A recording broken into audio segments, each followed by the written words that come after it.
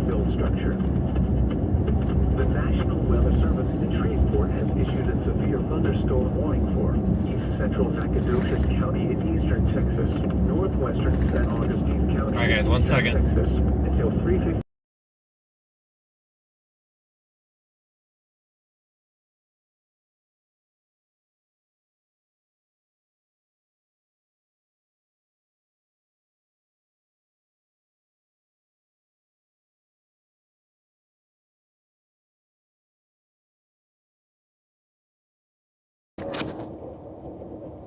All right, so let's test that audio. So this should be the wireless mic. No, hold on 1 second.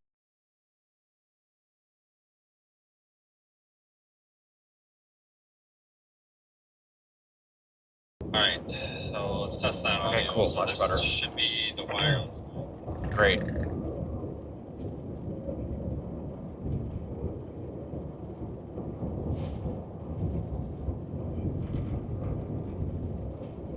All right, so I'm trying something a little bit different with streaming today. I'm using a different encoder, and it's just for testing. I just want to see how it works and what issues it presents. Because after I was talking about, the changes to technology that we've had over the past, several years of live streaming, kind of got me thinking. I'm like, hold on a second, I think I've got a better way to do this. And it's 100% custom, obviously, because I won't do anything that's not custom. Because if you can't do it yourself, I don't want to do it, basically. But I need to see if it's going to be feasible to continue to figure out doing it. Like, for example, this is wireless. Like, there's no wires going into a box anywhere. And it's pretty neat. Doing the roof camera with the main, and then we can obviously still switch roof and then front. I'm gonna just do front for now, because somebody's probably gonna get car sick otherwise. So if we have some issues today with the stream, just understand that, like, if it starts getting really bad, like if there's like focus issues or quality, or it gets really grainy, like, I need that feedback, because I'm only watching a small, like, 1-inch preview on my tablet. So I don't see it full screen like you guys do. So if it starts getting really bad, I'm not talking about signal, because signal is going to be the same. It's got nothing to do with signal. It's about the way the audio's or the video's piped in. But if there is issues with, like, the video quality, like, it just, something doesn't look right, you guys will have to let me know, because it'll take me about 30 to 60 seconds tops to switch back to the previous way. I've got the phone, I've got the cooler, I've got everything ready here to go up on the dash easily. So, if we need to. I've got the phone, I've got the cooler. Wow, this audio sounds better, doesn't it? Up on the dash. Hold on. Easily. So, test. If we need to. You're going to be muted.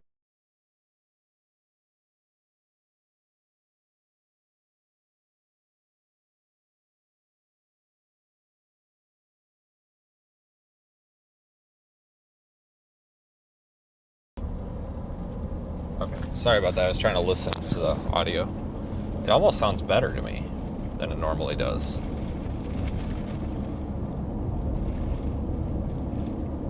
Interesting. I wonder if I've got a, I wonder if I had an audio bitrate set lower in the previous setup or something, because it does seem a lot better. So, yep, I'm getting to the plan, folks. Give me just a minute. I'm waiting for a couple of folks to join in here. Location's up there in the top left. I don't always know where I'm at, folks, so it is right there for your convenience. Top left, in text.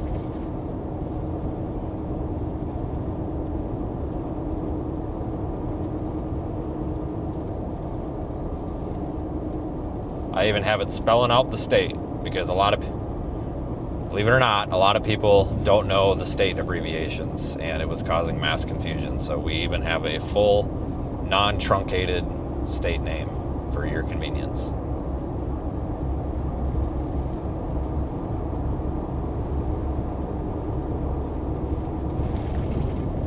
So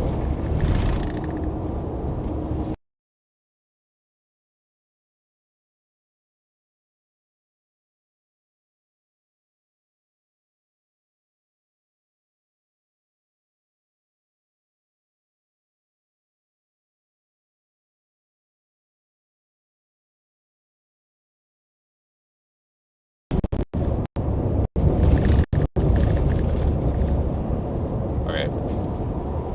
Sorry about that. I wanted to monitor the audio again real quick. I forgot the mute button has a slight delay on it. Terrible signal zone through here, guys. Nothing I can do about it.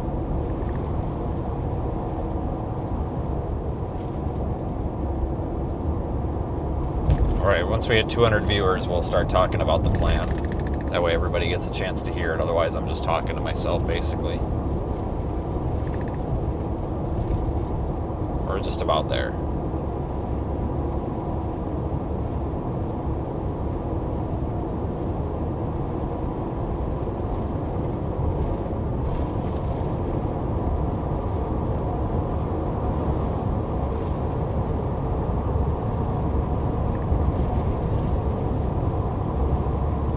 Yep, location is in the top left, right there for you in text. Whatever it says, that's where I'm at.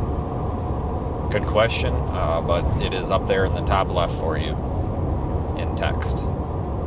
I don't always know where I'm at. I see myself on the map, but it is right up there. You got caught in the filter, but yeah, it is right there in the top left for you. City, state, temperature.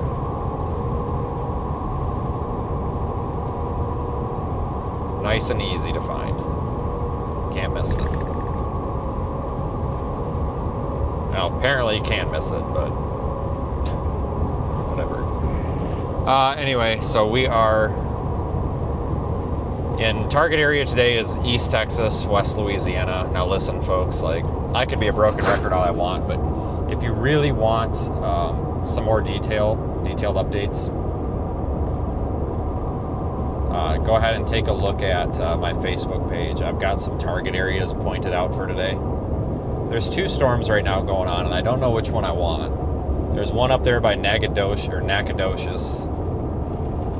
then there's one just to our west of Jasper, Texas. The one up north has a severe thunderstorm warning, says possible tornado, wind and hail, 60-mile-an-hour wind. The one to the west, which is the southern one, so that'll be referred to as the southern one, does not have a severe thunderstorm warning, but I think one is coming for it soon. It's got a lot of lightning activity. That lightning activity means that the storm is likely strengthening. It's got a lot of energy in that updraft, causing a lot of those particles to collide. It creates a lot of static electricity, discharges against the ground, or if you're really unlucky, your house, or cloud to cloud, whatever. But those Radar Omega lightning strikes, those are CG, those are positive strikes. So this guy finally backed off, but he is really starting to irritate the hell out of me. Driving like a jerk off.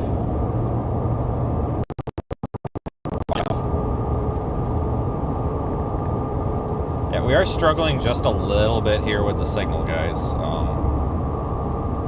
That's a little bit of stutter in there. That's the signal having a little bit of an issue. So this is a really tough area to stream.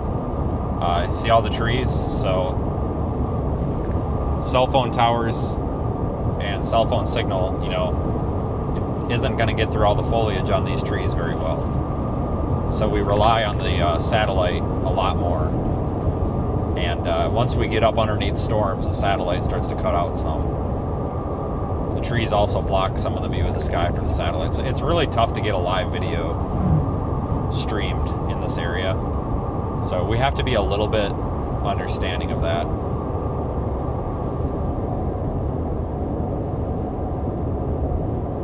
This is the same area we were in a couple nights ago, yes.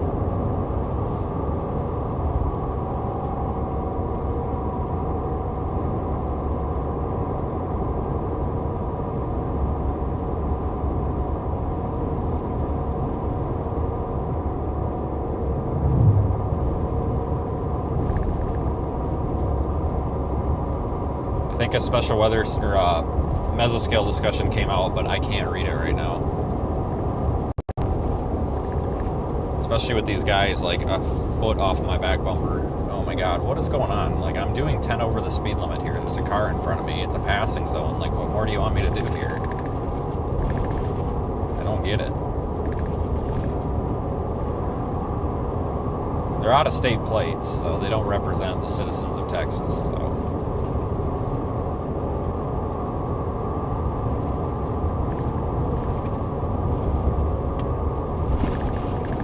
This road is so terribly rough, I don't even want to be on it. I just want to get off this road.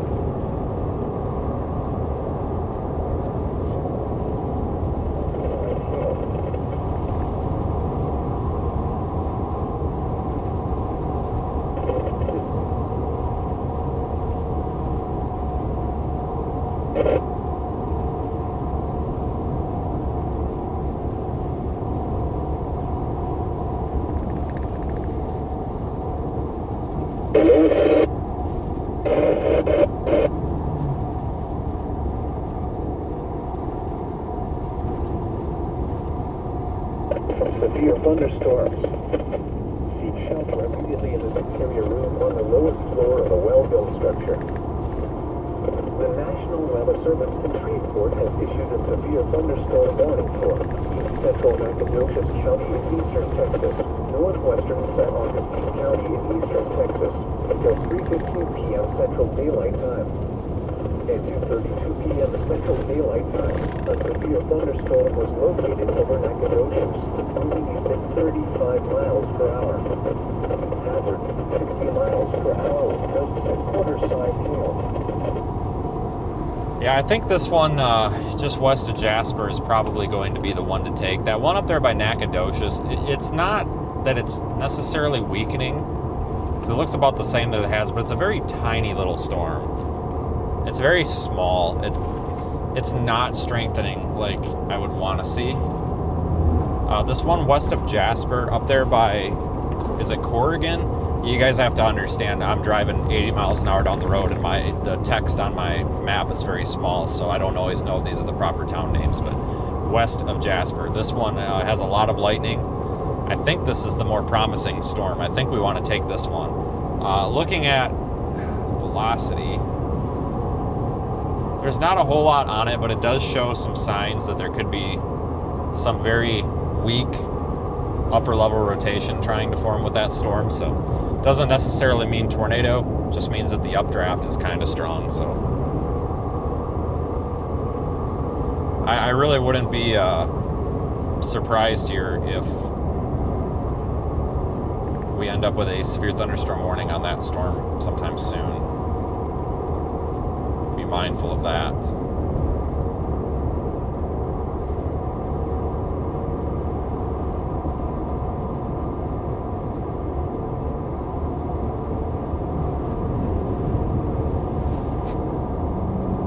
Thanks for joining, everybody. Should be a good time here.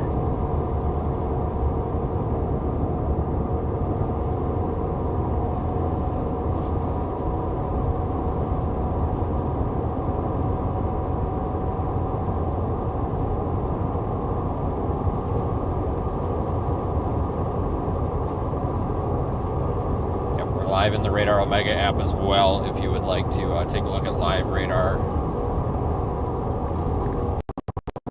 Warnings and outlooks, because we do have a level 2 risk for tornadoes today. I'm really glad that I'm out here today, because Storm Prediction Center, again, they did put that level 2 tornado risk out, which kind of surprised me at first, but I think it's legit. I think that was a good call by them. Alright, we're just coming through Jasper. But I think that was a good call for them to put that level 2 tornado risk out. I think the tornado risk today is actually probably a little more legit than it was the past couple of days, so I'm not expecting, massive tornado outbreak here by any means. Don't take it that way, but I do think there is a pretty legitimate shot that we get a tornado or two.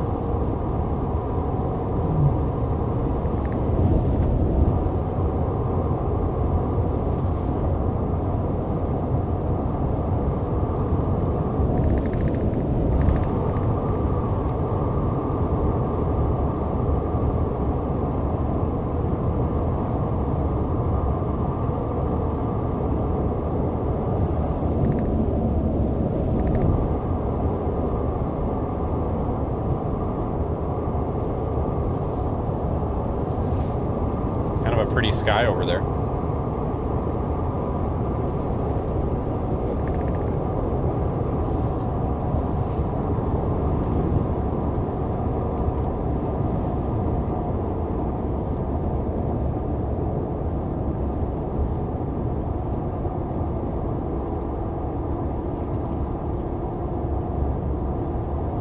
But yeah, if you want to see the target area a little bit easier, go check out my Facebook page, folks. There's a website pinned in the top of the chat. And if you click on that, it'll take you to a web page that will give you links to everything you need links to find it.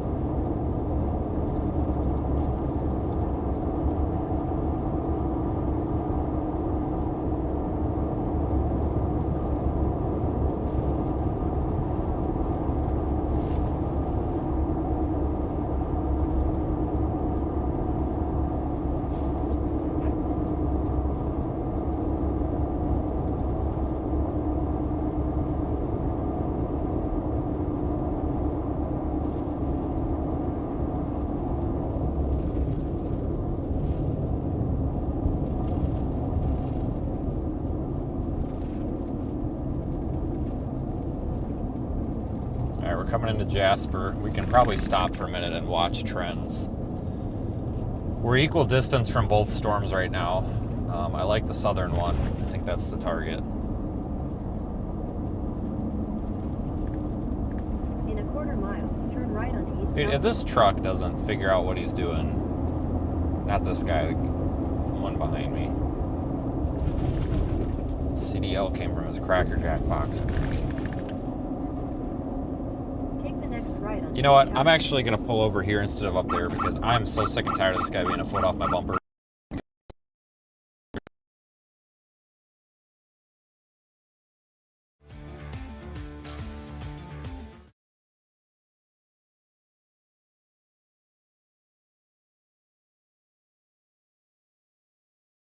To get out of the left lane for 4 miles. Oh shoot, I hit the wrong button.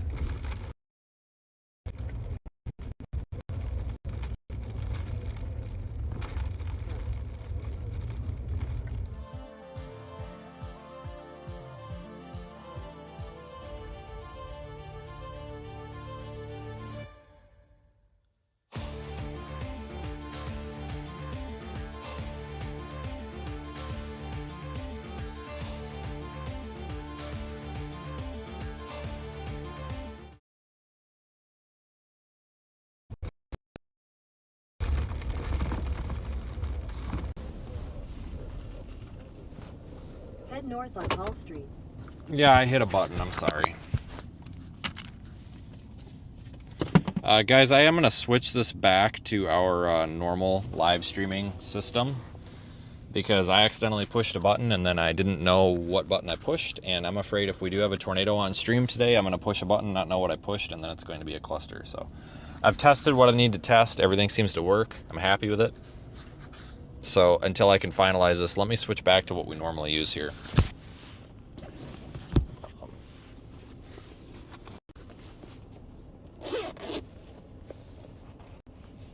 Let me see. I just need to grab the old setup. Only take a second. That, and that. That too.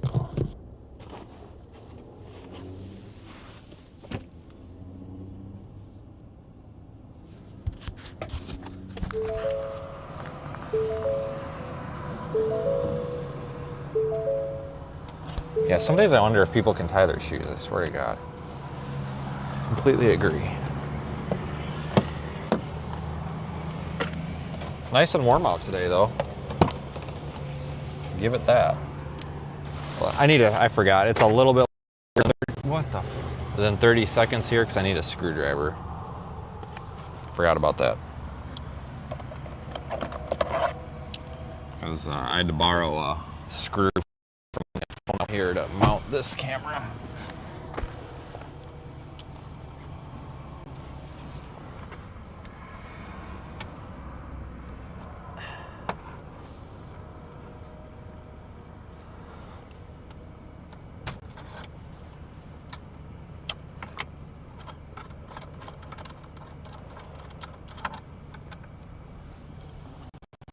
Hold on a second.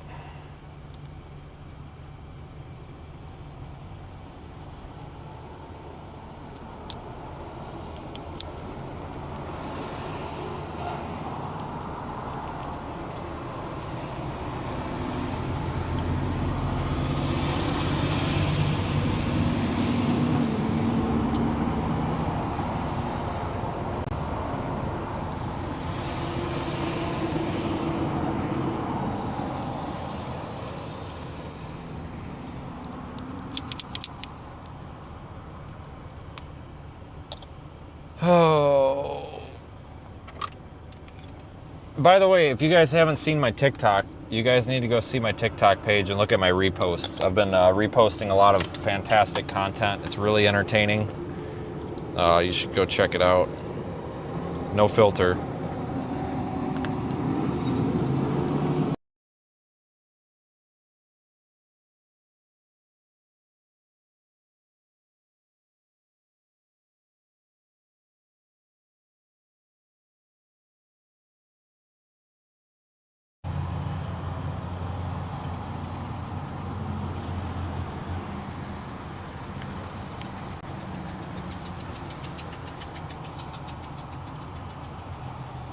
Home Fry over here is driving on a flat tire. He's just driving right along. Not a care in the world. Whatever, dude. All right, you're gonna lose me for just a sec.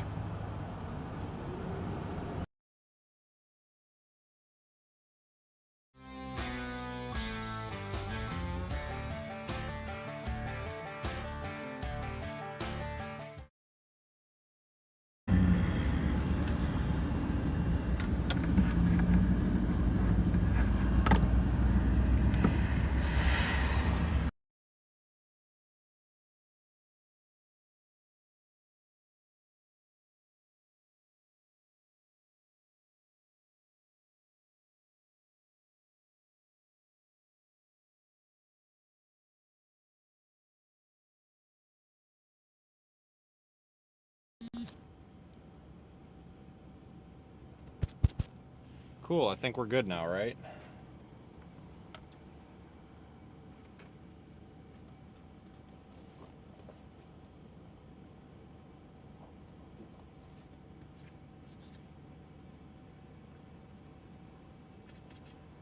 Cool, I think we're good now, right? We are good now. Well, that was a little longer than 30 seconds, but that's fine. That's all we needed to do. We're good. All right, so I know what I need to know now, and now I can take care of what I need to take care of when I get home and make it better. So perfect. Let me get this stuff put away.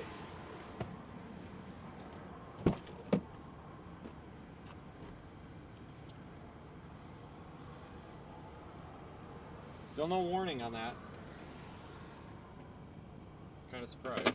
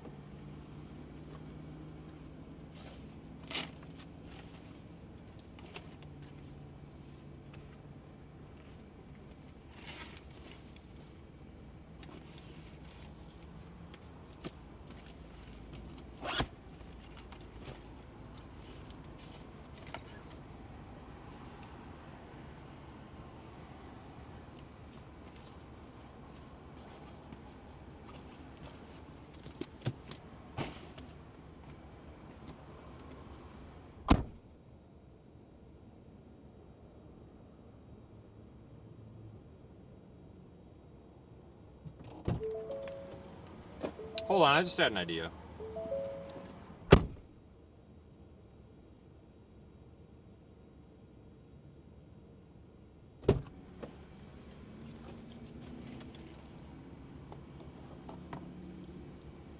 Please stand by. I have an idea.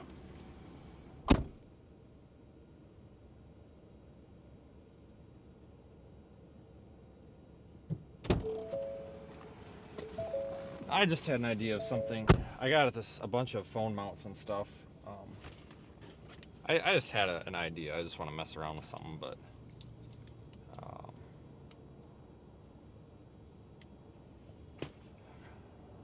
watching both these storms, we got like 20 minutes before we have to make a move on these. We're good right now.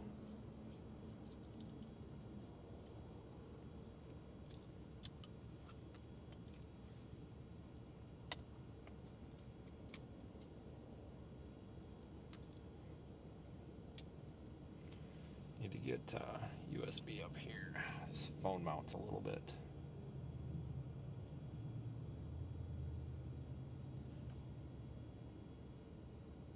It's not quite gonna work.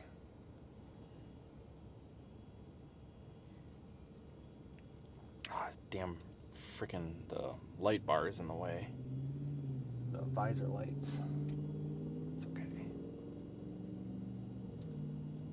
I can make this. I have an idea. I'm not going to tell you the idea until I know if it works or not. I think it'll work. I just probably have to mess with it once I get home.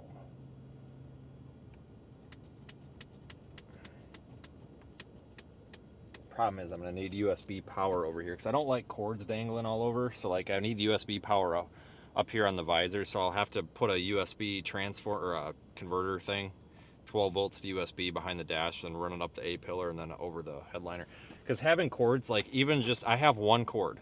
There's one cord and it's for the car, well, there's one cord for the CarPlay and then one cord, just an extra charger that I leave all in here all the time.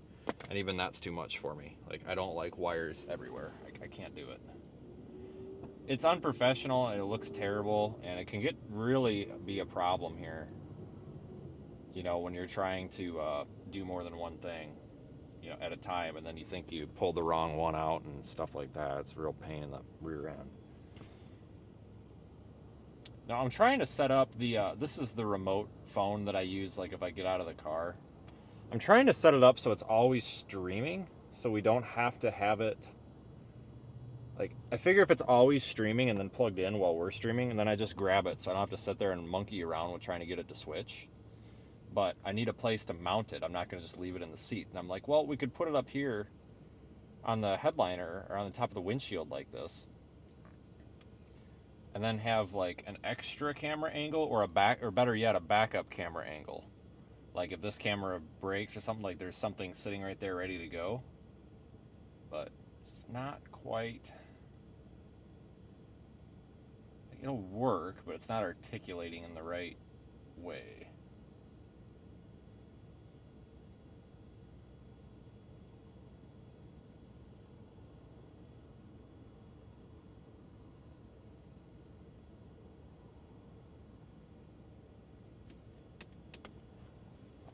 You know, if I've got a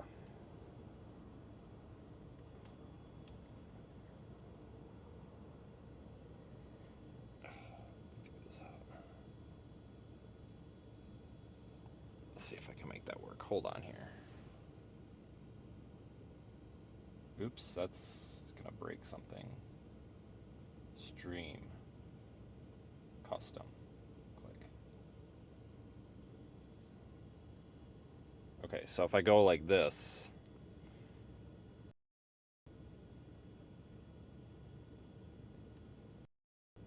nope, I'm an idiot. Okay, so now if I go like, this, what, does it have audio from that? Because this needs to look out the windshield. I'm an idiot. I'm just trying to test this here. All right, we need to see if is it synced? What, does it have audio from that? Because this needs to, I don't know if it's synced or not.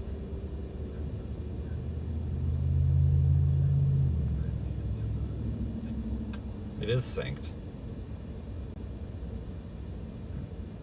Because honestly, then now I need to figure out a way to switch it without having to do this.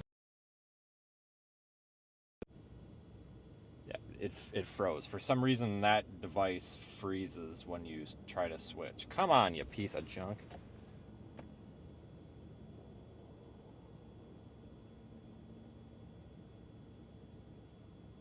Folks, I've got the location at the top of the screen there for y'all. I'm not trying to fool you. I promise. I've got it right up there for you for your viewing convenience.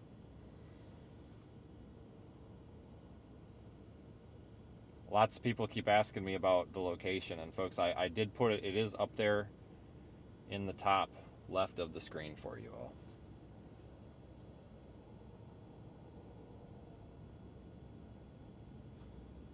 Promise. I have to figure out why this is freezing up like this.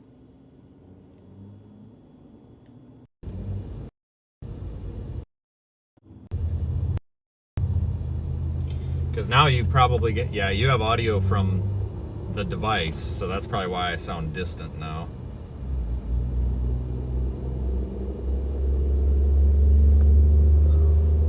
But this would give us an extra camera angle. You see, and then if we need to get out of the car and I need to show you something, I just grab it versus having to start it up and then wait for it to connect, which takes a good minute or two. Stream Deck would not have anything to do with this setup. We're kind of beyond that. Stream Deck wouldn't connect anything in here. Like everything that I have here is custom, and as you know, I can control every camera in here from any device that's connected to the bus.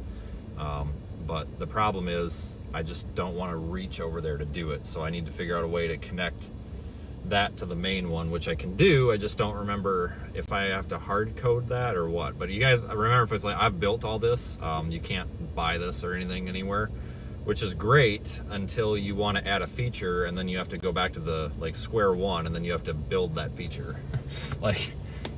That's kind of the downside of doing it this way. Let me try switching one more time. Actually, hold on, you guys.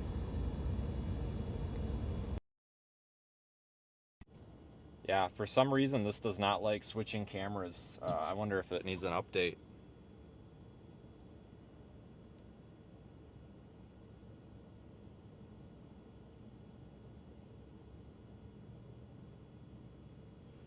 That might be it. Let me see. Because this would just be very, very, very easy. Very easy. We're just waiting on that storm to get a little closer, guys. It's kind of in a little bit of a spot where it's just, we can't really get at it.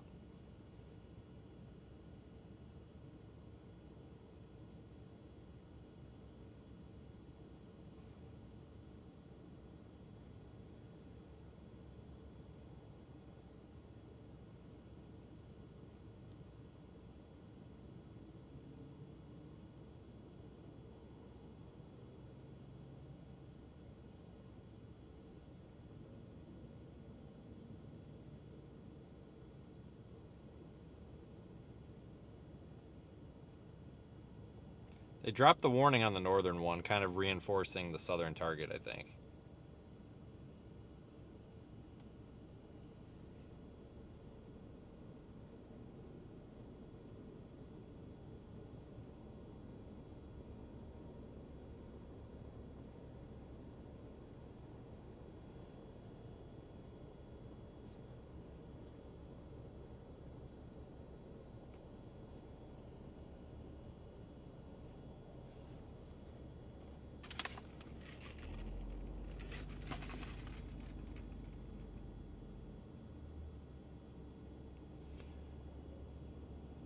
So I fixed, I wonder if it was actually the camera mirroring that was the problem. Okay, let me see here. Okay, let me see here. Is this better? I don't know if that's better or not. Okay, here's the test. Can we read that? And I won't know for just a second here because it's got to make its way through the pipes, but I think we can. I think we can.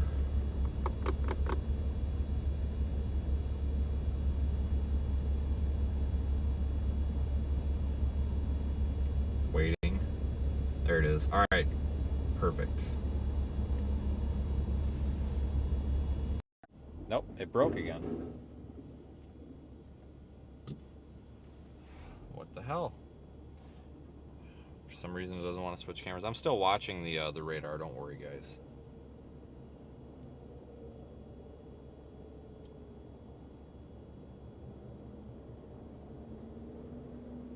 Might know what the problem is.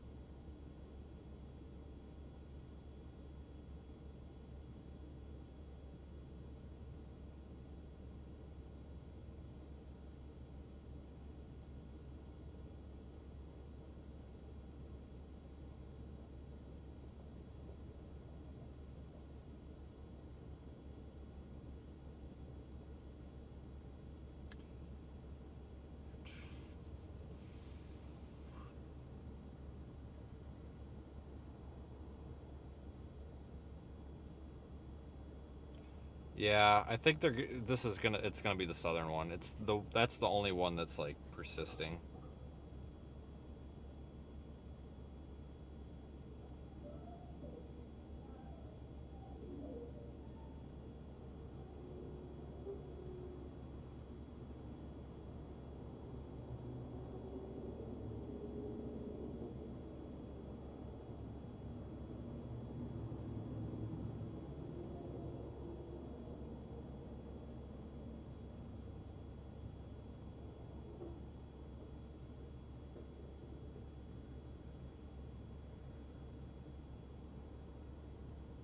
That one to the north is hanging on, but it's not in as good a shape.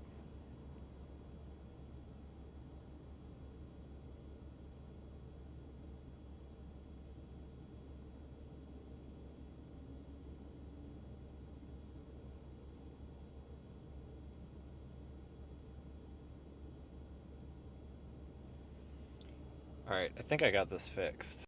All right, I think I got this fixed.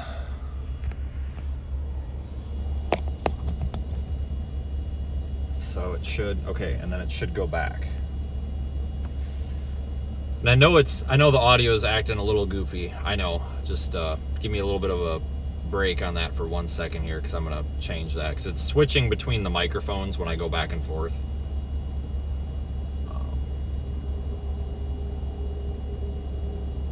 And I'm gonna fix that.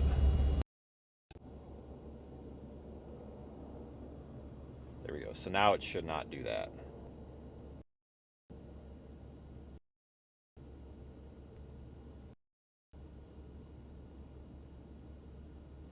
However, I don't know if my mount's gonna stay up here though. It's really having a hard time. I've got a new suction cup, but of course that's at home where it don't do no good to me. So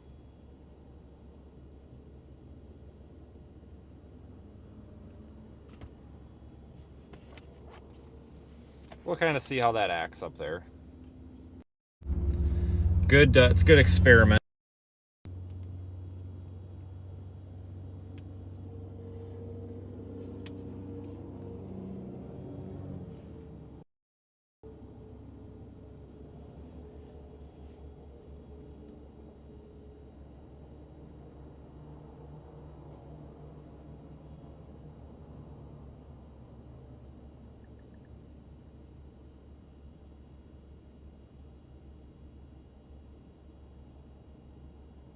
Why would I clean the roof with Windex?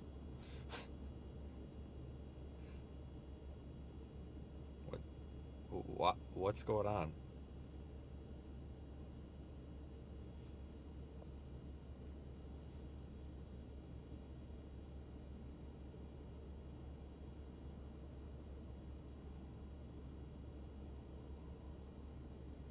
Oh, the mesoscale discussion that I've totally forgotten about.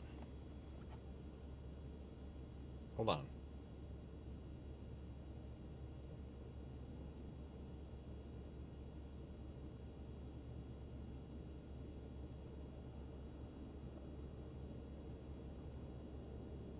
issued half hour ago.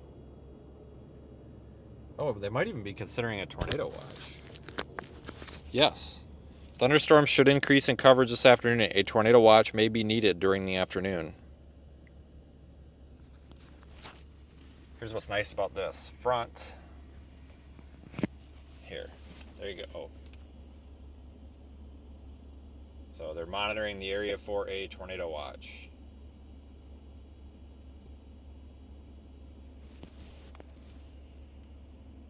I just don't do it.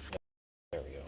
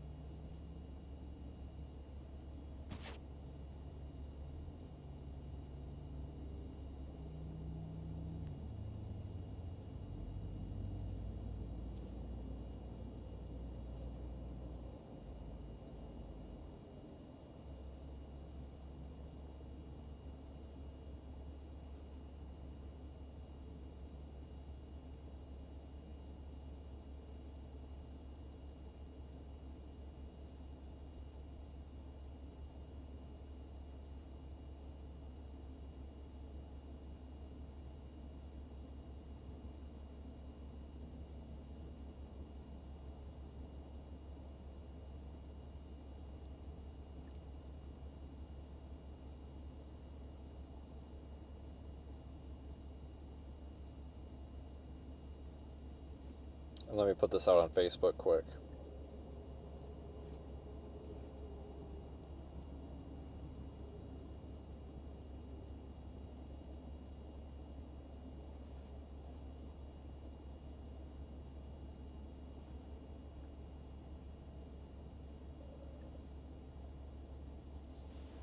Even our southern storm is struggling just a little bit, surprisingly.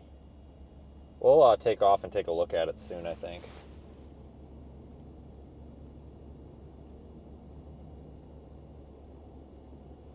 A little bit surprised here.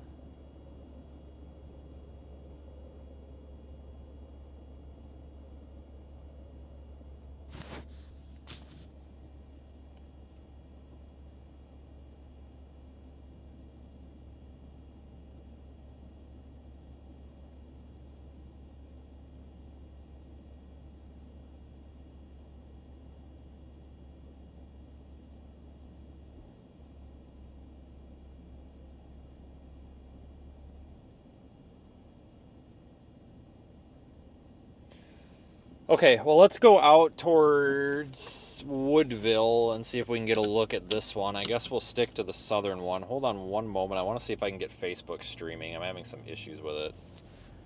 If I can't, so be it. It's not the end of the world, but... Tornado warning. Where? Let me guess. Somewhere stupid. Like Oregon or something.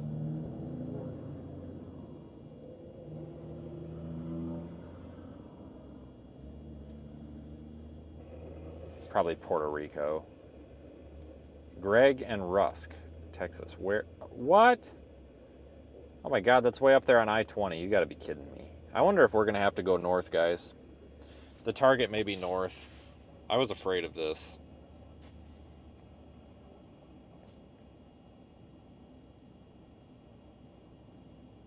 We may end up going north, but we have an option here to go north. We got Highway 96.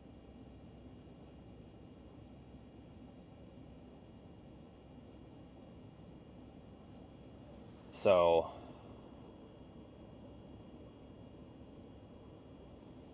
it's kind of what I'm thinking, possibly. But we may want to go, we'll try to take a look at this one, but that stuff up there to the north, the cold front is going to come through here and end the party at some point, but it does look like we've got quite a bit of time.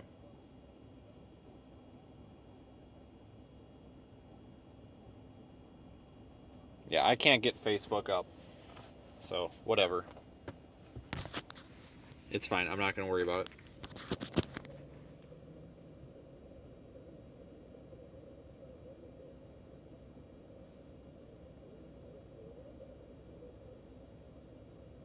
Head Head south on Hall Street toward East Gibson Street, then turn right onto US 190 West. Okay, well, let's go.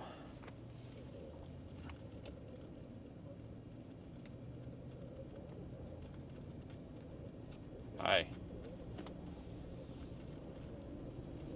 Oh, Lord. Oh, for Turn Christ's right onto sakes. US 190 West, East Gibson Street. Well, busy people. Hello?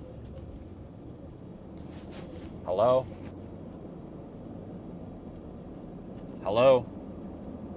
Alright, whoever this is, you've got 6 seconds to speak or I'm hanging up and blocking you. Okay, and you beat me to it. Gotcha. Cool. Teach you to call me from an unknown number again. Oh boy. One of those days. Yeah, we were just over here the other day.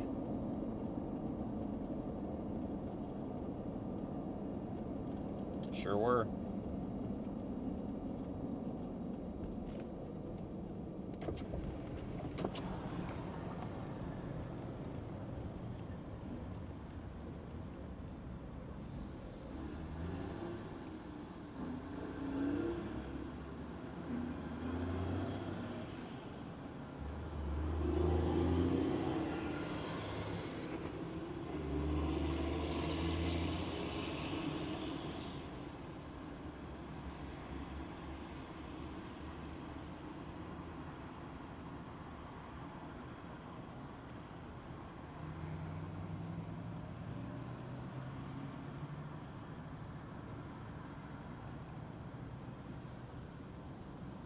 We're gonna get through town and we're gonna go west, folks.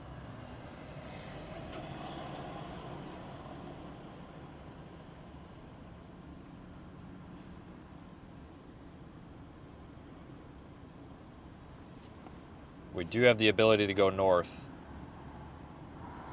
if we need to, so there's that, which is good. We'll have to make that decision here at some point, it looks like. But for now, we've got a storm that's real close, so we might as well take a look at it, you know?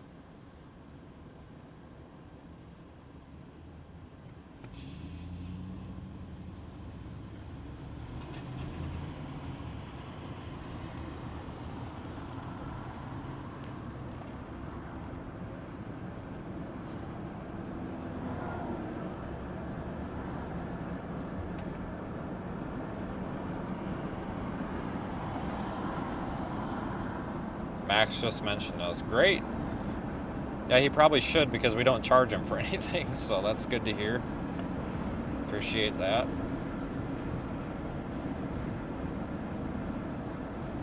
For sure.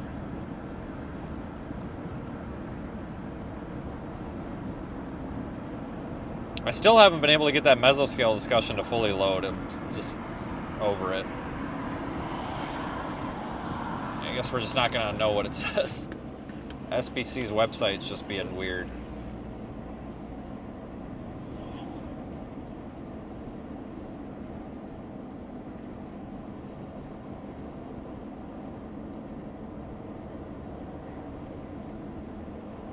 Oh, and all I had to do was complain about it because now it's working. So we're going to have Siri read it to us because I can't. I'm driving. Coverage and intensity. Some tornado potential will exist with any sustained supercell thunderstorm this afternoon across the region. Conditions will be monitored for issuance of a tornado. Watch. Discussion: a cold front with a preceding wind shift is moving east. Across East Texas this afternoon. Ahead of this wind shift, surface. CC drop where, man? Temperatures Where do you have see warmed it? into the upper 70Fs and Which low one? 80Fs with upper 60Fs dew points. As mid-level laps Come on, rates Ultima, you modestly can do it. steepen. Through You can peak do it. heating, mixed layer Cape They did it. values up to 2,000 joules per kilogram should develop across East Texas and far west Louisiana. Large scale.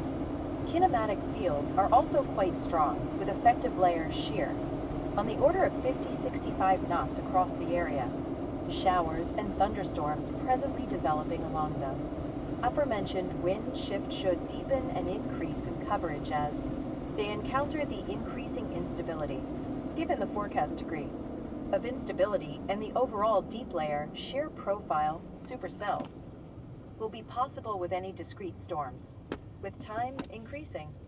Forced ascent from the eastward moving cold front should promote upscale growth into one or more linear segments. Low-level wind fields are expected to strengthen slightly this afternoon and evening ahead of the surface front, supporting effective layers storm relative helicity on the order of 100-200. M2/S2 for any supercell moving slightly south of east. Forecast. Soundings indicate that with time, continued moistening of the boundary layer will eventually lead to nearly saturated low level profiles and extremely low LCLs. Yeah, this thing's reading so slow. SRH on the order of 200 M2/S2. And very low LCLs, supercells, both isolated and in a line, as well, as any linear segments will have the potential to produce tornadoes. Trends will be monitored this afternoon for indication of sustained, robust convection ahead of the surface front. If when this occurs, tornado threat may evolve and a tornado watch would likely be warranted. Convective trends will continue to be monitored. I really don't remember anything she said because she read it so robotically, so that was like no help to me at all. But anyway, whatever. Tornado watch possible. There might be some storms. I don't know what else to tell you. Yeah, it did better than Grok, though. I'll give it that. So they did warn the Woodville thunderstorm, but it's only for quarter-size hail, which is 1 inch, not for wind, which, okay. It's moving at 30 miles per hour. So we're going to go out there to Road 92 and go south in front of it. Listen, guys, give me a little bit of a break here as we go into this, because there is terrible signal out here. I mean, terrible. It's going to be really tough for us to stream anything out here, so it's going to get a little rough at some points. But I am really, really, really considering going north, because not because of the tornado warning, but we have a couple of small cells up there by like Nacogdoches, rather. I get Nacogdoches, and Natchitoches. I get them all mixed up, whatever. But up there, those are actually, I think those are the target. I'm afraid the stuff down here is tricking us. But we have a little bit of time, so we can give it a little bit of time before we would potentially look stupid. And I don't really have any meteorology behind why I think that's the target. It's just, honestly, folks, I've done this a long time, and sometimes you can just kind of look at the radar and be like, yeah, it's going to go this way, or yeah, it's going to go that way. So that's really the extent of my analysis. It's nothing scientific here. Watching the Woodville storm, it's got a lot of lightning on it. They're on Radar Omega, which is what you should be using, absolutely. Or Cycrad. You know, if you, times are tough, you just don't want to pay for an app, you can go ahead and download Cycrad, which is free. It's got lots of the Radar Omega features in it. It's made by the company that makes Radar Omega, so you can also watch our live stream in there for free, as well as our Project Weather Eye deployments in there for free. So, hell, you can download it anyway, even if you just, even if you already have Radar Omega, if you just want to download it, play around with it, see what it's about. You can find download links to Radar Omega and Cycrad on my website. It's pinned in the top of the chat there.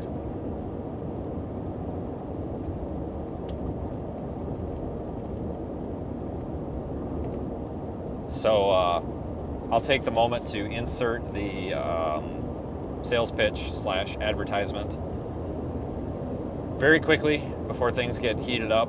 Folks, if you look at the bottom, we've got our GoFundMe for Project Weather Eye. We are an independent. We are not corporate. We are not sponsored by the government. We receive none of your tax dollars. We receive zero grant money. We are doing this crowdsourced, crowdfunded. We've got our camera network built up, and that's great. But we're looking to add 20 additional Mesonet sensors built and designed and built by us, as well as, and here's the big one, launching weather balloons for observed sounding profiles this spring. We need $25,000 to kickstart that so that I don't go broke and have to move into a cardboard box. Without that 25 grand, then it's going to have to come out of my, otherwise, then it has, basically the deficit has to come out of my pocket. Honestly, I just don't have it. I don't have it. I don't sit here. I'm not begging. I don't beg for super chats. I don't beg for anything, guys. But so it's really hard for me to say this, but I just don't have it.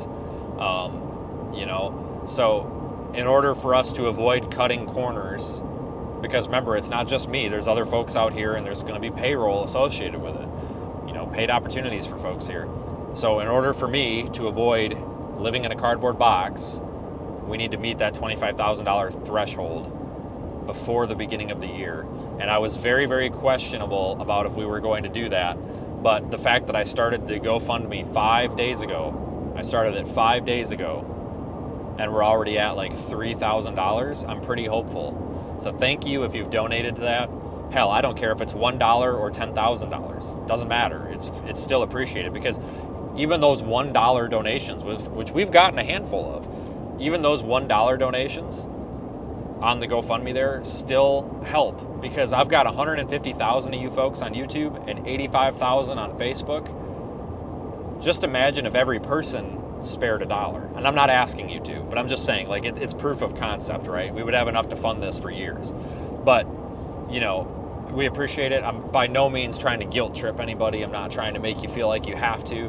But if you're looking for something to support, this might be it. If you want to support it, you can click on the website link in the top of the chat. It'll take you there, and at the top it'll say help out the 2026 mission. There's a little video that'll teach you all about what we're doing and a little write-up. Listen, folks, this data is going to be open source, and this is why you may want to donate to this versus something else, because this is going to be open source. We're going to allow the Weather Service to use it if they want. We're going to allow other researchers, universities, colleges to use this data. We're going to package it nicely, so not only is it live streamed, but we're going to be publishing it so that it can be archived and downloadable very easy after the fact.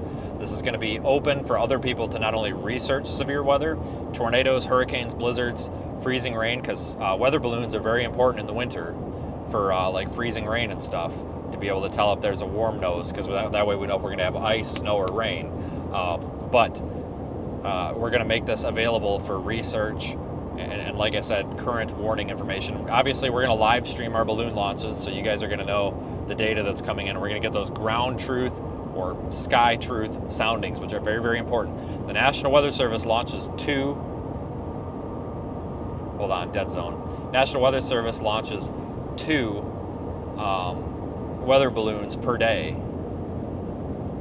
We don't have to be confined by that schedule. We can launch whenever we want to launch. So big severe weather days, we're going to launch weather balloons. We're going to have 2 vehicles equipped and mobile out here all the time. Big thank you to Zach. His link is on the Weather Eye website as well. Big thank you to Zach for being a launch vehicle for this as well. So that means we can launch from 2 target areas if we need to.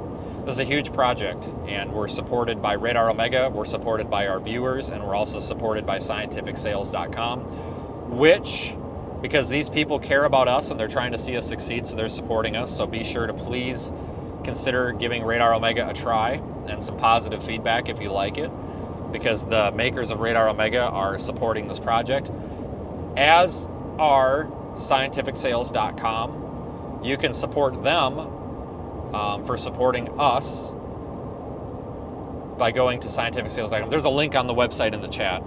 If you use the promotion code WeatherEye, I'm not paid to say this, by the way, folks, WeatherEye, one word, you'll get 8% off whatever you want to buy from their website. They sell things like Kestrels, weather stations, personal lightning detectors, cool stuff like that, right?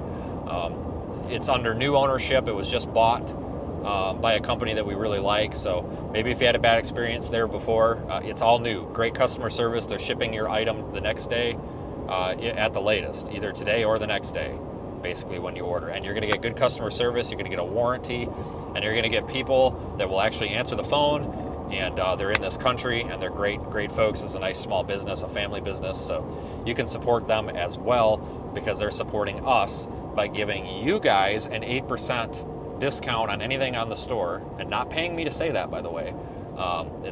They just want to give something back to the audience because they like our audience. A lot of the folks at Scientific Sales are channel members. They support what we do, and we had a meeting, and they're like, what can we do here to do something for the audience? And we had this idea of, well, why don't we just give the audience a bit of a discount? So there's three things going on right now that support this project. Radar Omega / SDS Weather, PsychRad,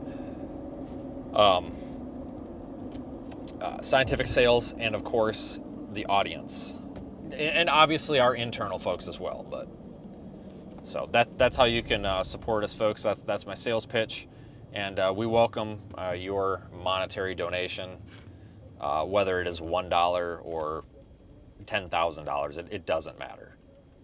It's all the same. It's your hard-earned money, and we appreciate it.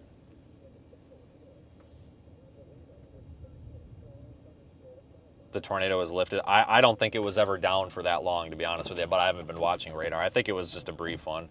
Yeah, we're up to $3,136, which means talking about this, guys, we've been able to basically get another $100 in the pot. So thank you, folks. I really appreciate it. I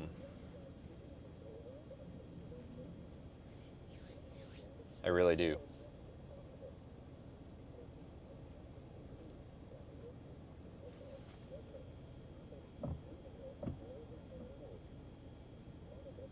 Thomas, it's going to be in the Radar Omega app, which is going to work out really well.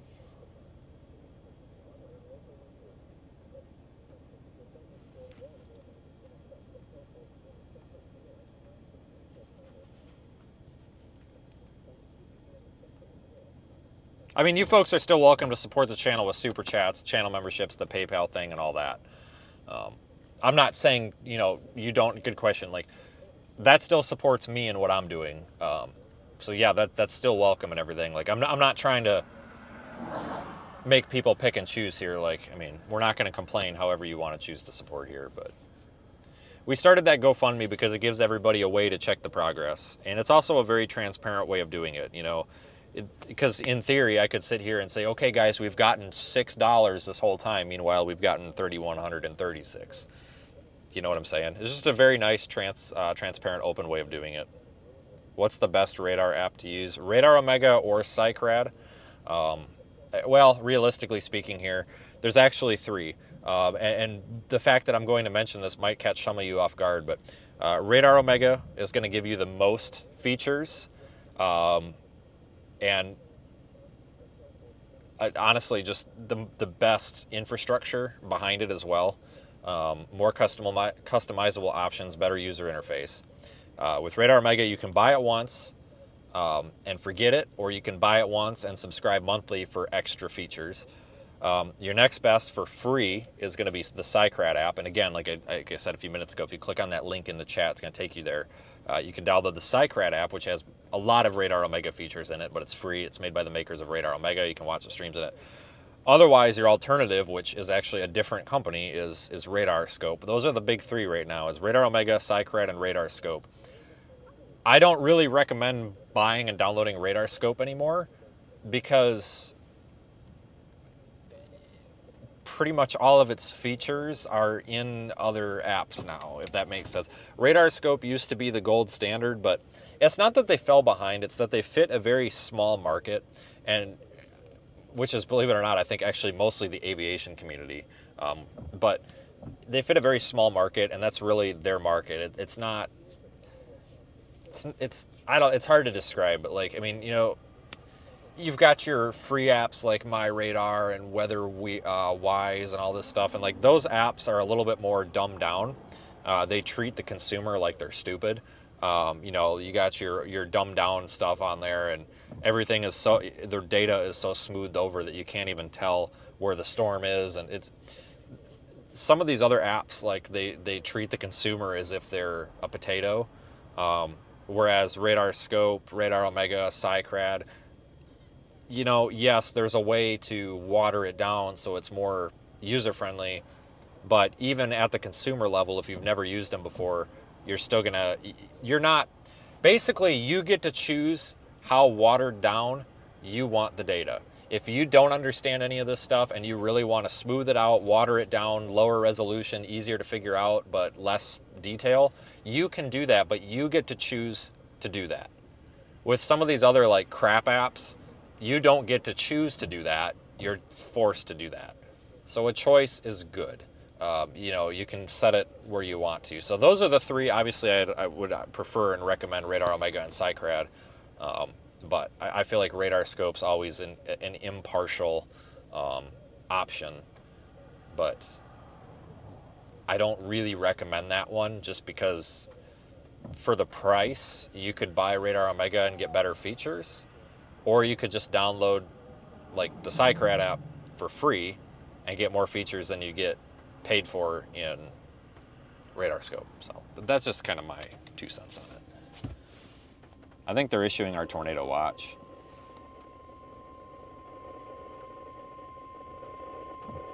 The National Weather Service has issued Tornado Watch number 634, effective until 10 p.m. Central Daylight Time. This watch includes the following... Yeah, if you can't, if you have trouble with like SciCrad and you don't, like you're confused and overwhelmed, just at the bottom of it, like down in the toolbar down at the bottom, just make sure that it's on National Composite or Composite mode, and then Composite Reflectivity, like this. Like that. Can you see that at the bottom? Composite mode and Composite and National Reflectivity. That's basically your... shows you all of the radar sites at once, and then obviously you can break it down into single site mode and stuff like that. But that's kind of your easy mode, I guess. Mezzo on Henderson Store. I don't know where Henderson is, man. Sorry. I don't know which is which here. There's so many of them.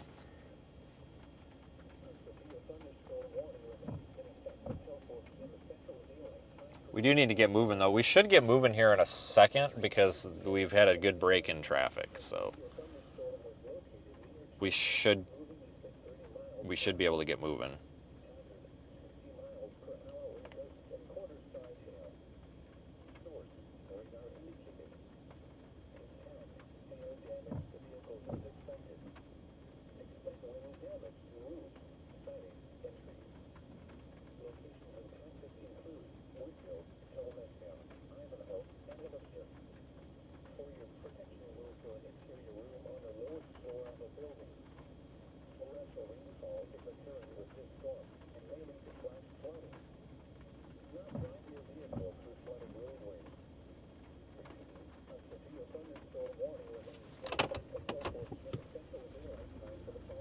Get the damn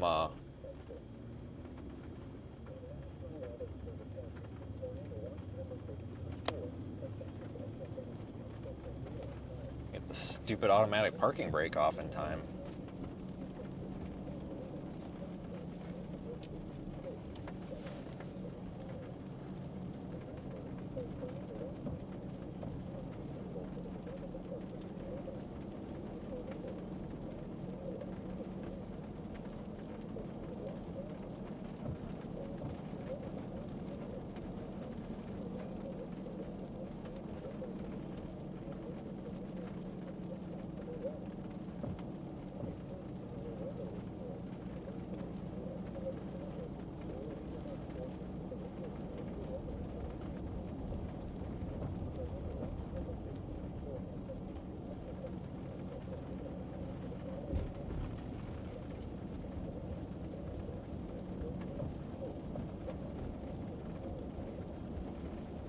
So Tornado Watch is in effect now.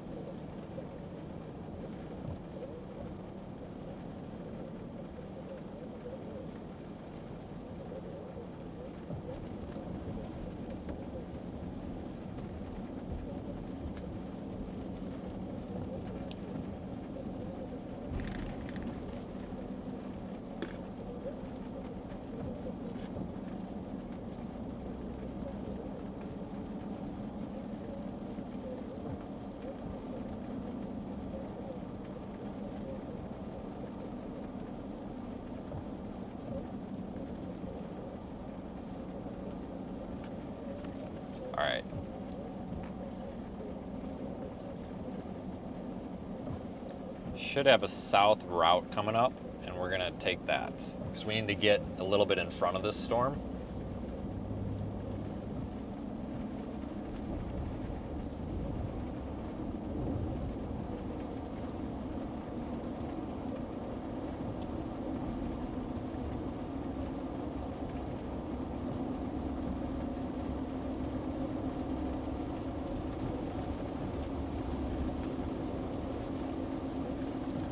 Is that my road? God, I hope not. No, it's not.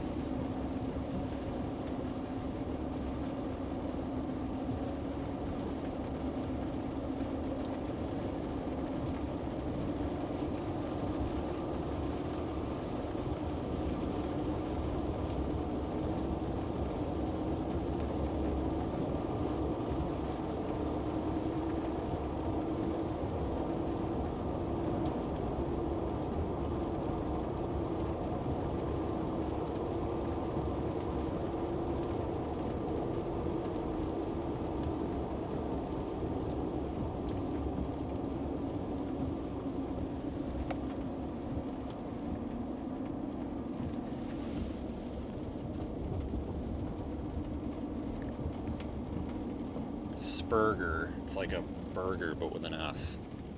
The name. I can't even pick up weather radio out here. Cripes.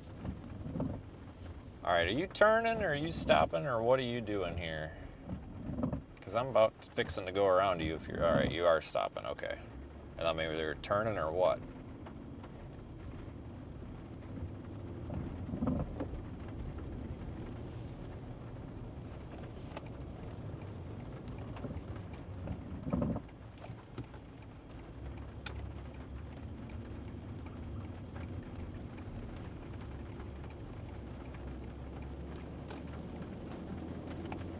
Head south on Farm to Market 92 South toward County Road 4097.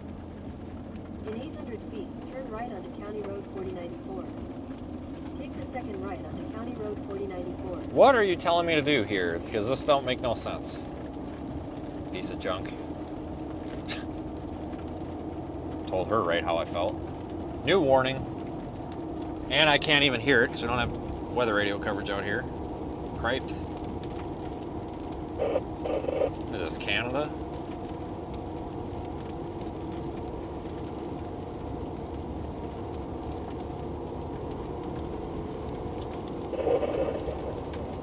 Wow, listen to that quality signal. God dang. Need another transmitter out here to fill these gaps in. New severe warning, it's 1.25 inch hail, 60 mile an hour winds. We're gonna get down there by the intersection, whatever road this is, and then Highway 1013 or County 1013, Farm 1013, I don't know, whatever it is. 1013 is the number, so that's where we're going. For now.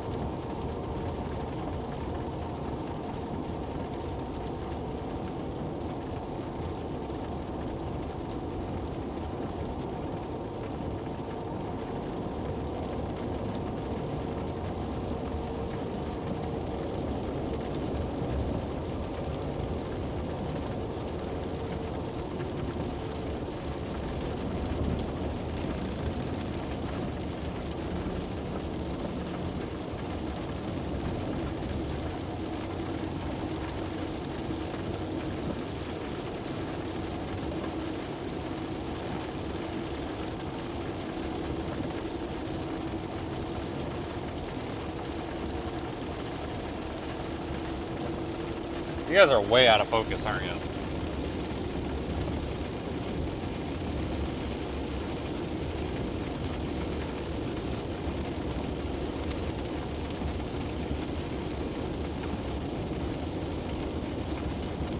All right, that should be a little better.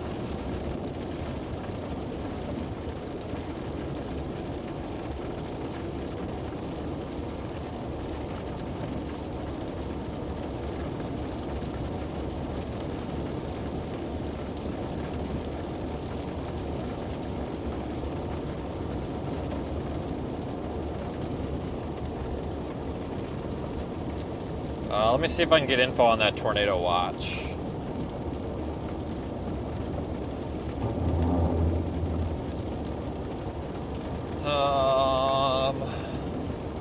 I think it just populated.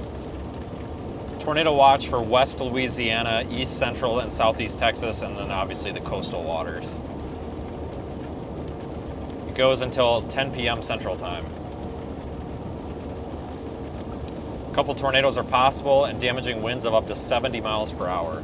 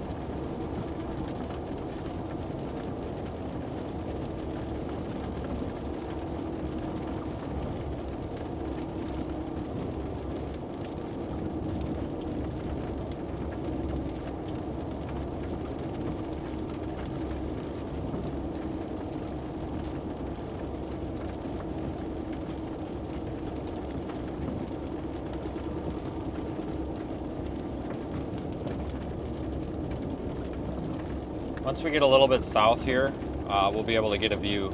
We just got to kind of get around the forward flank of the storm. So we're driving through right now.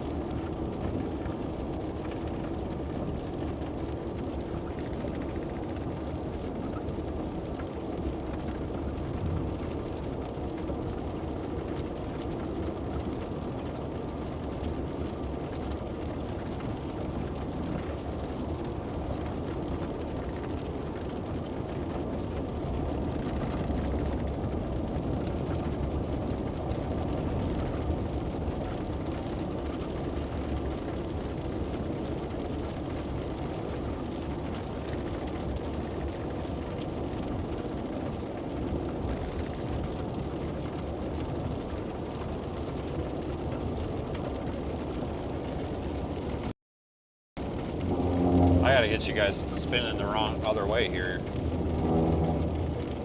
We got some gaps in the trees. We might be able to start taking a peek over there.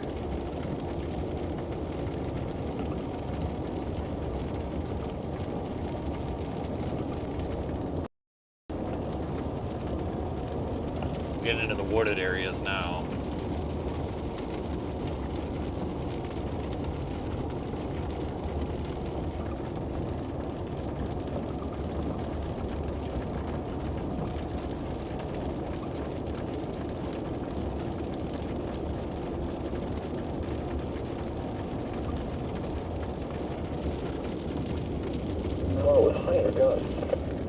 Melissa is a Category 4 hurricane on the Saffir-Simpson hurricane wind scale. Melissa is expected to reach southeastern Cuba as an extremely dangerous major hurricane, and it could still be a major hurricane when it moves across the southeastern Bahamas. NOAA and Air Force Reserve Hurricane Hunter aircraft will be investigating Melissa this evening.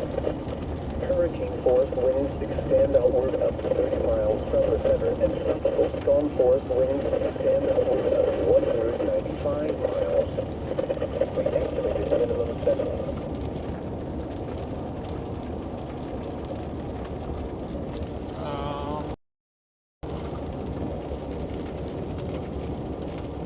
Can't see much. Not from here. That'll change though. We're gonna get in a better spot. 1013 looks like a good road. We'll just need some clearings to be able to see. But if we can see, we'll be good.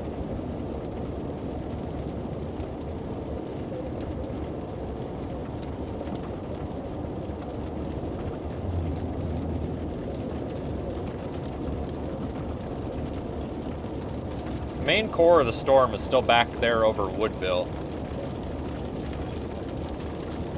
We're kind of looking through that forward flank.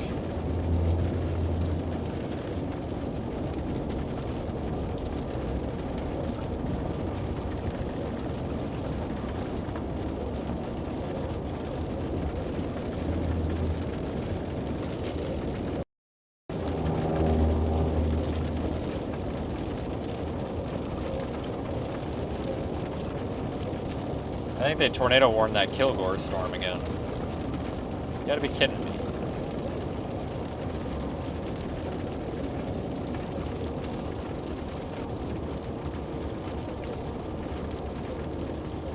Well, I got the push notification, but I don't think I've got enough. It hasn't come through the pipes on Radar Omega yet. It should any second. I'm kind of in and out of data here with the tablet. I mean, as you can see, it's obviously not the best. Yeah, it's that one up there. God dang it! I wonder if we need to freaking pothole. I wonder if we need to ditch this target at some point. Oh my freaking god!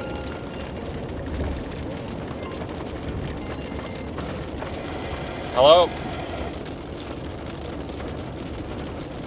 Hello?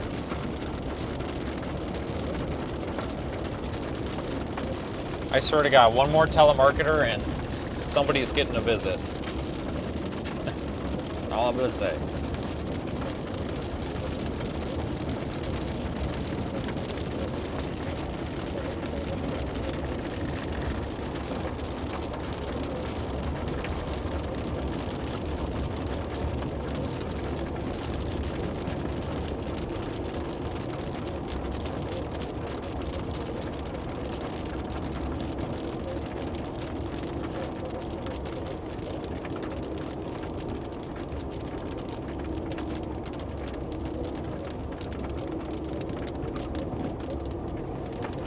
God, it's rained for a minute.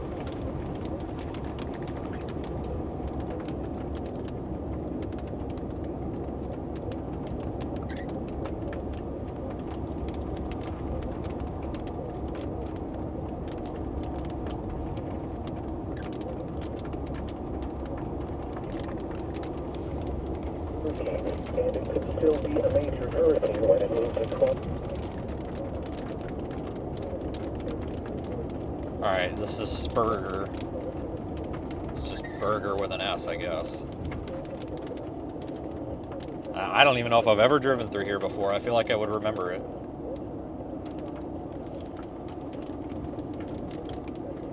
Oh, it's just hard to see with this rain sitting on the windshield and like the way the sun is looking through, like kind of it's like hazy out.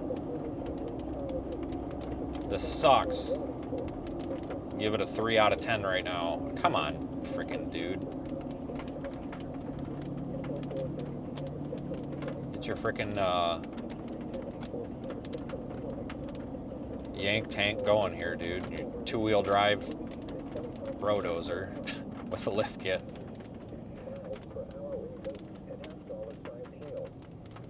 Yeah, when I lift my truck, I make sure it's a 2-wheel drive. And it sure as shit is, too. I saw under the front end of that, there is no 4-wheel drive axle. There's no front drivetrain to that.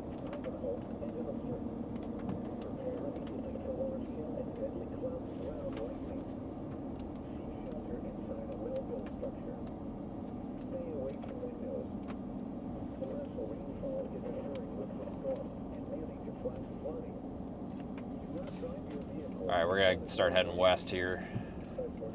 Sneak in kind of on the bottom of this thing. See if we can get a better view of it. Yeah, look at that. Turning the corner and it's already dark clouds up here, so we must be going the right way now. So.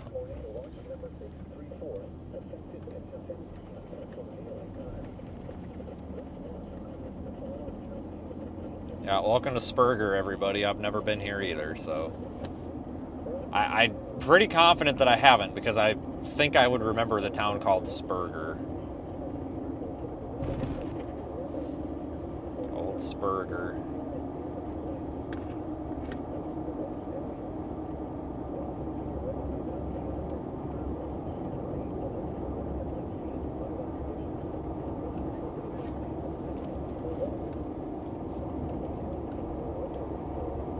We're about to start getting dumped on. We're not going to make it to the up to the base of this damn thing before the stupid hail core comes through here. Gosh dang it.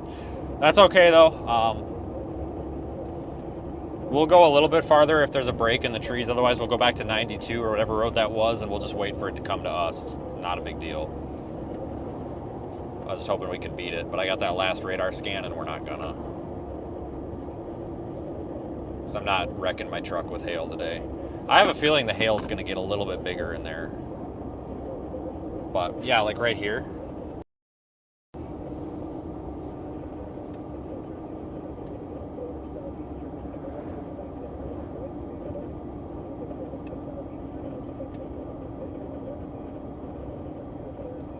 A little bit of a view.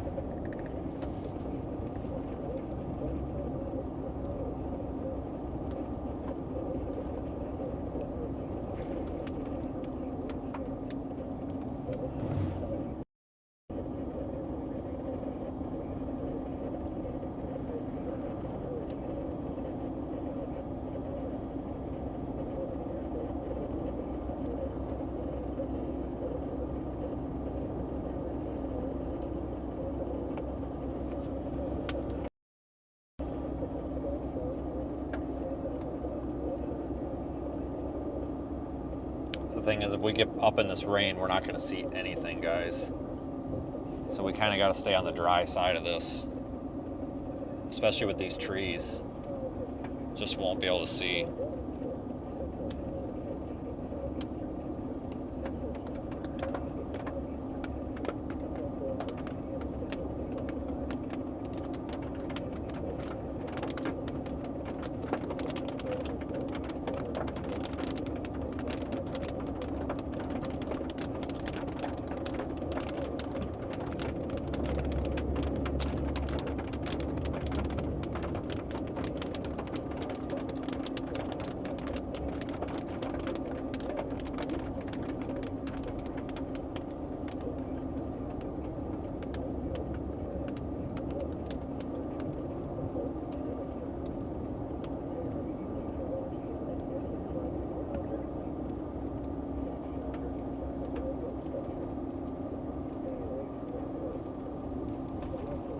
If there was a good south option up here, I would be a little happier, but there's not.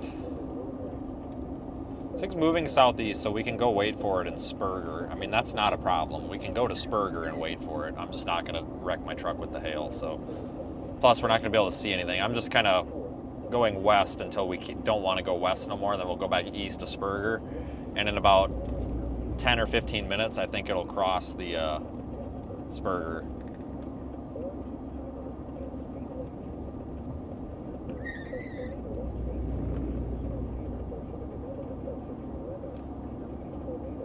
So we're not going to have to be too patient here.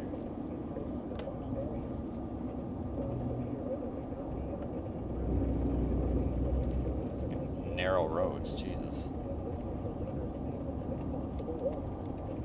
A little bit of structure up there, not much, a little bit. You kind of got to use your imagination. Wow, if you look at the Alexandria, Louisiana radar site, look at that.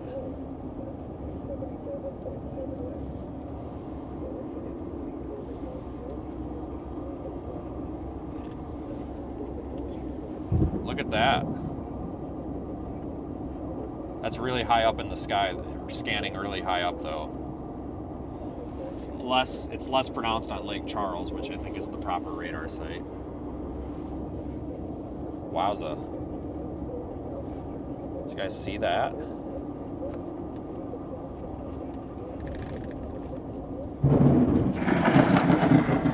Well, that just hit something.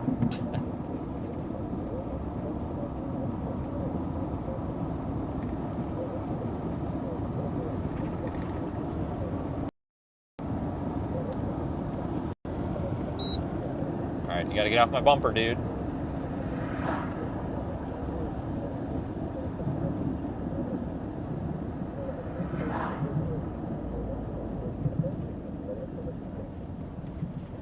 You gotta get off my bumper, dude. Go around. I'm not doing this. Thank you. Not doing this.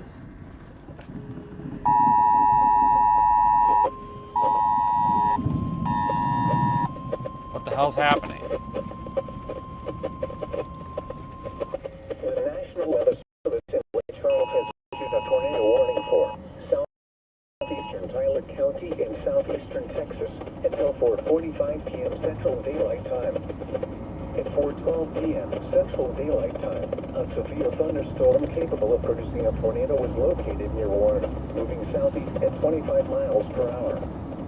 Hazard: tornado at quarter-size hail. Source: radar indicated rotation. Tornado warning. Flying debris will be dangerous to those caught without shelter. Mobile homes will be damaged or destroyed. Damage to roofs, windows, and vehicles will occur. Tree damage is likely. This dangerous storm will be near Spurger around 4:20 p.m. Spurger, not Spurger. I'm sorry. Fred around 4:25 p.m. Spurger. Spurger. Include Ivanhoe and Hilister. Take cover now.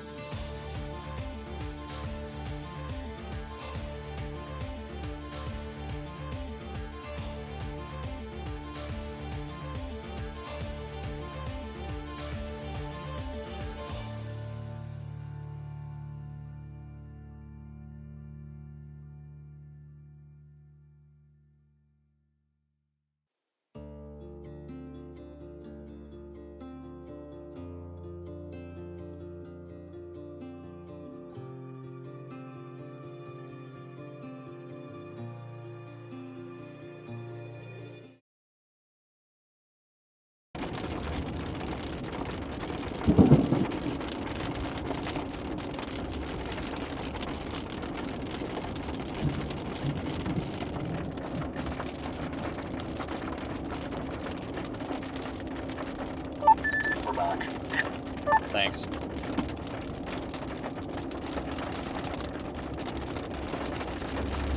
I haven't gotten hail yet, so I'm probably gonna go to the highway and then south and come around the south side of it. I think the hail is overdone, so I.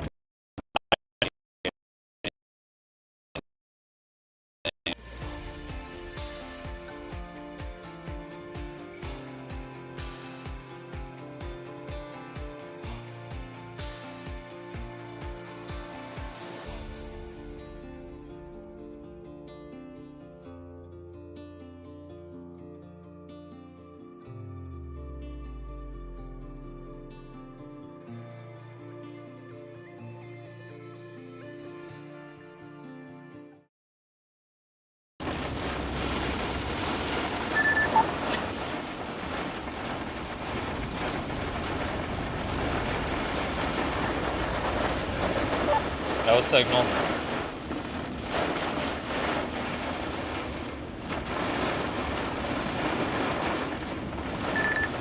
It's back now.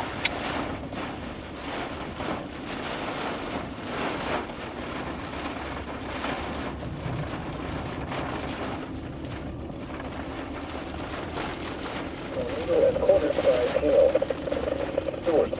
Radar indicating location. Impact. Flying debris will be dangerous to those caught without shelter. Mobile homes will be damaged or destroyed. Damaged roofs, windows, and vehicles will occur. The damage is likely. This dangerous storm will be near. Around 4:50 p.m. Around 4:25 p.m. Central Daylight Time.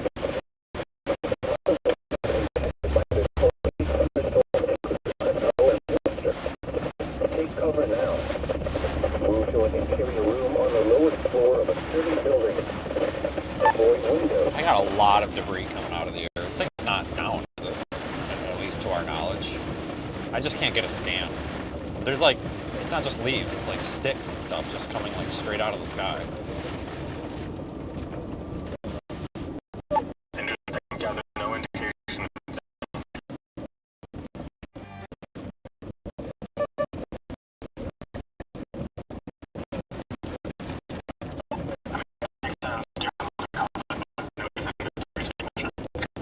Okay, well, the wall cloud, it's just to my south. It's massive, rotating. Looks like it's about to drop a freaking wedge. I don't think it's gonna, but that's how bad it looks. So it's definitely, the couplet's legit for sure. It's just a brief glimpse, but it's low and it's spinning hard. And it's just south of the road. So I'm gonna keep going west, get on that highway, drop south, and then go east. Because I don't want to go back through it. Copy that. Good plan. Guys, it's very low, rapidly rotating wall cloud on this storm. Could be a precursor to a tornado. It was just south of the road there, in the freaking dead zone, go figure. We're gonna go to Highway 69 and then drop south.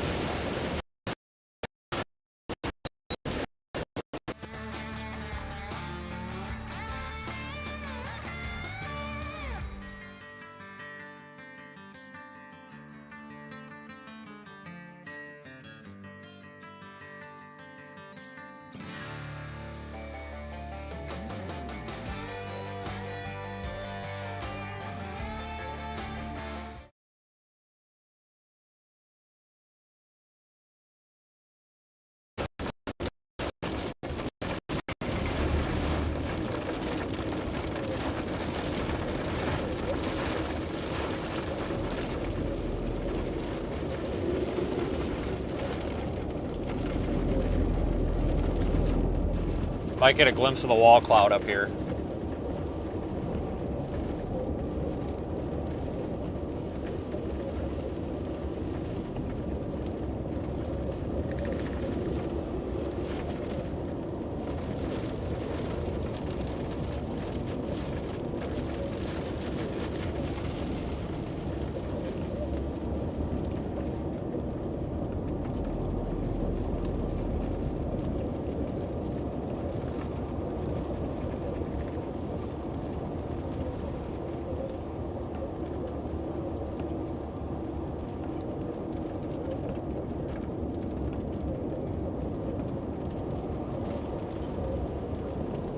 We're going to be to a spot with better signal shortly. Stand by, guys. Things are getting real now.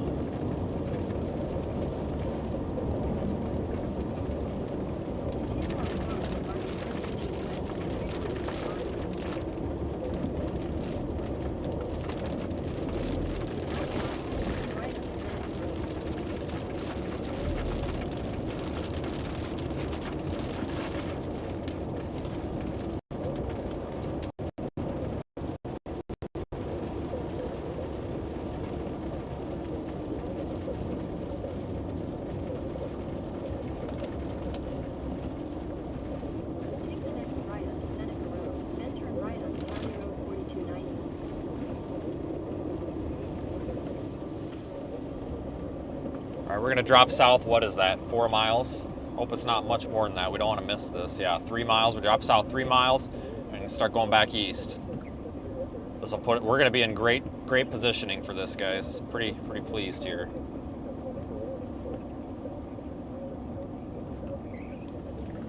Turn left. 5 p.m. Central Daylight Time.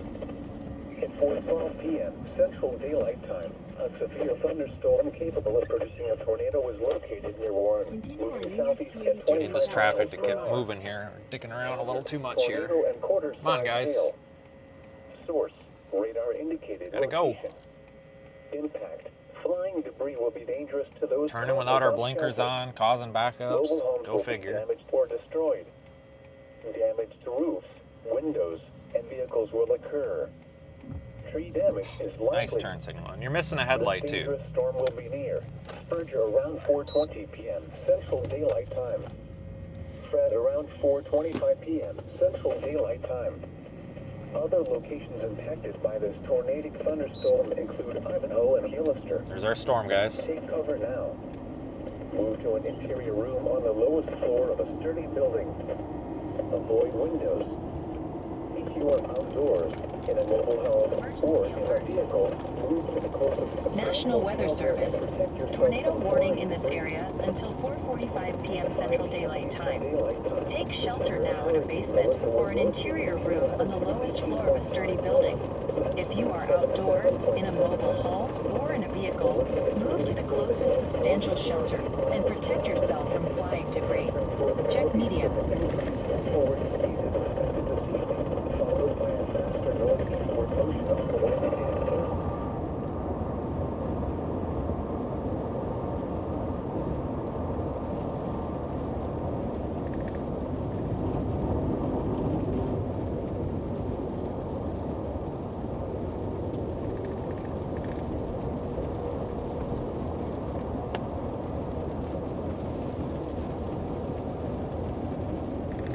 Guys, we're doing all right.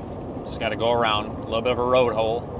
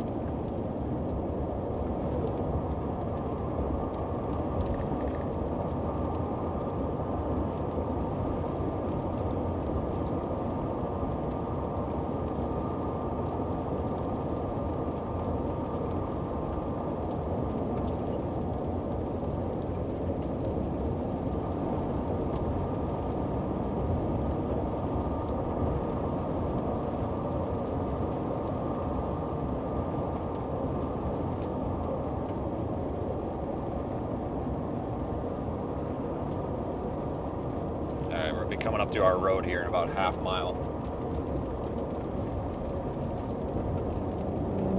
And never fails, some idiot with a trailer pulling right out in front of me. What are you doing? I can't stop. I can't get on the brakes that fast. Come on. All right, he decided to pull over on the shoulder and let us by, which is good because he pulled out like, I mean, I could have stopped, but I would have had to lock the brakes up. Turn left on I shouldn't have to lock the brakes up when we're going under the speed limit because some doofus pulls out in front of us. At least he did the right thing to pull off the road, you know. That was real dumb, especially pulling a trailer.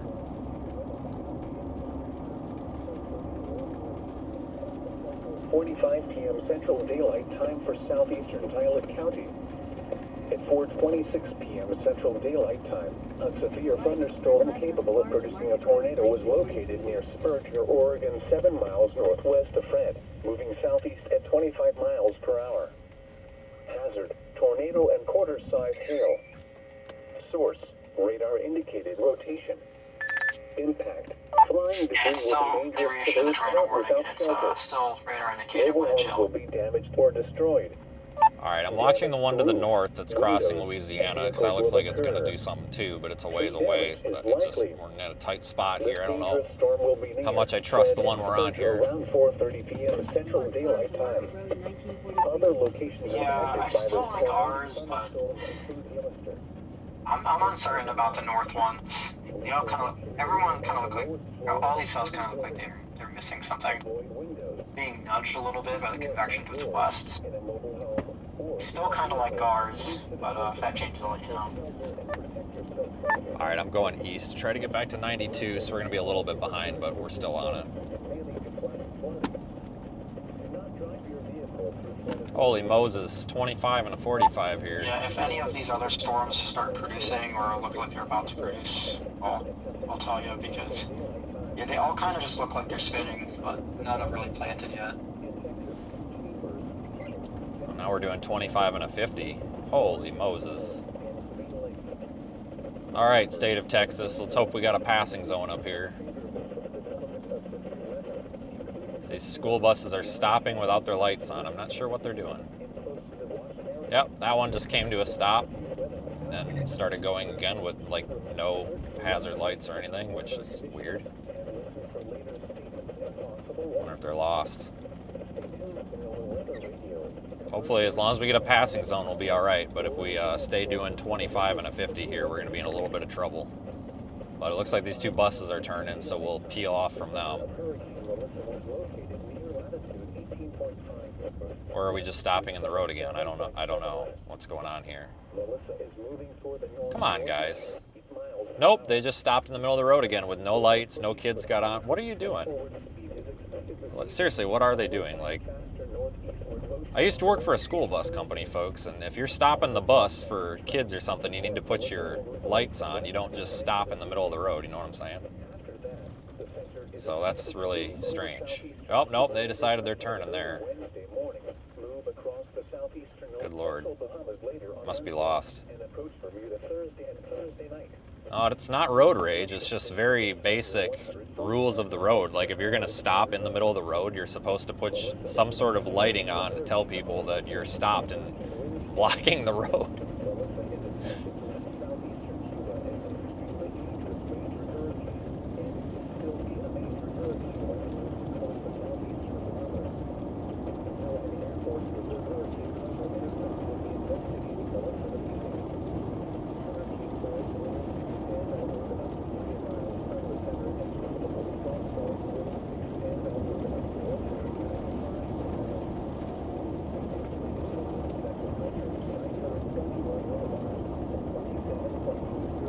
Yeah, maybe they are taking the kids to safety, but they ain't very safe stopping in the lane of traffic without your flashing lights on. They ain't gonna be very safe if semi rear ends them.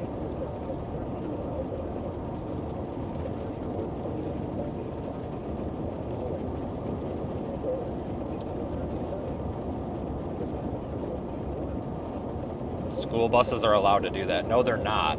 If a bus is stopped in the middle of the road to load and unload kids, they have to have flashing red lights. If they are about to stop, they are supposed to have flashing yellow lights. If they're stopped for any other reason, they're supposed to have just like turn signal, like four-way flashing lights. They are not permitted to stop in the middle of the road and load kids and unload kids without lights. Like that is not true. They are not permitted to do that. In fact, no car is permitted to stop in the lane of traffic unless there's like a legit reason to, tree down, road emergency, a hazard, whatever. And if you do have to make a stop in the middle of the road, you're supposed to put some sort of emergency warning lights, whether it's the vehicle's flashers or something. You're supposed to put those on so that other vehicles know that the vehicle is posing a hazard, which I believe is why they call them hazard lights. So the dude that just told me I was wrong and school buses are allowed to stop in the road, you are not correct. Especially unloading kids. You're supposed to have red lights for unloading kids, so they don't just stop in the road to let kids on and off without that. Trust me, there's not a single bus that does that, because that would get somebody killed and fired, or both. Hell, even both, maybe killed and fired and killed. I don't know. Maybe one or the other, both. I don't know.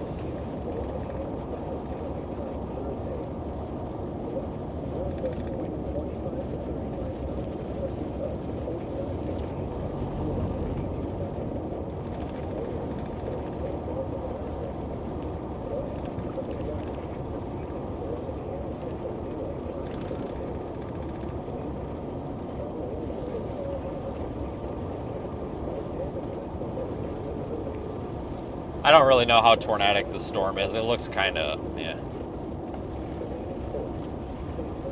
The one to the north up there by northwest of Leesville, that one's got my attention as a possible backup storm if this one kind of craps out.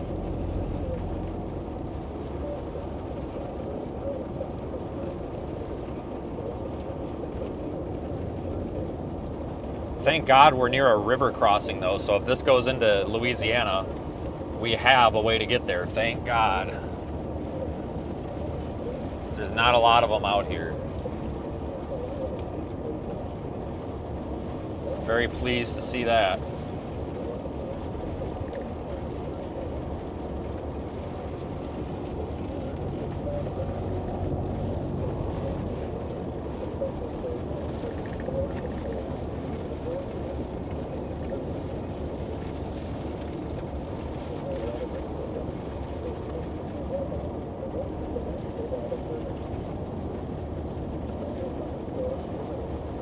Making good time, guys.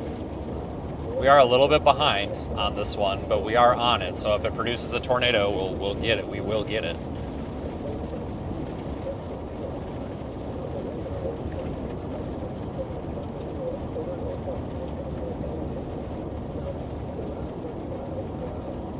It doesn't look tornadic right now. They might actually drop the tornado warning. They might just put a severe thunderstorm warning on it, which I would support that.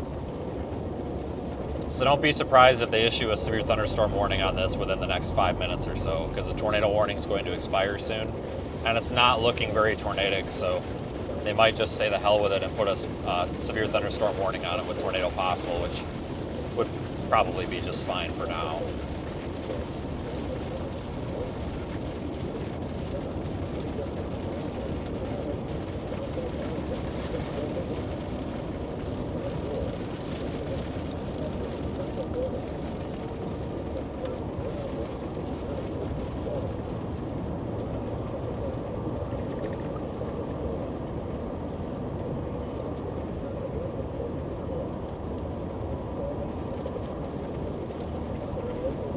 We do have limited road options out here, folks. That's why we can't, that's why we have to take these like roundabout ways, and it feels like we're kind of driving and taking the detour around the storm. It's because we are. Like, we just don't have a road that goes where we want it to go right now. So we have to kind of take the next best thing, which isn't always great.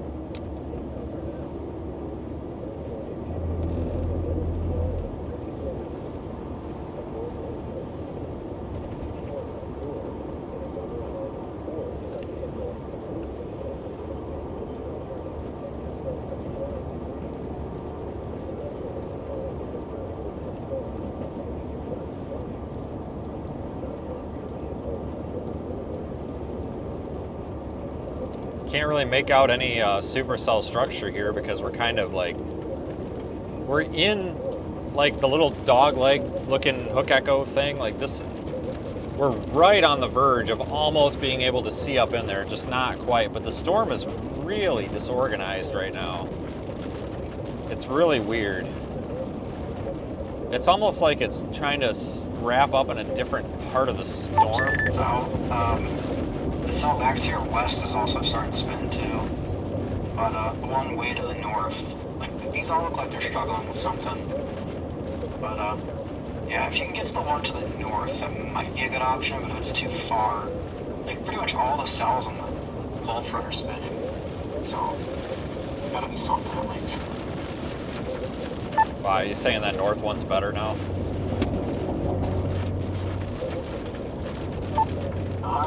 Not quite. They all look the same, but if there was one to go to, that, like if this cell was looking like crap, probably would be the north one. It's just like, it's not doing much, like this one isn't either. Well, I mean, I'll go to it, you know, if it starts becoming better than this one, I guess. I don't want to end up down there in Houston because, you know, I kind of favor north here right now. I don't want to end up in Houston because that's not going to end well. But, I mean, if I get to the point where I need to leave this one, I mean, I have no problem going up there. Alright, yeah, sounds good. I would say our cell and that one up there are about equal right now in terms of how they look. That could change.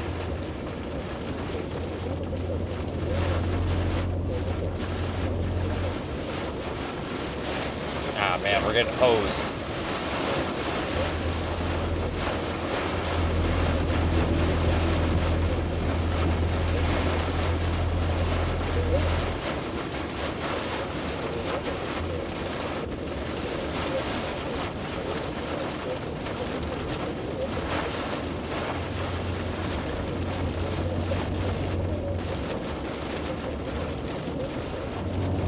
Yeah, it's getting windy. You can really feel the inflow and the outflow, like.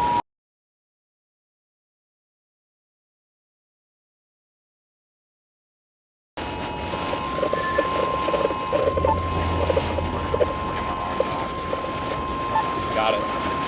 The National Weather Service in Lake Charles has issued a tornado warning for southeastern Violet County in southeastern Texas, northeastern Hardin County in southeastern Texas, southeastern Jasper County in southeastern Texas until 5:15 p.m. Central Daylight Time. At 4:39 p.m. Central Daylight Time, a severe thunderstorm capable of producing a tornado is located over Fred, moving southeast at 25 miles per hour. Hazard, tornado. Source, radar indicated rotation. Impact, flying debris will be dangerous to those caught without Hold on, guys. This shelter. might be about to plant. Mobile homes Not even will be joking. damaged or destroyed. Damaged roofs, windows, and vehicles. Okay, so I don't know if you guys can see it.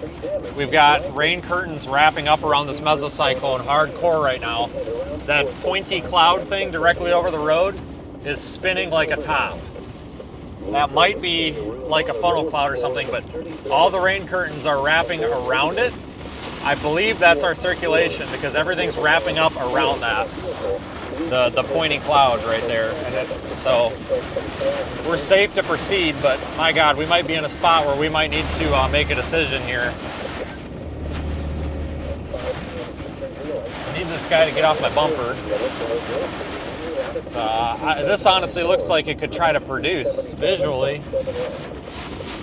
Yeah, I think that's a funnel cloud, but I can't say for certain because it's definitely spinning around it. Looking at the couplet on radar, or the area of rotation on radar, it checks out because that would be a little bit just, maybe a mile or so to our east, and that's definitely in front of us to our east. We're on the back side of it, and those rain curtains are wrapping up into it, like it's going up into its inflow. So I think that's our center of circulation. If that is a funnel cloud, then that would be it. But again, I can't tell from where we're at because it's just so hazy, but I don't want to call it one. It could just be, a rotating, low-hanging cloud, but overall, I think it might be something. it would make sense with where it's at.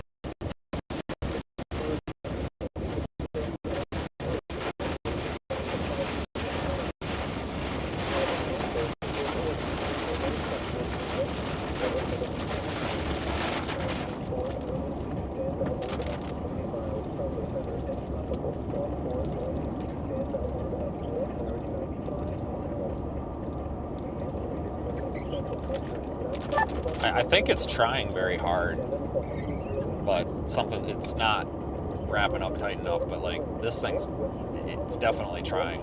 So I don't know what to think of it, but it's the most of an attempt I've seen on anything this week.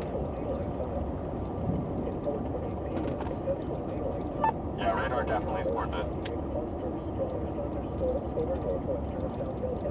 Uh-oh.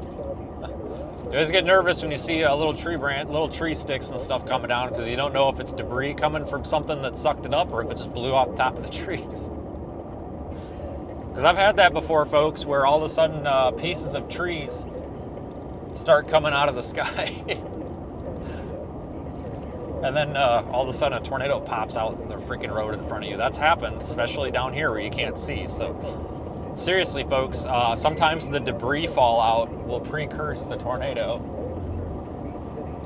Oh man, it's really tight. It's just this roof camera it's not picking it up with the contrast, but it's tight. We're gonna lose it too because we run out of road, but we're gonna have to get out on the Louisiana side. I run out of road, so I guess I'll probably just have to let this pass and then go south and get out in front of it on the Louisiana side, I guess, which, I mean, whatever, but just run out of the damn road here.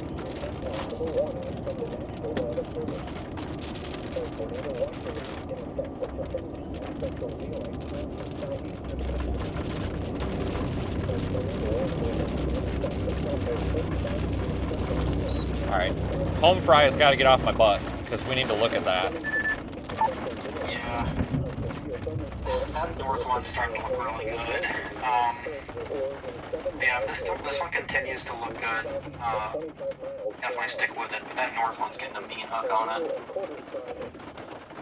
Yeah, I'm gonna have to make a decision because once I leave this, it's gone because I'll have to go north. So I'm gonna have to make something quick here, I think. Alright.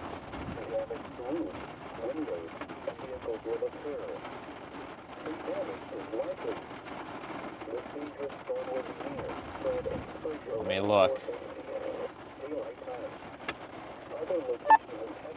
Does anybody see any reason that north one would overperform?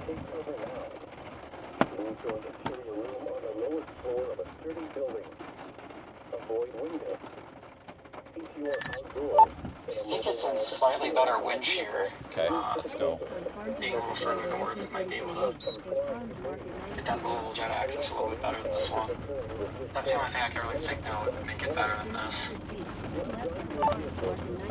It did just have a little bit of a nudger from a small shower too. That could be what's helping it along. Okay, I'm gonna go north, so we're dumping this one, I guess.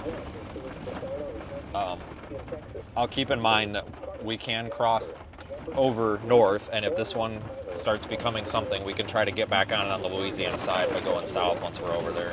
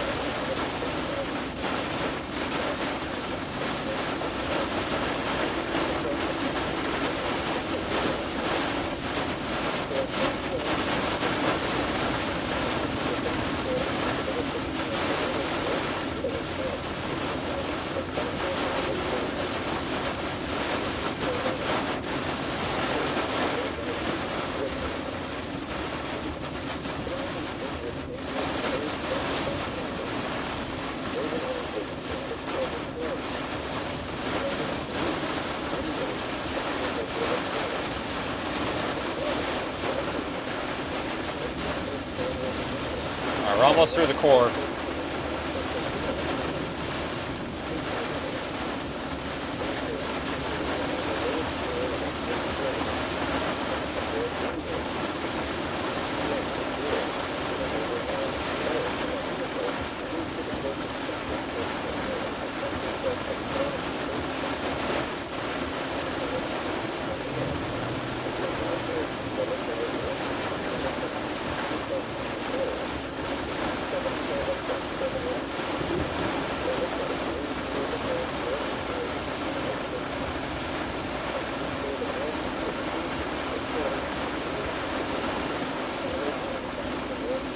I'll update you as soon as we're through the core. I just can't hear myself.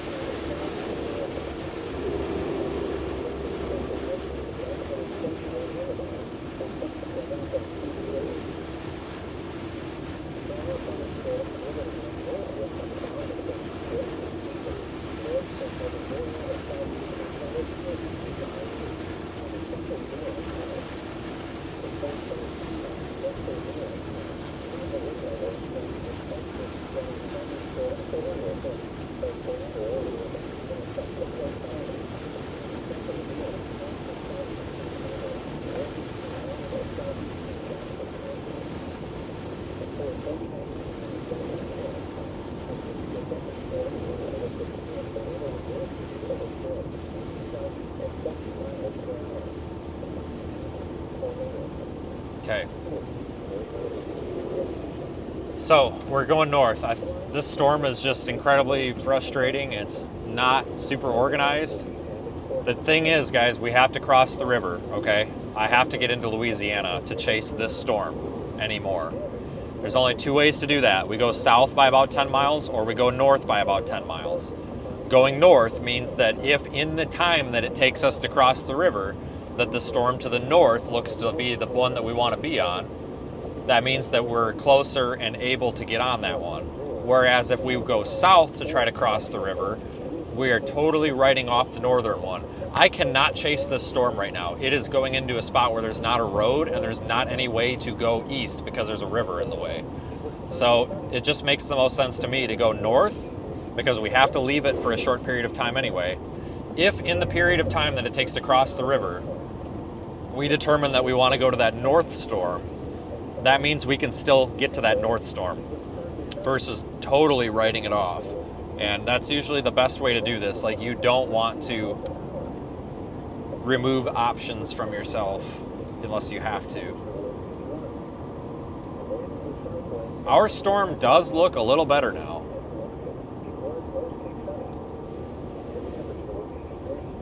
And the northern one looks, oh wait, that's the wrong one. Oh, it's come on the wrong radar site. The north one looks, hold on, I'll tell you. I was on Lake Charles, I need to be on Alexandria, or Fort Polk. The north one don't look bad at all. I don't know which one is better right now though. I think a lot of it's gonna come down to meso-analysis, but I don't have time to go sift through all that. But like, we've got two supercells in a similar environment. I don't know which one we want to go for. It's a real tough call, and it may come down to just stupid luck. One thing I can guarantee you is whichever one we are not on is probably going to be the one that produces a tornado, so, because that's usually how it works. However, ours is tornado warned. This one is tornado warned. That one to the north is not tornado warned. So if you want to take into account the National Weather Service's opinion, their opinion is that this one is tornado warning worthy and that one's not. So there is that. We're going to take 1013 to the east here, go across Kirbyville.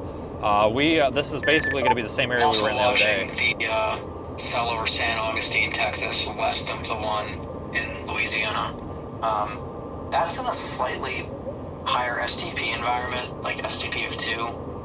So once that processes its merger, that may also be an option too. Yeah, now ours is starting to get a better shape and it's got lightning again, so it's like, this just can't make it an easy decision.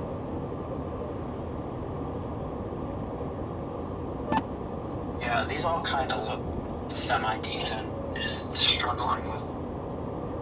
I think it's the shear. I think there's not enough of a little shear. They just always kind of just keep spinning, but they don't plant. I agree. Well, we'll see here. I'm going to cross the river up here regardless to go over toward Kirbyville. Or wait, this isn't the river. Hold on. Ah, Christ, this ain't even the river. Or across the county line anyway. I'm going to go across to Kirbyville. And, you know, I mean, same thing. I mean, we can cross the river that way too. But I'm going to go across to Kirbyville. If I have to bomb south on 96, I can. It's not a big deal. So, whatever. I guess we got like 15 minutes to decide yet, which is good. Maybe that one up there will crap out or go crazy. Yeah, copy that.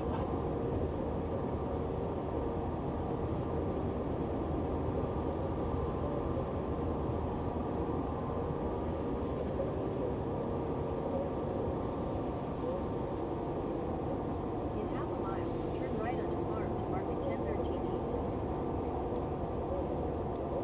It's never an easy decision, I tell you. Oh yeah, here we are back in Spurger. Or Spurger, whatever. It's still a funny name. Spurger.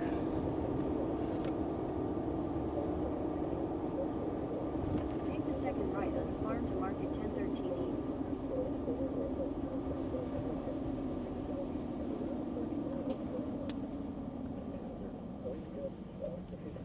Continue on Farm to market 1013 east for 10 miles.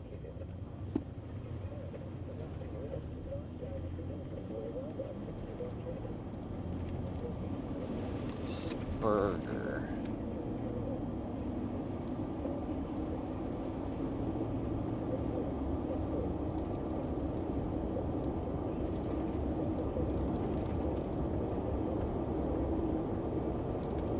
I don't know.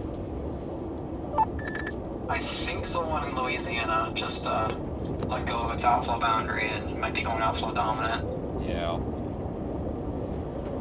Yeah, I looked at the velocity maybe 2-3 minutes ago and it was like really weird looking. So maybe it'll crap out. I guess it might make sense that stuff would crap out and this stuff would survive. So that's kind of why I opted to come down here, but it's never an easy decision. Yeah, kind of wondering if, I don't know, probably by the time you get to Kirbyville, it should become a little clearer whether you should blast north or continue south. I have a feeling we're going to need a lot more mergers than we're getting today. Like, something to offset the weaker shear. I agree. It's a lot longer to Kirbyville than I thought. I thought it was like 5 minutes and it's not, but that's all right. Even if we come in a little bit late, that river crossing's right down there, so it's not terrible.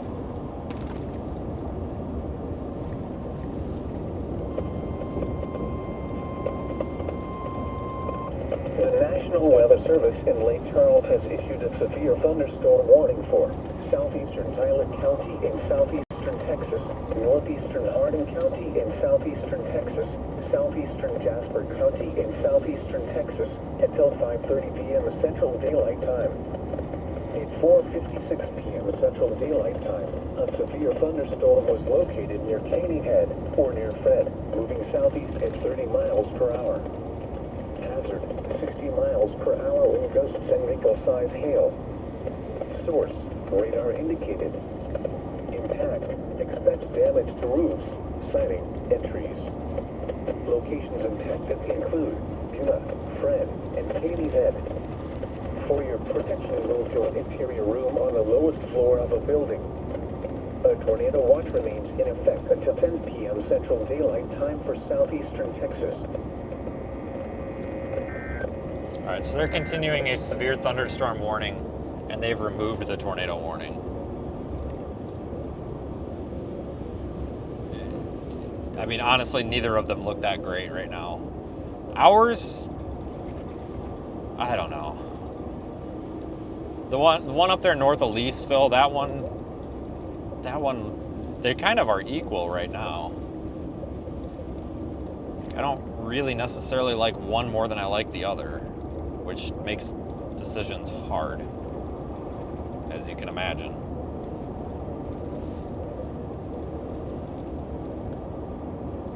But it makes sense that they canceled that tornado warning.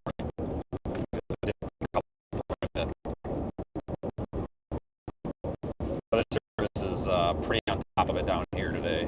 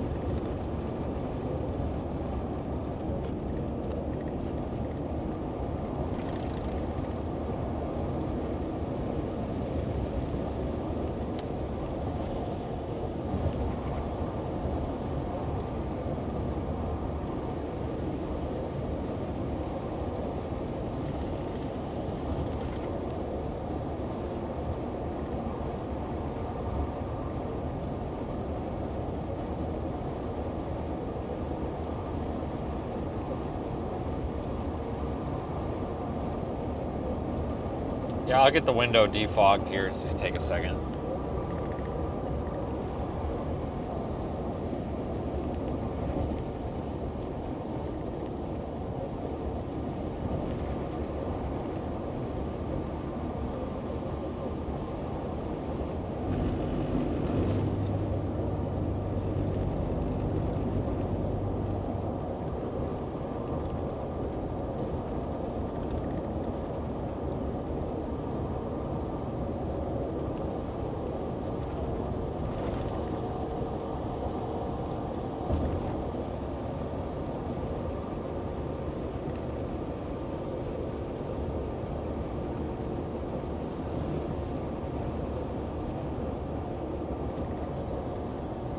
I might need to get around this guy.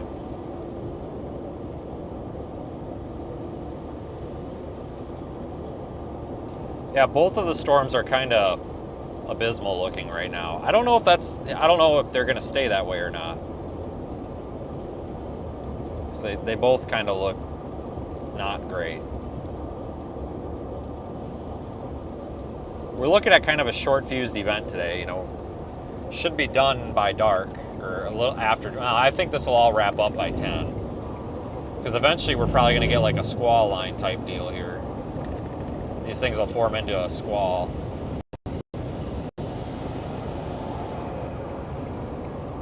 Yeah, we just got to work our way by these folks here so we can go the speed limit. No big deal. We just got to get to it here.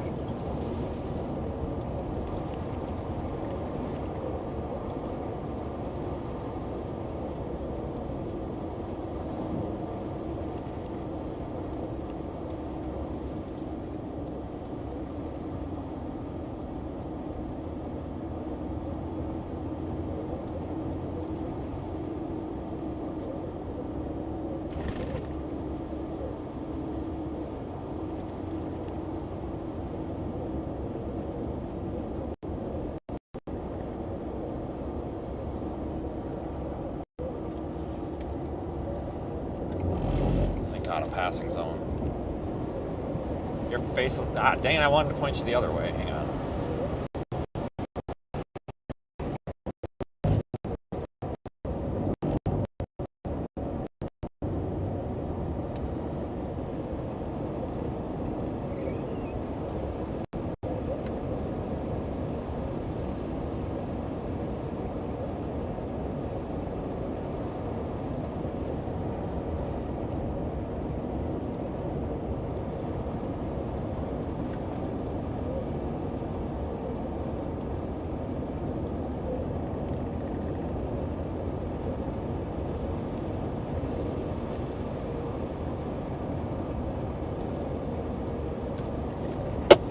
Oh, there went that.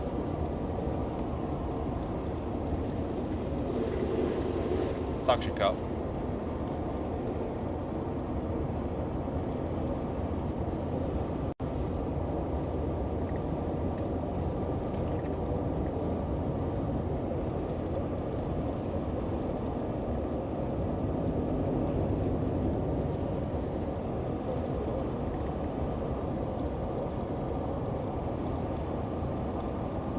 In half a mile, turn left onto FM 1005.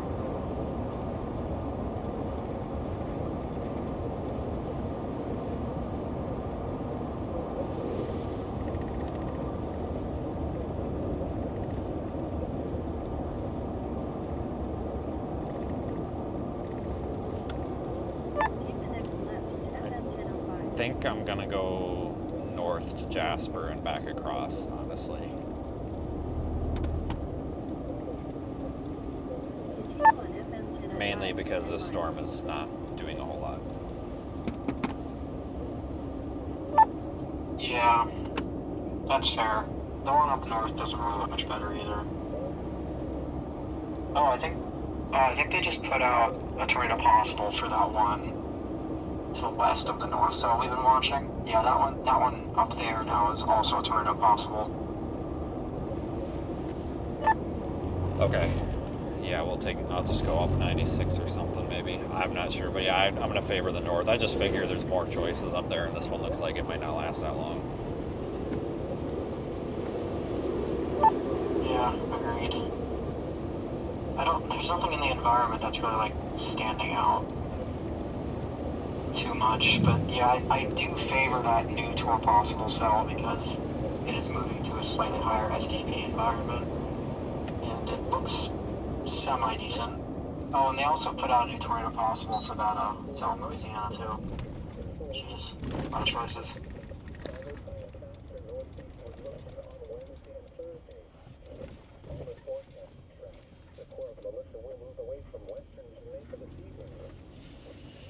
Head north. In 1,000 feet, make a U-turn. Continue on farm to market 1013 west for 1 mile. North, folks, north. North is the choice, I think.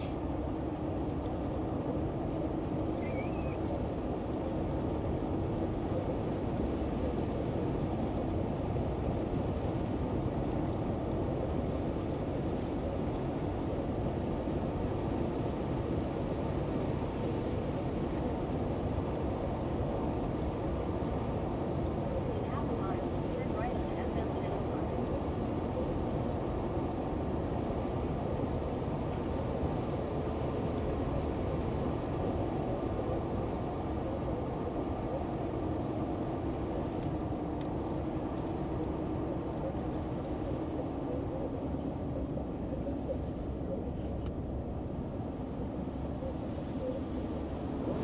Take the next right onto FM 1005.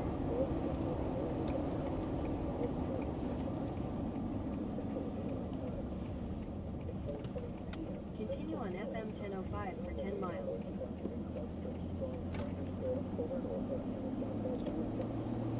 All right, on the right track now, I think. Hopefully, got a nice view of that thunderstorm up there.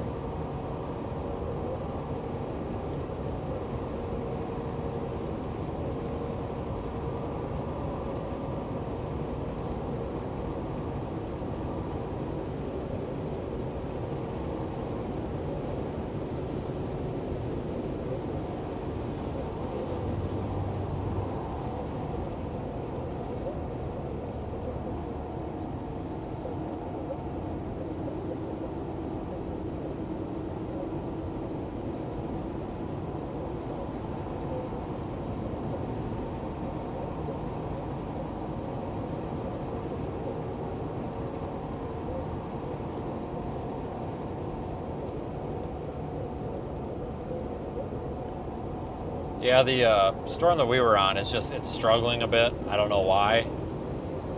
I'm not going to pretend to know why.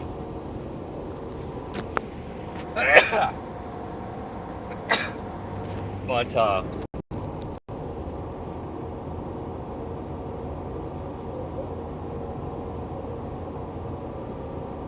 the storm we just left is struggling. I don't know why, and I'm not going to pretend to know why.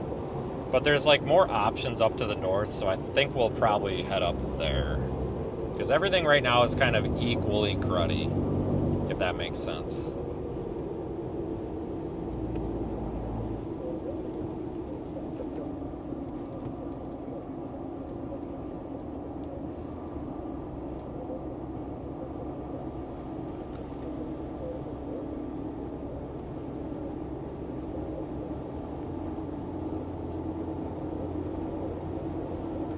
HRRR has been no help today either. I mean, yeah, it told us the target area, but kind of was favoring Shreveport, and that sure as hell ain't it.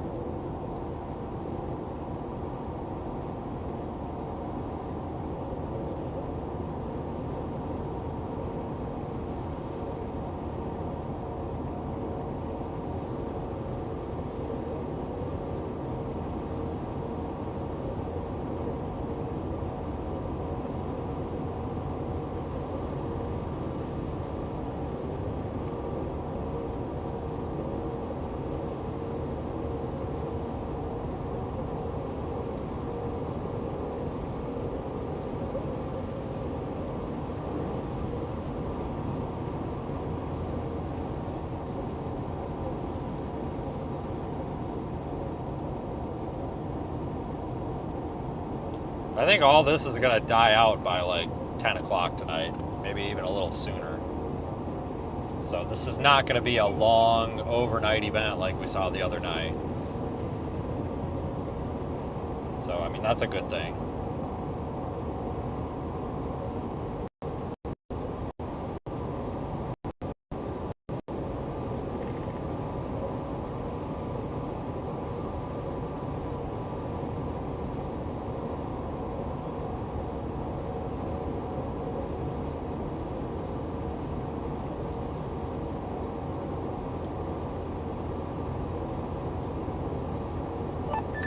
I'm starting to favor that one south of San Augustine, pretty much your due north. It's just like that east one in Louisiana looks so outflow dominant. I'm not sure that'll even be decent, but the one to the west looks kind of decent, I guess. Yeah, it seems like these are just real short-lived. Yeah, I have a feeling the uptick in intensity, especially the rotation, is due to mergers, and once they don't have that little like push to help them, they just crap out. So yeah, it's still tornado possible. Most of them are, but yeah, I'm kind of favoring that west one. But if that east one gets a nudger, it might be able to wrap back up. I'm not too sure.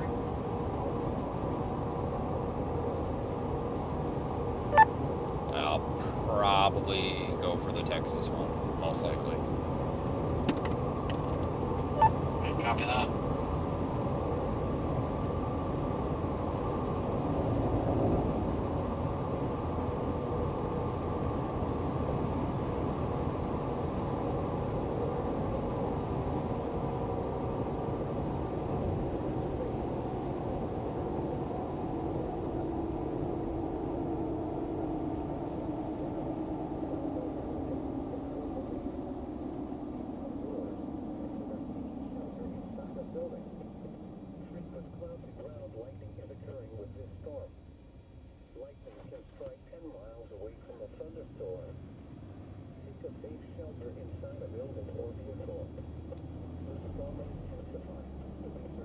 All right.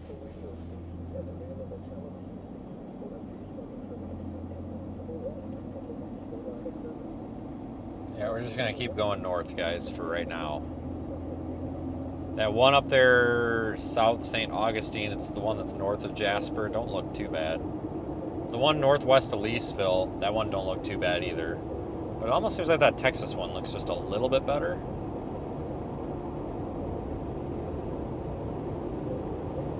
Definitely not a lot better, but a little better. Like, kind of milking a dry cow with some of these, but it is a little bit better, so.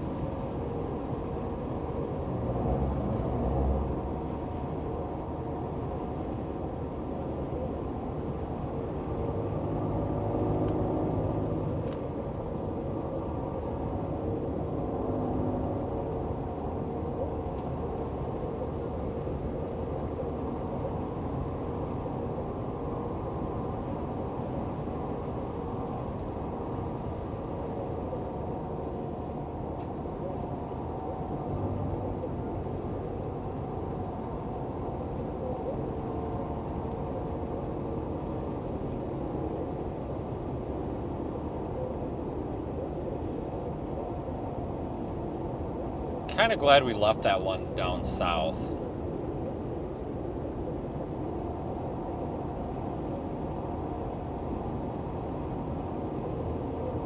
So that one's struggling a bit. It's not terrible looking, but still. I mean, we probably could have stayed with it. But, I don't know. Either way, you know, there's just no, like, easy decision to make out here when it comes to this.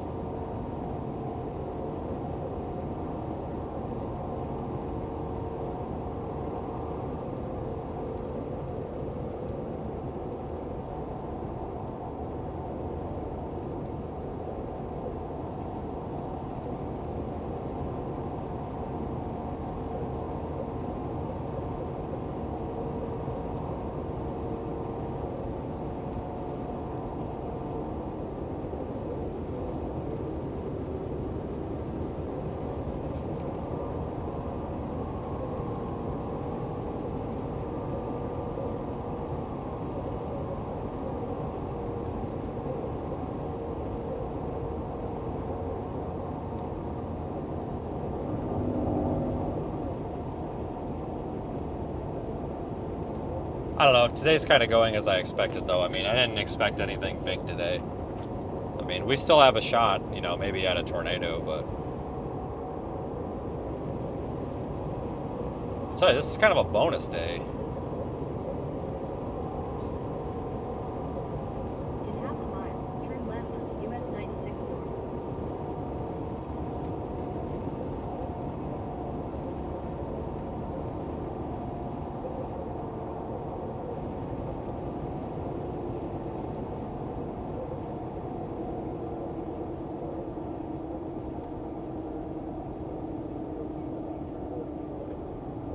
Turn left onto US 96 North.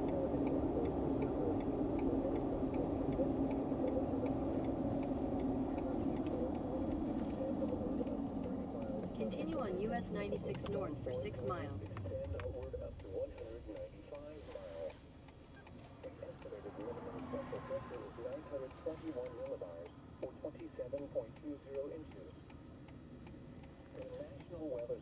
Yeah, we were on this road the other night.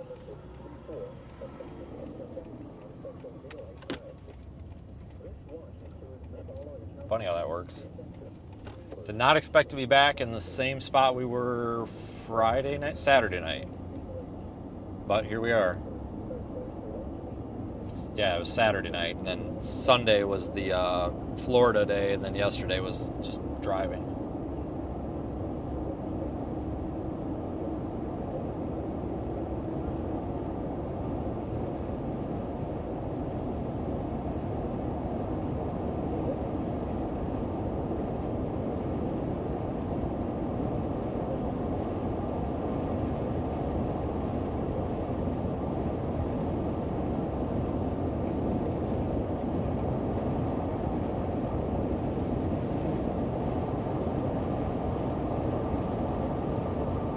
This is the road we were seeing all the cool lightning on.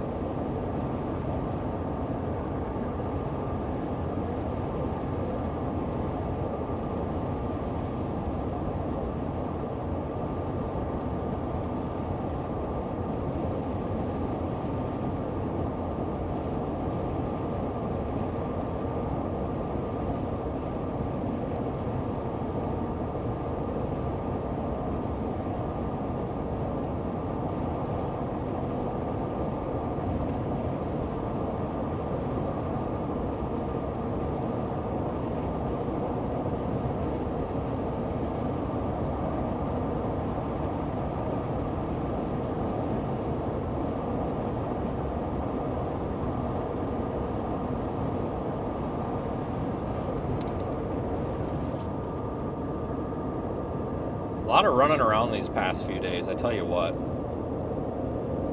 It seems like a lot of these storms have been kind of like this too, where you have to just run all over the place.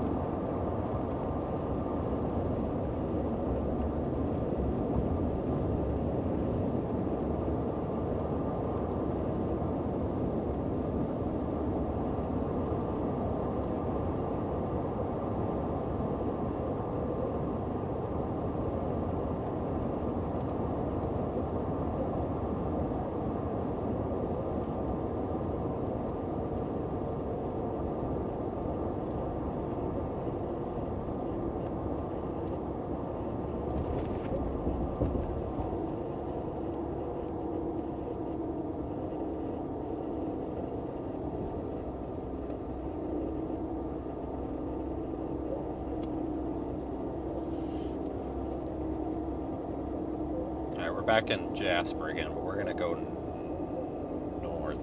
I think I'm gonna take the Texas storm. I think that one seems to be a little bit better. Maybe not a lot, but I think it's a little bit better than the one in Louisiana. And we have a choice right now, so.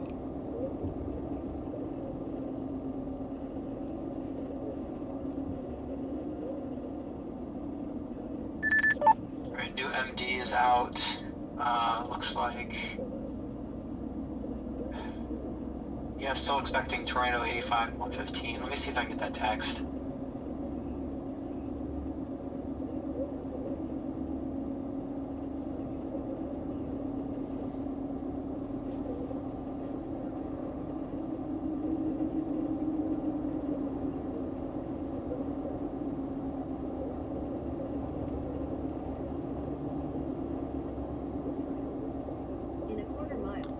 Actually, guys, we're gonna go to Louisiana. We're gonna go to Louisiana because that north storm is gonna come to 96, but it's gonna go through that like swamp lake area, and it's going to take it a little bit of time to get to a spot where we can get on it. So we're gonna start heading toward Louisiana preventatively, basically like just preventatively. Turn right onto East Gibson Street. If we can turn around within the next half hour and still make this storm, because we're not going to want to catch this storm to our north until it gets here. Yeah, I'm still liking that north one better. For 1 mile. All right, I'm going to Louisiana just based on logistics, but I'll come back to this one if we need to. All right, copy that. So, well, hold on. What's my drive time, please? Here's the text. Scattered storms posing a risk for severe hail and potential to produce a tornado or two will remain possible into the 7 to 8 p.m. CDT time frame. So, they don't sound super enthused, so, a tornado or two, I guess. All right.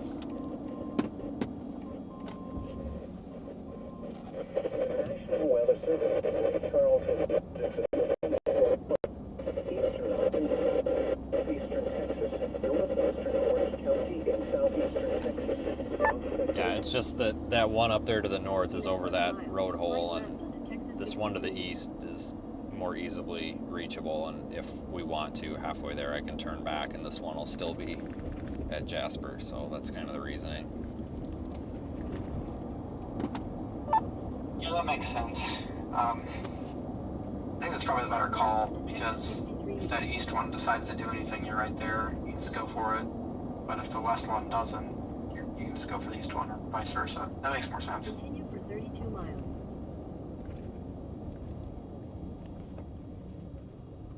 Yeah, this is right now. This isn't a which storm is better call. Like 10 minutes ago, I was basing it off of which storm was better, but now that it's like this one up to the north it's moving, but like it's going out over those like ponds and lakes, and it's going to be kind of a pain in the ass for us to position. So really, the only way we're going to really want to catch that once it gets down to Jasper Well, we're in Jasper right now. I can make it all the way almost to Leesville and then still turn around and make it back to Jasper by the time that storm comes through. So that's kind of my reasoning on that. So I kind of changed my mind last minute. I don't know if it's the right decision or not. It's just trying to play the middle ground. That's the problem out here, though, in this part of the, chasing in these parts, because a lot of your decisions aren't even made off of what's the better storm. It's made off of, well, what's got the best road option. Like when you're out in the plains, you can make the decision based on the best storm. You don't really care so much about roads, but out here, it's like you're factoring these roads in all the damn time. It doesn't make anything easy.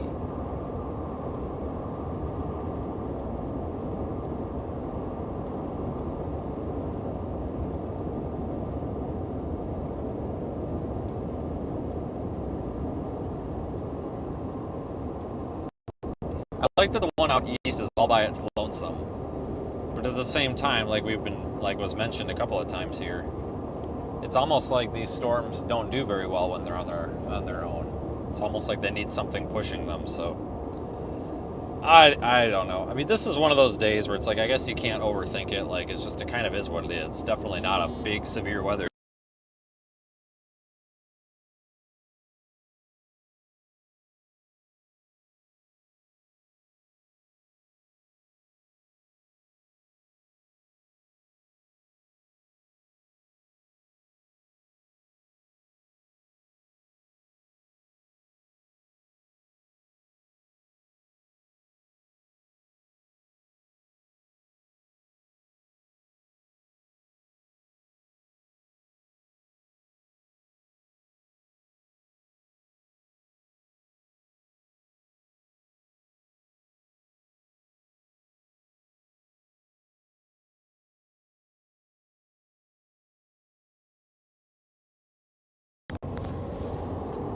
But I was just saying, it's definitely not an easy decision. We have to make a lot of these decisions based off of road network, not storm, which is stupid.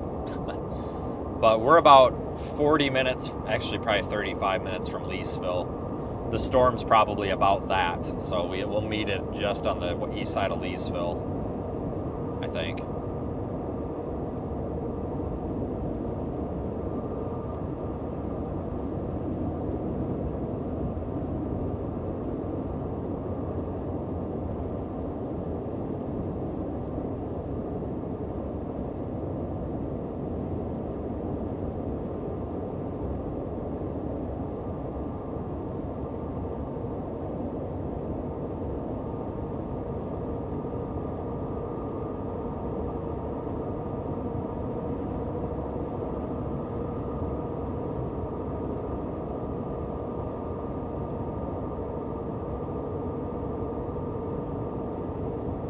East we go for now. Oh, why? What the hell? Oh, you're turning. Jesus. But it's like on his brake. Oh, no, what? What is he doing? He's just drove straight in the ditch. Intentionally. It wasn't a crash. He literally just beefed it into the ditch. What in the hell? All right. Whatever, man. Not definitely intentionally. Whatever. All right.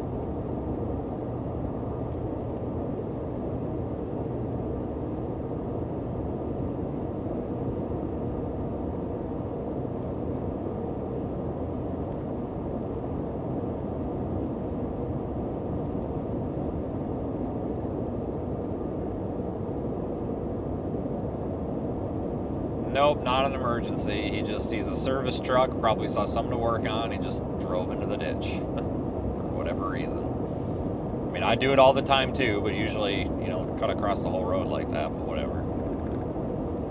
They're just fine, I promise.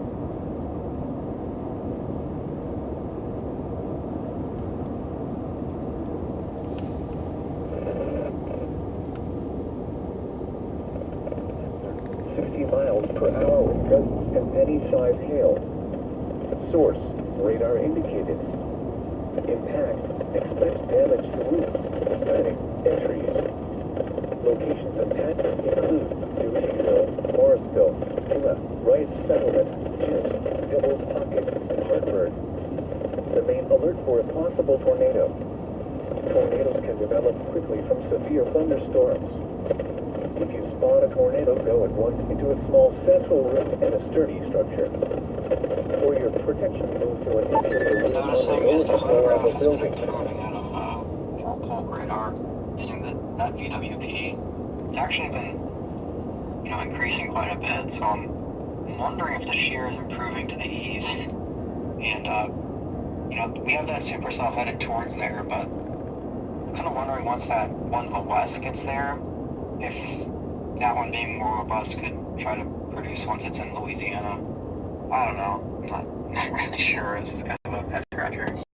Right, I agree. But yeah, I'm going, now it's looking more obvious like it's east right now. I mean, I'm going toward the most right now that one's got a hell of an inflow notch on it. I'm pretty impressed on this last scan, so, I mean, I'm happy with this for now. We'll see if that changes in 20 minutes again. It probably will. Yeah, I think getting east that current tornado possible one by Fort Polk is a great option because, if that one doesn't do it, the other one's coming back behind it, kind of southeast in the same direction, so you just drop south on that one. Makes sense. Yeah, honestly, I do feel like that one to the east is just one, inflow merger away from producing a tornado. It's trying really hard. Yeah, the storm is trying. Honestly, though, they've all tried. Like, the one that we were on that was tornado warned, that tried really hard. It's like they're just not quite getting it done. I mean, that might change.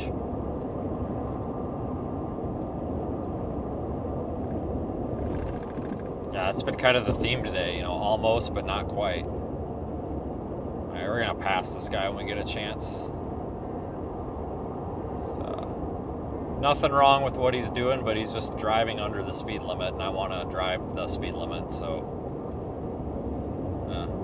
get up here so we can be ready to pass him here, so there's not much traffic. Just need to get out of the hill.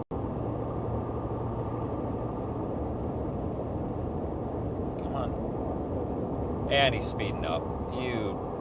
God dang it.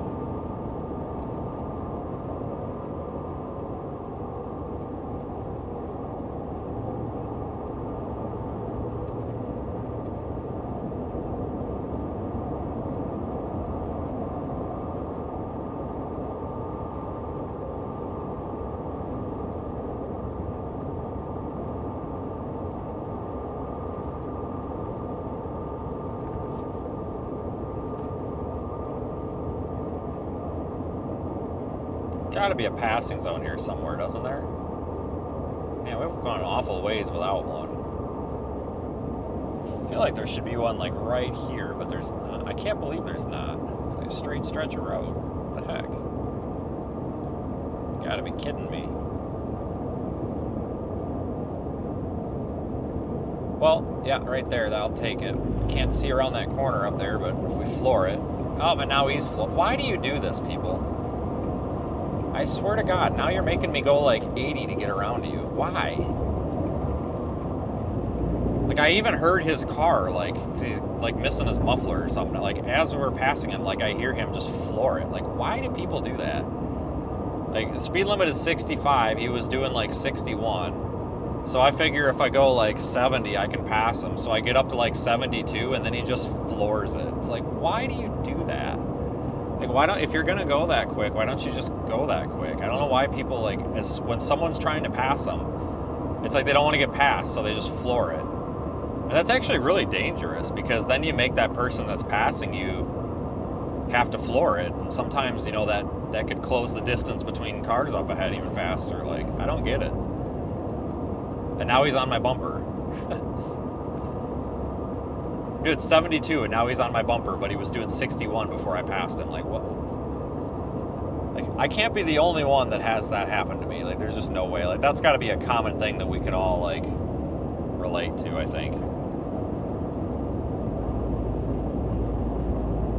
Pete's sakes.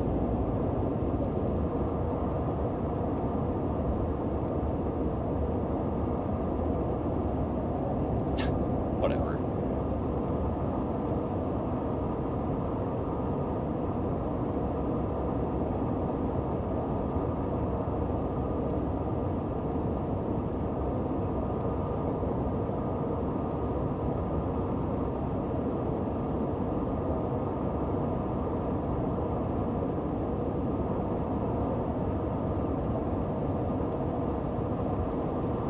Still en route to Leesville, guys.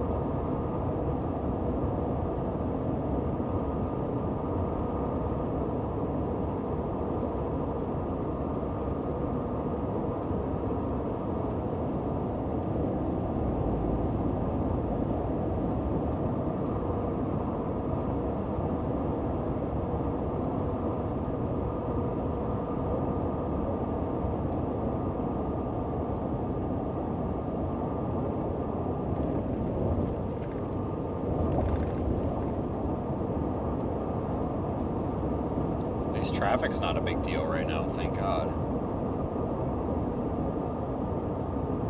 So far.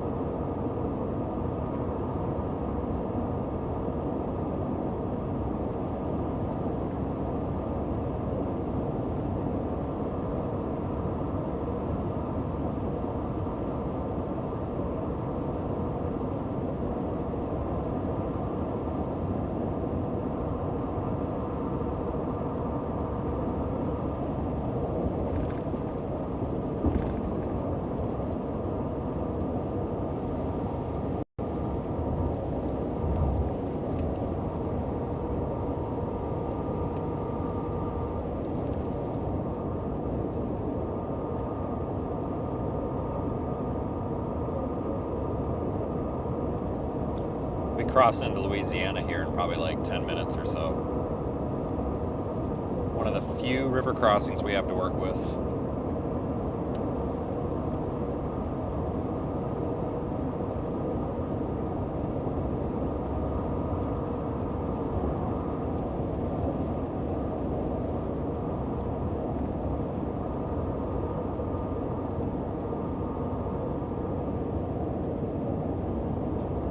Seems like anytime these storms get going, it's right on the border like this, and you gotta fight with the river crossing.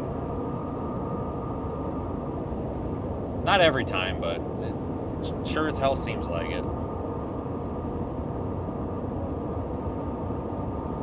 It's like East Louisiana going into Mississippi, where you fight with the river crossings there too.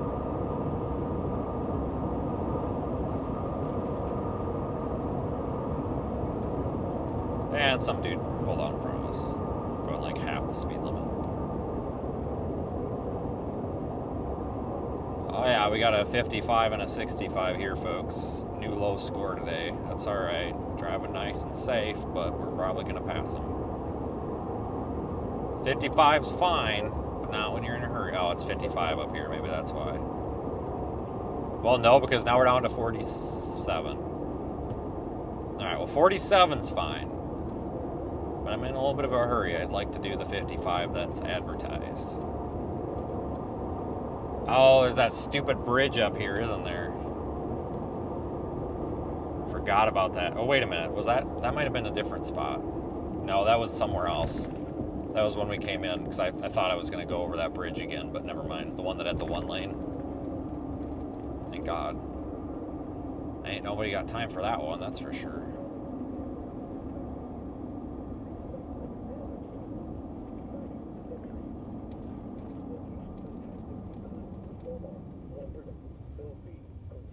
Alright, nobody's coming.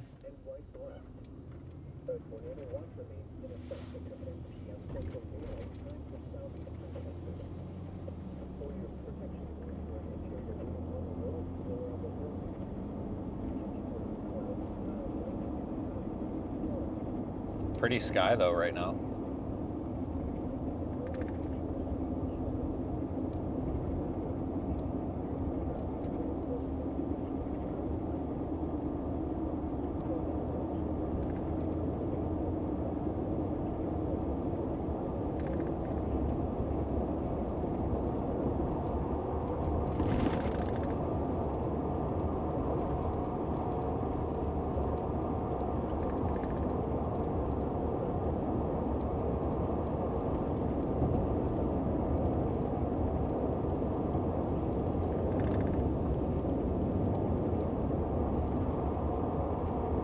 The storm's struggling a little bit. It's got a little bit of outflow boundary ahead of it. I really don't think the tornado risk is there. I'm sure everybody else is going to tell you it's a big emergency, but I don't think the tornado risk is really a thing. I think it's mostly going to be just nice looking storms, you know, something cool to look at.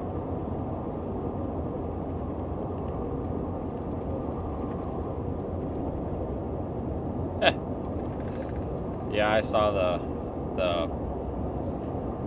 motorcycle dude that got smoked by the Nissan driver or whatever in California or wherever that was. Yeah, so he pulls out a gun and starts pointing it at cars or whatever. So somebody in one of the cars said, "Screw you." So he smoked him with his car.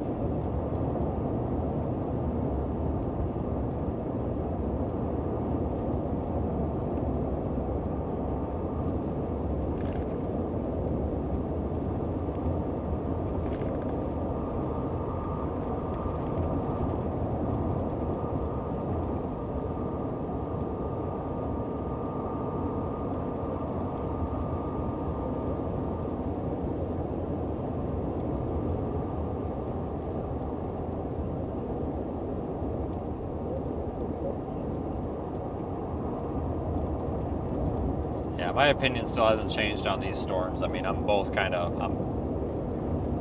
partial. Like, they both look all right. Like, neither one of them, I really don't think either one of them is more spectacular than the other. But we're just any minute here from crossing into Louisiana.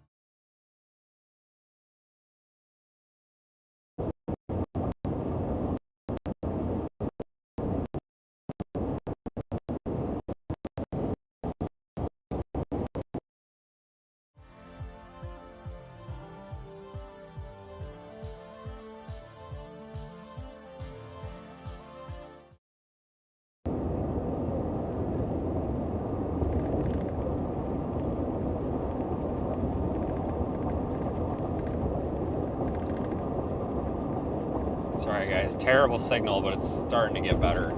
I remember that dead zone from last year. It's really bad.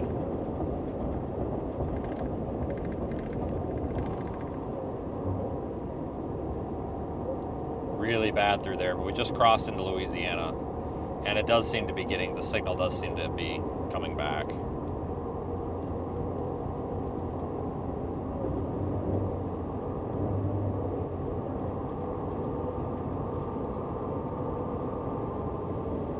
Yeah, I remember going through that area last year and there's just no freaking signal.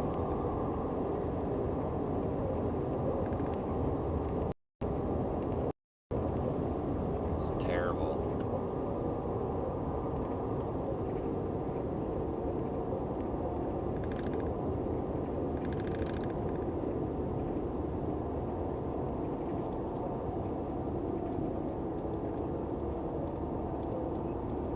In half a mile, slight right.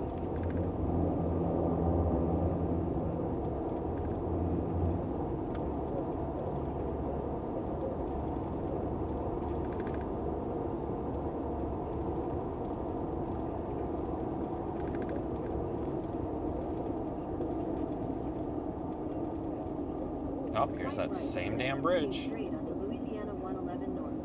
Look at that. Oh no, this is a different bridge. Never mind. Never mind. Thought we were about to have a crisis. We're alright. Different bridge. Gonna make this 4 lanes through here or something? That'd be nice. Straight onto Louisiana 111 North, Louisiana 8 East.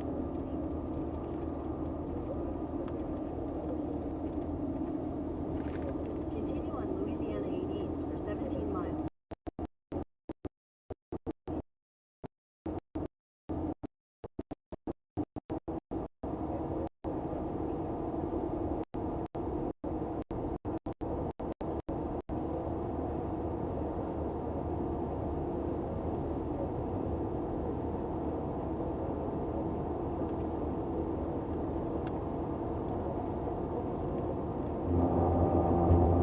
Stupid rumble strips.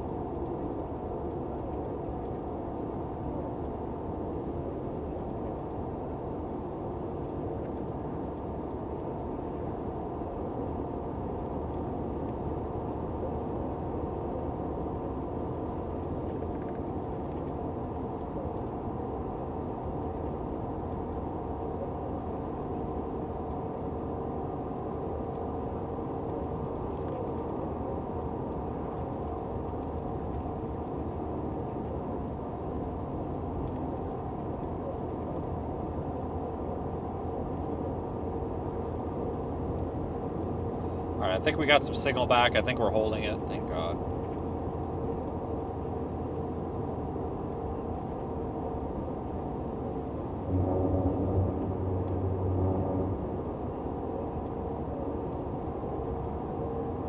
I'll actually start getting some visual on that storm a little bit through the trees up here, I think.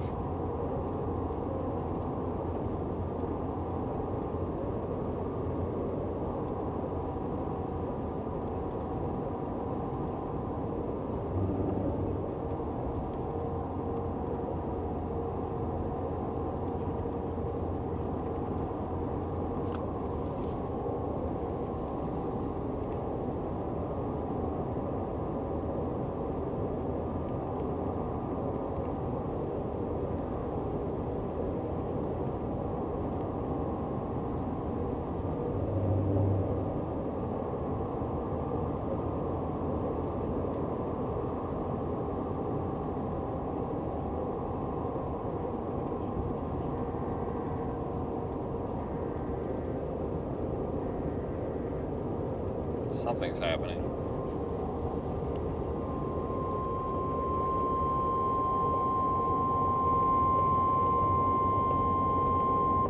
The National Weather Service in Lake Charles has issued a severe thunderstorm warning for southwestern Calcasieu Parish in southwestern Louisiana, northeastern Jefferson County in southeastern Texas, southwestern Newton County in southeastern Texas, east central Hardin County in southeastern Texas, Orange County in southeastern Texas, southeastern Jasper County in southeastern Texas, until 6:30 p.m. Central Daylight Time. At 5:54 p.m. Central Daylight Time, a severe thunderstorm was located over Weiss Bluff, Oregon, 7 miles south of Evadale, moving southeast at 35 miles per hour. Hazard, 60 miles per hour with gusts and quarter-size hail. Source, radar indicated. Impact, hail damage to vehicles is expected. Expect wind damage to roofs, siding, and trees. Locations impacted include Beaumont, Port Arthur, Orange, Nederland, Fort Neches, Lumberton, Vidor, Bridge City, West Orange, Vinton, Evadale, Central Gardens, Morrisville, Rose City, Pine Forest, Lakeview, Weiss Bluff, Gist, Pinehurst, and Forest Heights. For your protection, move to an interior room on the lowest floor of a building. A tornado watch remains in effect until 10 p.m. Central Daylight Time for southwestern Louisiana and southeastern Texas.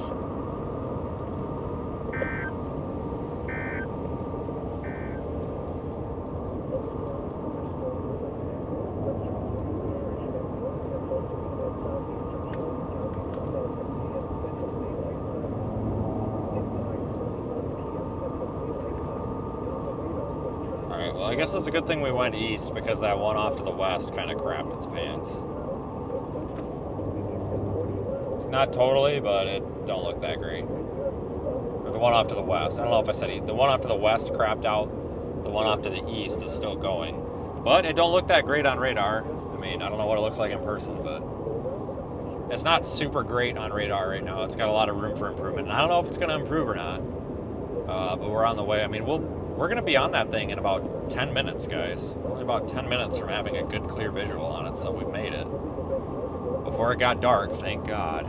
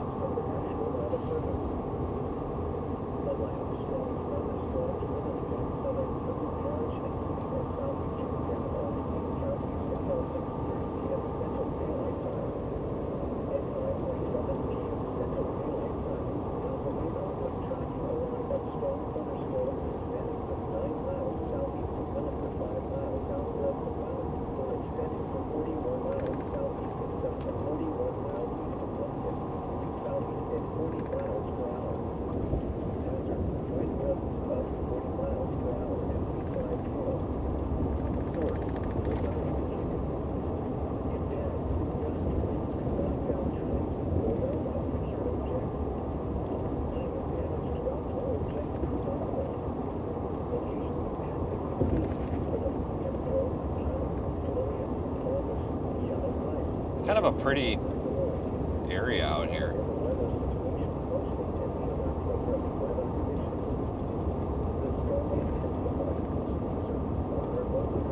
I appreciate everybody who's ridden along today.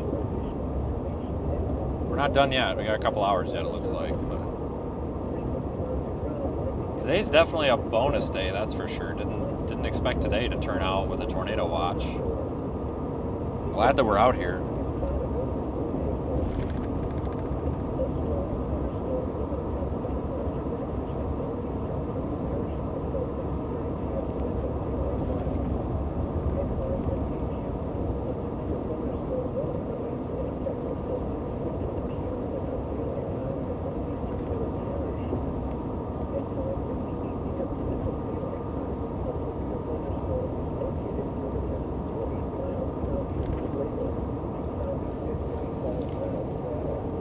spin you a little bit because we look on the other side of up here, you can almost start to make the storm out a little bit. I mean, I'm not expecting a huge structure show off of this.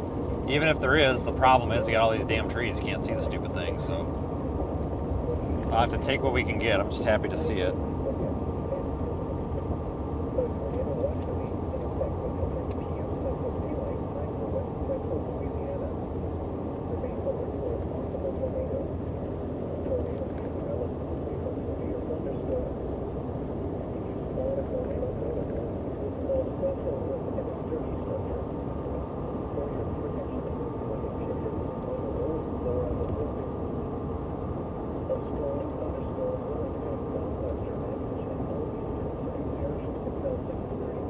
This guy's like moving a snail's pace here.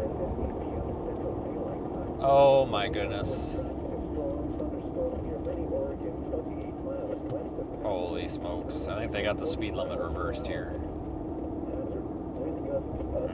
Oh, passing zone would be awesome. There's one right there, but go figure, there's a car coming every time. Every time. Looks like this storm's crap in its pants. Looks like they're all crapping their pants.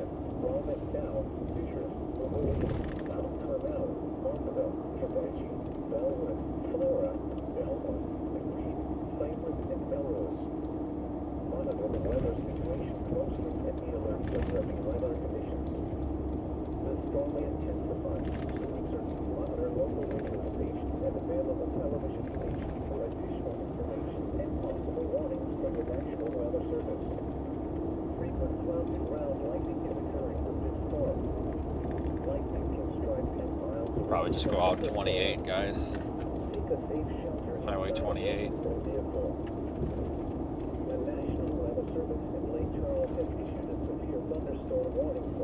Southwestern Calcasieu Ridge, southwestern Louisiana, northeastern Jefferson County in southeastern Texas, southwestern Newton County in southeastern Continue on Texas, Louisiana 80 Central for Park 5 County miles. in southeastern Texas, Orange County in southeastern Texas, southeastern Jasper County in southeastern Texas, and Nelson. All right, thank God a passing zone. Here we go.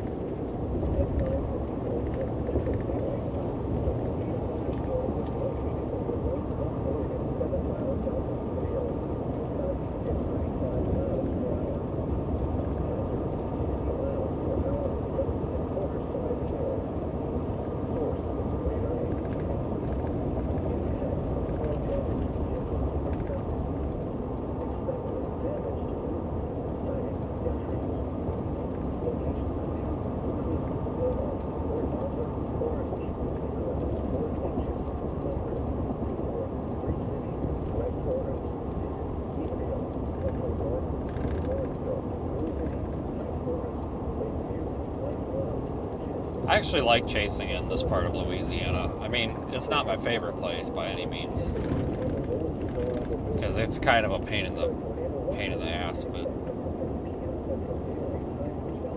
you know, a lot of people that chase storms say that it's like impossible to chase down here, and it's definitely not.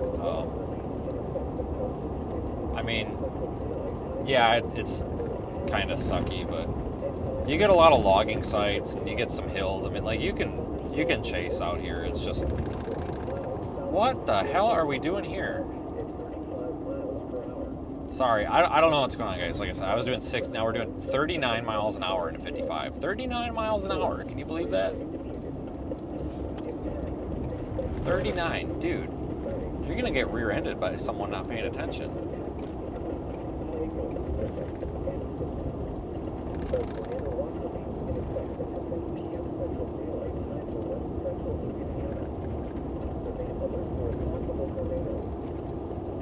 But I do like Louisiana.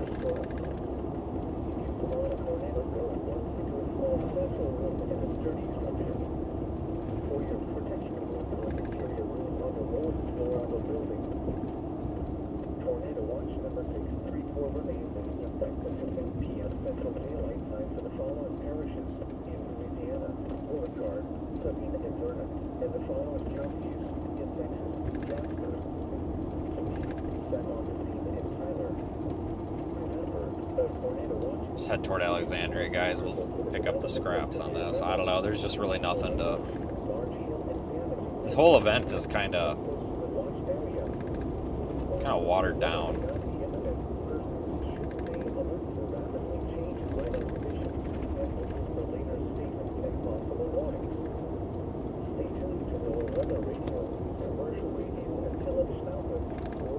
That's alright. I had very low expectations today, and I am not disappointed because honestly, what's happened is kind of met exactly what I expected.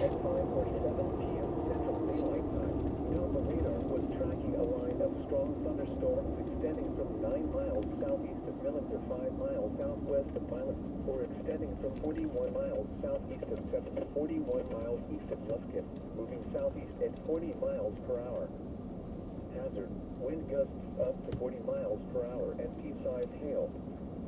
Source, radar indicated. Impact, gusty winds could knock down tree limbs and blow around unsecured objects. Minor damage to outdoor objects is possible. Locations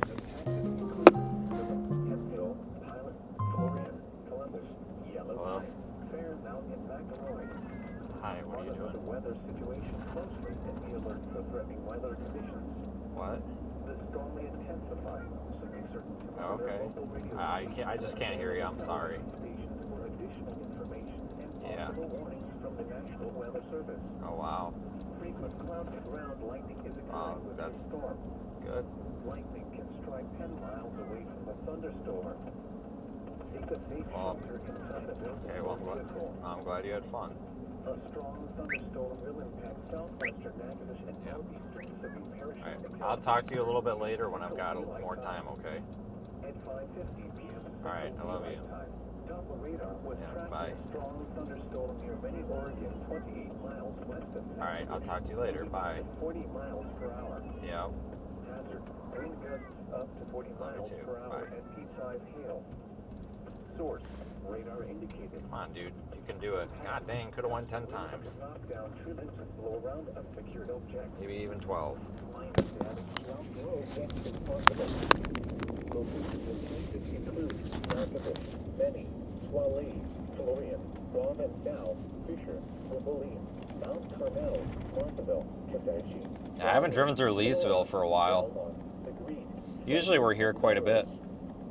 Monitor the weather situation. Like, left on US 171 North 5th Street. The storm may intensify, so be certain to monitor Quite a bit in like March. available television stations for additional Find ourselves out here quite a bit. from the National Weather Service. There's only so many places you can go in Louisiana when it comes to storm chasing, and it's because of it's the roads. You know, we have limitations with what we can do with the roads. Seek a safe shelter inside a building or vehicle. You know, there's a lot of roads go the wrong, you know, they go diagonal, like northeast, southwest. And that doesn't always work with storm motion, so we're really limited here. Hello, weirdo. We're really limited kind of on options when it comes to staying kept up with one of these storms, so. Movement was southeast at 35 miles per hour. Hazard, wind gusts up to 50 miles per hour and half-inch hail. Source, radar indicated. Impact, gusty winds could knock down tree limbs and blow around unsecured objects. Minor damage to vegetation and outdoor objects is possible. Locations impacted include Leesville, Anicoto, Toledo Bend Dam, Burkeville, Brownell, Carsville, Fur Ferry, Mayflower, Evans, and Moorgate. If outdoors, consider seeking shelter inside a building. A tornado watch remains in effect until 8 p.m. Central Daylight Time for West Central. Continue on US 171 North for 3/4 of a mile. And now for your 7-day forecast. Tornado watch is in effect until 8 p.m. Central Daylight Time. Wind advisory in effect from 9 a.m. to 6 Central Daylight Time Wednesday. Yeah, the cold front's gonna follow not far behind this, guys. It's gonna get cold. Well, for standards of down here. I mean, it was in the 80s today. It's probably gonna be in the low 70s, upper 60s.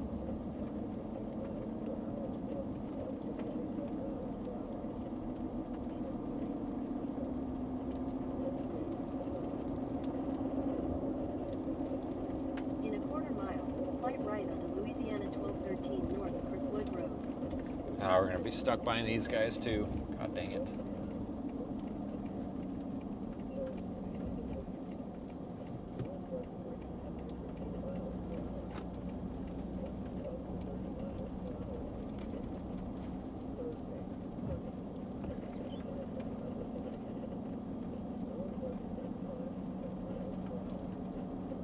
Take the next right onto Louisiana 1213 North Kirkwood Road.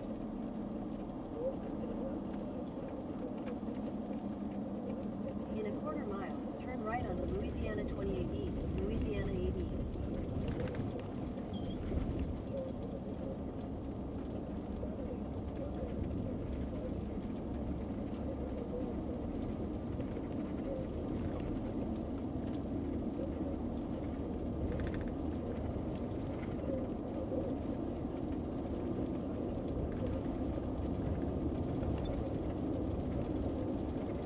At the stop sign, turn right onto Louisiana 28 East, Louisiana 8 East. I imagine this will probably be wrapped up in like an hour and a half. That's my guess. Continue on Louisiana 28 East for 48 Because this stuff's miles. going to pretty much crap out here after dark, which I'm not complaining about. I don't mind being out at night. It's just down here, I'd rather do it during the day because you can't see squat at night. You know, it makes it real hard.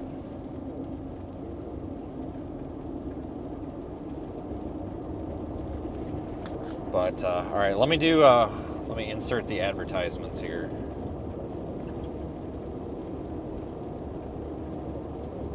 All right, so we are at almost $3,200 on our GoFundMe, and I know I sound like a broken record, but trust me, I only do if you've been here the whole stream. So thanks for staying here. I'm only mentioning this twice a stream because I don't want to annoy the hell out of people, because the most annoying thing for me is listening to people talk about stuff like this. But I'll take the minute while it's quiet. We have just had an astonishing turnout from our audience. I really appreciate it. We've just had an astonishing turnout on this fundraiser, and this is for basically not only the audience, but for the public. We're doing one hell of a public service here by getting more weather balloon data and ground-based Mesonet data with Project Weather Eye. So we're taking Project Weather Eye from just a visual thing to a data thing that can actually help people. So that's what the fundraiser's for. It's at the bottom of the screen. If you do want to help out with it, you're welcome to. But I've been kind of talking about this at the beginning and then toward the wrap up of these streams here, because we've got a lot of people that actually want updates on this. So understand, folks, that is not money that's going to send us to Florida for a vacation or, you know, buy us a fancy car or anything like that. That's money that's used because that's what our deficit is for this coming year, because we're taking on such a big project here. We are not, they're reissuing this warning. I'll have information on it in a moment. It's not urgent. But basically, guys, you know, Project Weather Eye, we don't want to have to cut corners from something else. We don't want to have to cut opportunities. We want to be able to do this, and it's expensive. You know, every balloon launch is going to be like $400. Well, between $300 and $400. It kind of depends on a few things, but it's expensive. You know, and then we're also talking, you know, the equipment that we have to buy. You know, I've got to buy some gas tanks, K tanks. You know, we're gonna have to, you know, spend $1,000 on a couple of those, and then we have to spend. Well, we've already spent the money on the ground stations; those are already built. But you know, I had to spend $1,000 on ground station receivers, you know, to build them, and they've had to do a lot, and it really drains me. You know, I participate my own finances into Project Weather Eye. That's the thing, you know. I am the largest source of funding here. Well, this YouTube channel, which is me, is the largest source of funding here for the project, and I'm not complaining. I'm proud of that, but I need to start offloading that a little bit. And I queried a couple of our audience members, and some folks suggested just do the GoFundMe, and I'm like, and they're like, just do the GoFundMe. Like, people like it, it's safe, you know, it's a good way to do it. So that's what we're doing. We're doing the GoFundMe, and I'm trying to get 25 grand in that GoFundMe by the beginning of the year. If you're a business or you want to work out a sponsorship or something, email me. Like, we're open to it. But we've got the GoFundMe open. It's been open since Thursday. Let's see. So it's Thursday, Friday, Saturday, Sunday, Monday. Okay, 6 days. It's been open for 6 days, counting the day that it opened. And it's up to like $3,100. That's like 12% of our goal in less than a week. I mean, hell, at this rate, we could meet our goal in just a couple of weeks. I mean, this is incredible. So a big, first and foremost, the most important thing, thank you everybody who's participated in it, because not only are you sponsoring, so to speak, this project, you're sponsoring better data, more complete data sets, and better public weather data. If you want to sponsor part of this, you can use the GoFundMe link. It's at the website pinned in the top of the chat. Listen, I'm not a big business. I'm not a big YouTube channel, and I certainly don't have grants or anything like that coming in. But we're looking to capture the most complete data sets possible with live cameras, on-the-ground weather data with portable Mesonet with like 50 sensors, which is in progress, and of course our weather balloons, which are going to give us much better ideas on severe weather tendencies the day of. We'll be able to tell if the models are actually accurate or not at times, and have those observed soundings. It's really going to help our forecast, but other people's forecasts out significantly. There is no other anybody doing this. There's no other YouTube channel doing crowd-funded, successful, massive severe weather deployments. There's just not, and you guys are kind of part of history because this is a new realm. I'm sure it's only a matter of time before somebody else tries to do it too, which is fine, but like, we're working real hard on this, and I'm really excited about it. I'm very proud that we're making this open source data. Now, to be fair, I have to add the disclaimer so somebody doesn't come back and use this as evidence to sue me or something. We are going to restrict the data a little bit. For example, it's going to be for non-commercial purposes only. Public safety, personal use, hobbyist use, and non-commercial uses only. For example, you can't just start a YouTube channel and use all of our data to make weather videos and forecasts and not give us any credit or work with us if you're making money. So you just can't use our data to remonetize it. Like, we're not out here busting our butt working for no money here trying to make something happen just to feed somebody else's business. You know what I'm saying? So if you're in a business and you want to use the data for monetized purposes, meaning something that makes you money, you got to contact us first, okay? Because it's not, but if it, hobbyist use, National Weather Service use, school, colleges, universities, research group, NSSL, whatever, anything like that that's not for commerce is absolutely 100%, like, no questions asked, just download the data. Easy, no attribute needed. So commercial purposes need to talk to us first because we need to come up with a agreement. But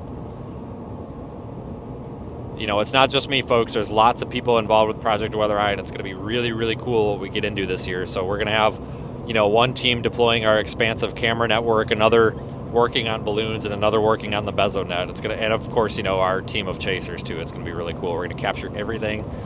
Nobody else is doing it this way. I mean, this is incredible. Like, I am excited. This is, you folks that are participating in this and that are along for the ride, you guys are early adopters to something that's never been done before. And remember, folks, this is live streamed data. You're going to be able to see this data in real time as it's coming in too. And obviously we're going to live stream us doing it. So looking forward to it. But that's it. That's my spiel. If you want, you can go to the website. There's a GoFundMe linked in the chat description there on YouTube. Or you can go to our website, wxeye.org. It's projectweathereye.org. I'm sorry, projectweathereye.com or wxeye.org. They both go to the same spot. They have continued the severe thunderstorm warning on our storm. It is for tornado possible and 60-mile-an-hour winds. That's what came out when I started talking there. Don't really have a road option.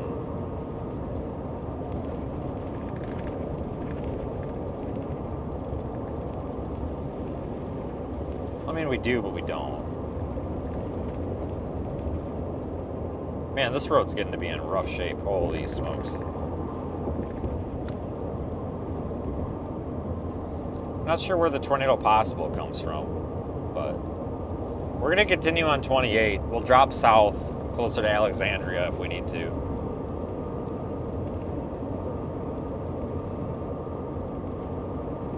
Are we going to see balloon launches on stream? Yes, that's exactly what I was talking about, where we're going to live stream it for sure. That's the whole point for sure.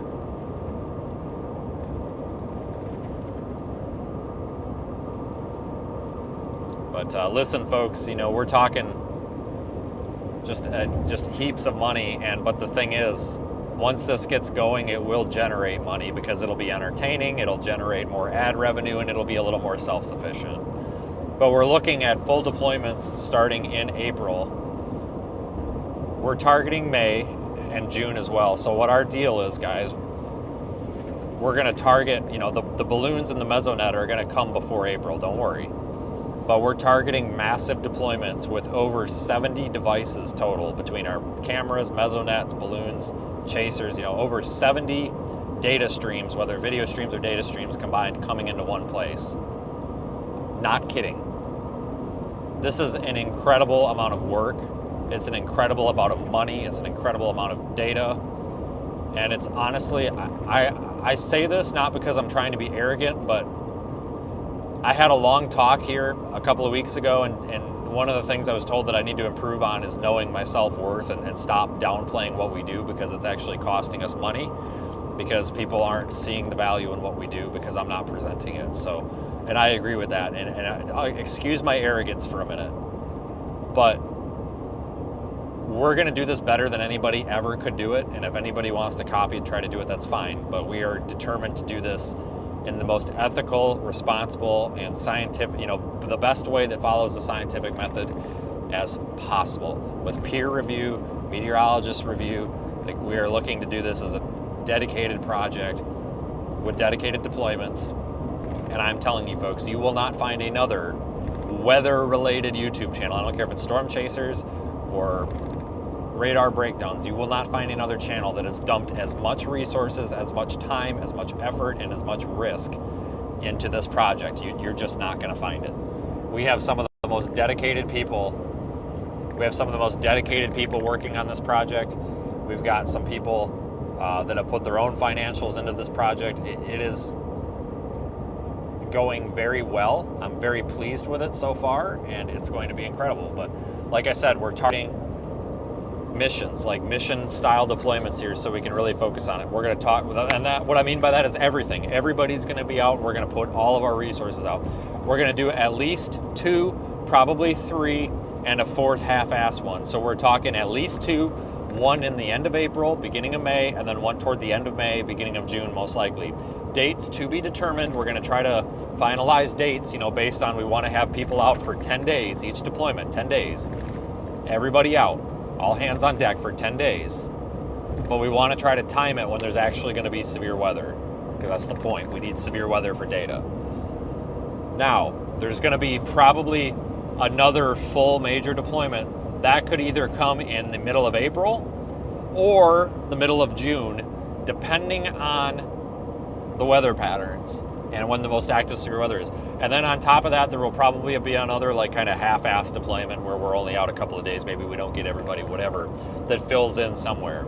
The balloons, the SONs, the Mesonet, the cameras, those are going to be a year-round project. But the reason that I'm talking about these big deployments is because that's where we want to put all of our resources out. Instead of just having 1, 2, or 3 people out, we're going to have 6, 7, 8, 9, 10, maybe even up to 12 people out, with 7 cars minimum. You know what I'm saying? So while we are going to be operating year-round, we're trying to do these focused deployments so we can be sure to collect as much data as possible during peak season. We'll talk about that a little bit more as we go.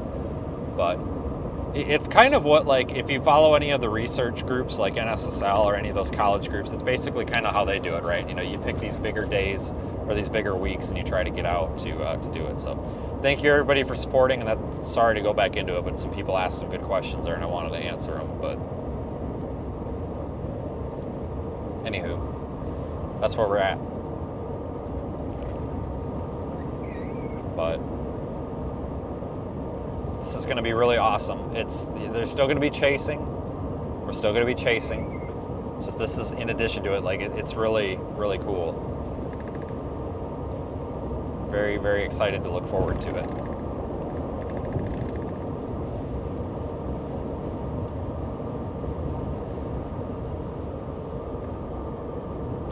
I'm still continuing on this storm. As soon as we get a gap in the trees, I can show it to you. It's literally just south of the road, but the damn trees are in the way. Oh, we might have a break. Just kidding. Maybe not.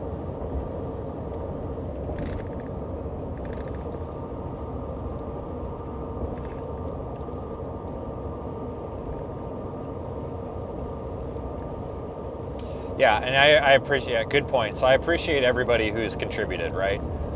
Times are tough. If you are interested in what we're doing, but just donating to something like this isn't your thing, and that's fine. I don't want to make anybody guilt-tripped into this. You know, this is definitely not that.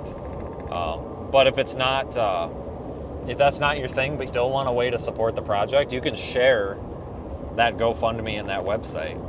You can share our live streams and you can share the content we post, especially on Facebook. Our stuff is doing really good on Facebook lately, guys. We've gotten over like 6 million impressions, over 6 million views, folks, in the past like 8 days. I'm not even kidding. In the past 8 days, we had over 6 million views on Facebook.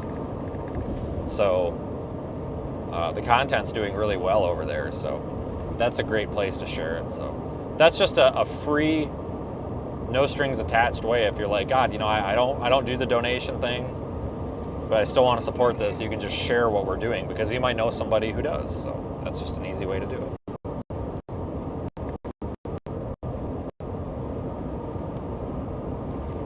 Plus, it's good for us, good for the algorithm. Because that's the goal. We want as many people to see this as possible. You know, we want to get the word out of what we're doing. It's pretty cool. So I got a fresh shipment of parts from mainland China. Those will be showing up at my door here within a few days, so we'll be able to continue production on at least 20 of those, 12 of those, 12 more sensors here. They just dropped the severe warning on it. We'll see if they put it back, but I doubt that they do.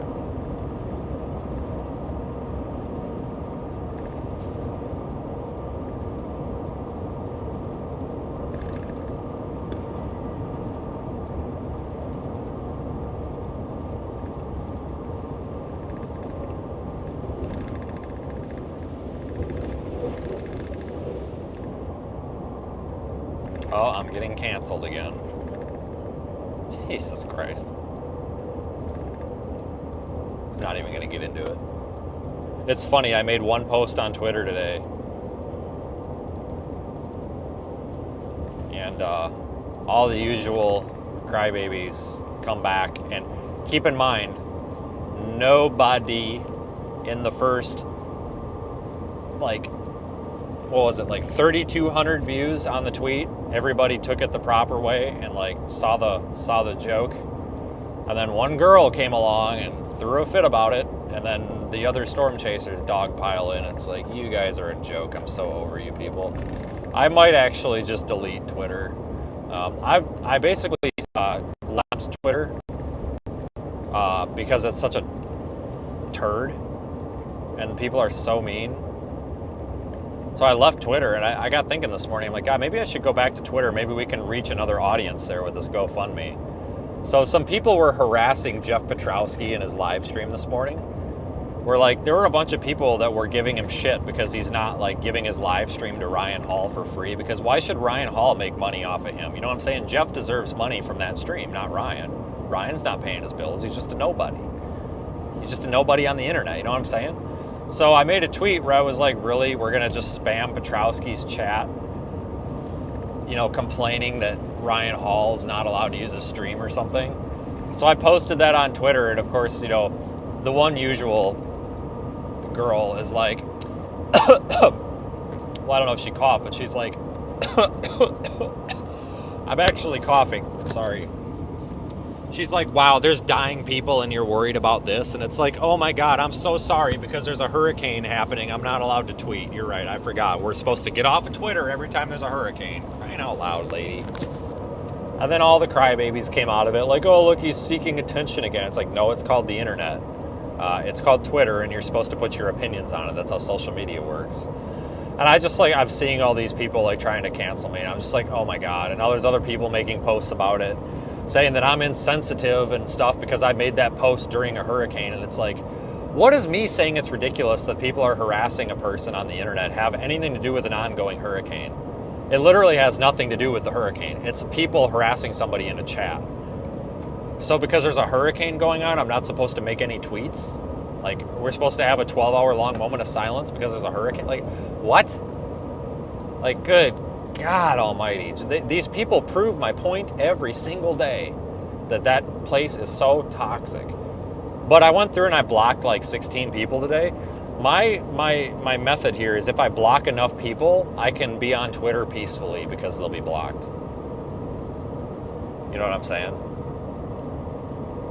Oh, I don't know, but I will tell you that there were mods in Ryan's chat that were blocking people who said Petrowski was live.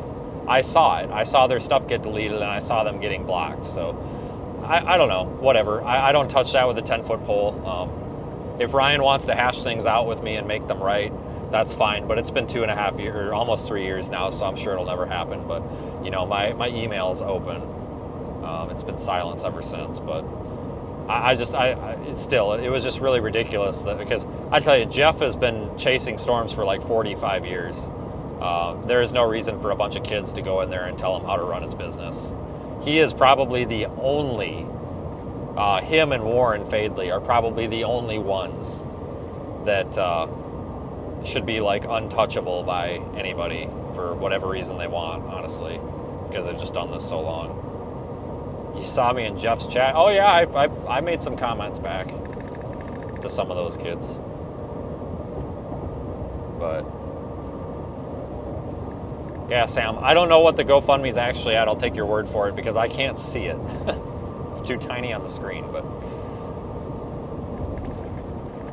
I appreciate it, guys. Yeah, we started that on Thursday and it had nothing. It had literally zero. And then somebody donated like $5 and I just thought it was the coolest thing ever. Like, all right, guys, we got $5. Look at that. And then all of a sudden we ended the stream and we had 400. And then the next day we ended it with like 1,600. We like triple or quadrupled it. I'm like, holy smokes. It's crazy.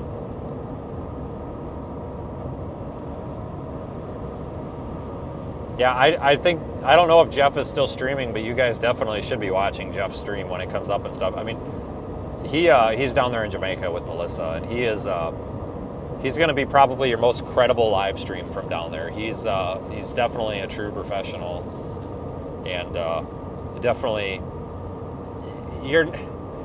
I'm trying to say this and not sound rude. I really don't mean it. Like, he's quite something. Like, if you watch his live stream, you're not going to be disappointed. I mean, he's pretty, I'm just going to say it because I think everybody knows this, but like, if you've ever seen somebody that's had if you've ever seen a toddler that's drank coffee, that's kind of Jeff. He's very fast paced and he talks extremely fast, and he moves around at the speed of sound, and it's just very entertaining to watch. Like, trust me, it's the entertainment value alone is worth it. I mean, he's a very good person. He's a good person. I like Jeff.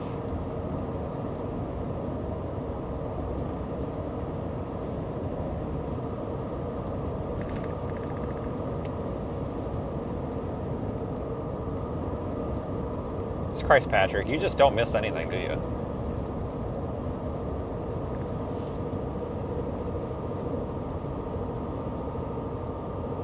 But if you guys have enjoyed the stream so far, be sure to subscribe and hit the like button. If you didn't like it, then just hit the like button anyway, I guess.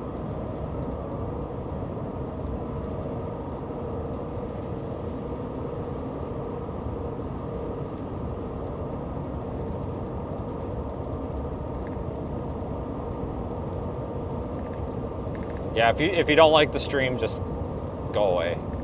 I don't know.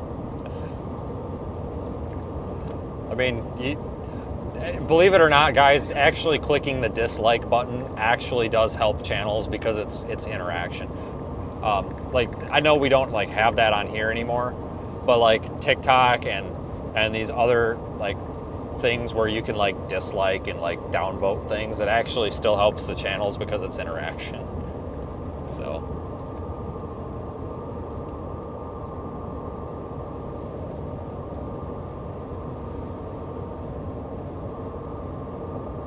that storm's to our south, but we just can't. These freaking trees. This is such a heavily wooded part of the state. I don't even know what to do at this point, guys. Like, this is trash. I mean, and I'm okay with that. Like, I'm not complaining. It's just, like, I'm happy to be out. Like, don't be like, I'm glad we got to chase today because we got to do the live stream. We got to be out here, whatever. But it's just kind of like this. I'm not gonna lie to you. This kind of sucks.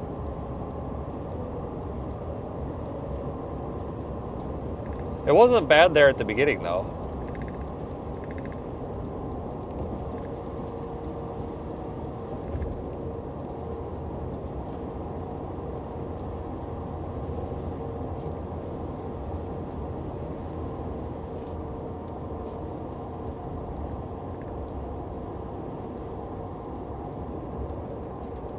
I do need something to eat very badly. I stayed in Lafayette, Louisiana. Dude, turn your headlights on. Did you even see that? You're crying out loud, buddy. I stayed in Lafayette, Louisiana last night, guys. So that's as far as I drove. Drove the rest of the way today. It was only like a 3-hour drive. Nah, it wasn't even that. It was like a 2-hour drive.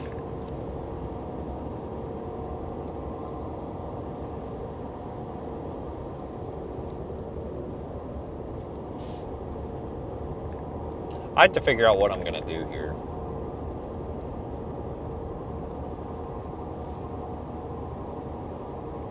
Because this is obviously the last day of our week of storm chasing here. I left a week ago tomorrow. But listen, there's more coming, don't worry. So don't think it's going to be months here. But I'm telling you, from tomorrow through the following Wednesday, it's going to be very slow and very boring in terms of weather. There is a chance that something will happen in between there somewhere. Maybe, but it's kind of unlikely. So we're really entering a brief quiet period. But what I can tell you is it's not going to stay quiet for that long. I mean, we're about to be back into another pattern here where we could be dealing with snowstorms and we could be dealing with severe weather again here very soon. So this is going to be a very short break. I just don't know when we're going to be back at it. Like, we just don't have anything on the models. But I tell you what, if the past couple of months have taught me anything about how things this year are going, it's that it doesn't really matter what the medium range and the long range models are saying. We seem to just be they seem to just be missing severe weather events, and we don't really see them, at least these small ones. We don't really see a lot of these small severe weather events until like 4 or 5 days before. Like today, guys, they didn't even put a marginal risk out until like lunchtime yesterday for today. And now it's a slight risk with a 5% tornado. It's a pretty high end slight risk, you know? And the models were picking up on it as early as Saturday night. No, Sunday night. No. Yes. Sunday afternoon is when the models started picking up on it. And it didn't look that good, but here it turned out to be kind of okay. You know, so it was worth coming out for. The medium and long range models sure as hell didn't have that. So my point being, people, just because it looks like it's going to be dead does not mean it's going to be dead. I think it's going to be dead for a little while, but definitely not that long.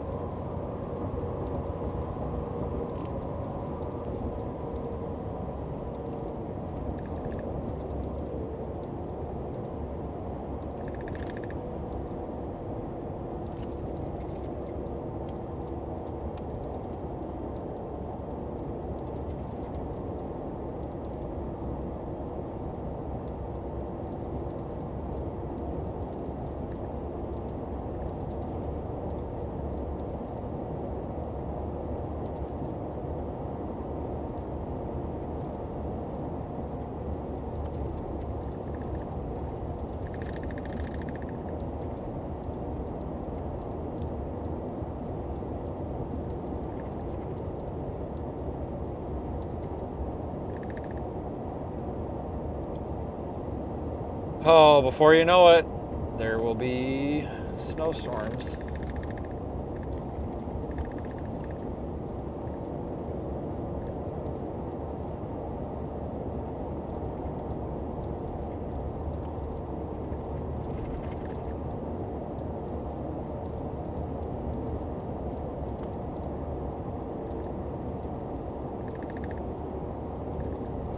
I don't know. It'll be interesting to be doing snow again. It's been a long time.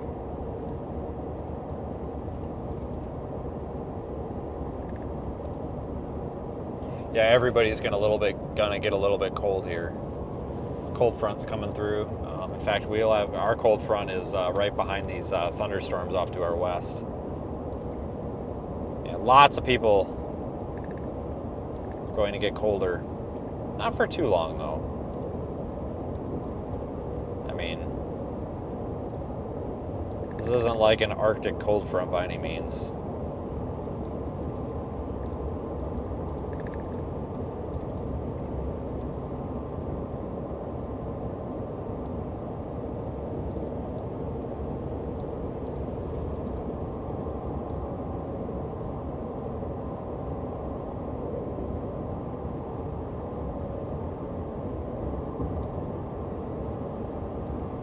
But it's like I mentioned yesterday, I really, really like chasing in this part of the country. Like,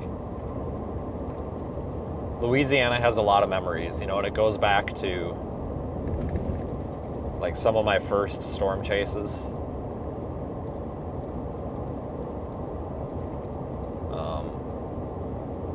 My first storm chase out here was a moderate risk in Louisiana, 2014, 15, I don't know, whatever. It was a long time ago, but. And I remember like I said, just driving all the way to it and all the way back. And it was crap.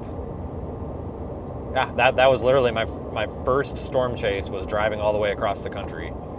Like, it's one way to start, I guess. But I had no idea. Well, I mean, I did know what I was doing, but I didn't have shit for equipment. All I had was 2 phones, and that was it. And at the time, they weren't very good. They were what did we have in 14, 15? Were those iPhone 6s? No, I had 2 iPhone 5Ss. No, I didn't. I had an iPhone 5S, and I had like a Galaxy S6 or something like that. Those were the 2. And trying to do radar, and then at the time, really all you had was radar scope. So I had radar scope on the iPhone, and I think I had Pickle on the Samsung, but the screens were so tiny compared to what we have today. It's a miracle we're able to see anything on the screens. They're freaking tiny. You know, my iPhone Pro Max has, what, a 7-inch screen on it? And it's 3 inches bigger than my 5S had, because the 5S had a 4-inch. That phone sucked, too, by the way. Battery life was terrible. It got super hot. Samsung one much better. That was back when smartphones kind of sucked. Now they're good. Even if you buy a cheap one, it's still pretty good. Come a long ways, especially with battery technology. Yeah, it's like a 16 gigabyte iPhone 5S. Like, I have a 1 terabyte iPhone Pro Max here. And I've probably got 400 gigabytes of video that I've just taken from this year. You know, and at the time I had a 16 gigabyte 5S. Like, whoa, wow. But at the time, that was just fine. That's all you needed.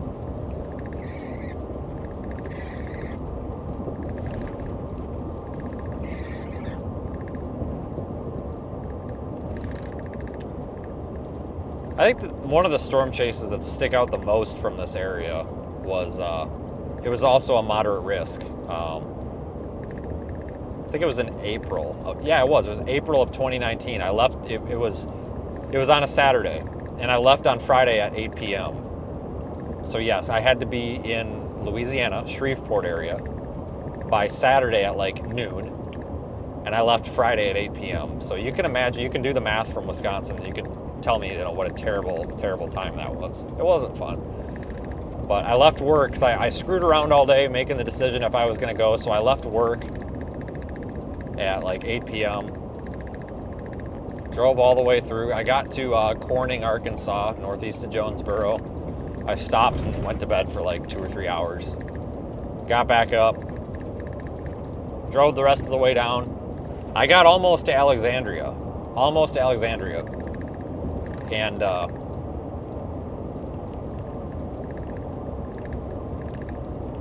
pulled into a Dollar General parking lot, realized it was a bust, and then just immediately started driving home, and I was pissed.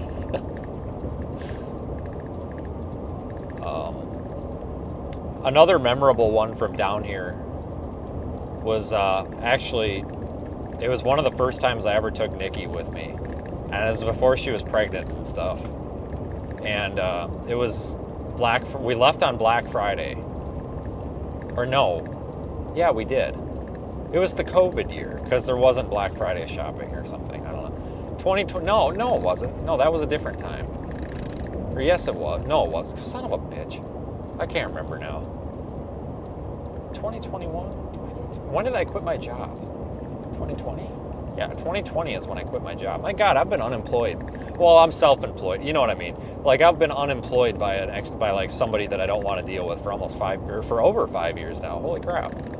A half a decade of not having to freaking ask permission for a lunch break. When was this? This had to be 2019. Yes, it had to be. It was because she wasn't pregnant. When the hell did she get pregnant? Jesus Christ! What the hell year was all this shit? I gotta make a phone call.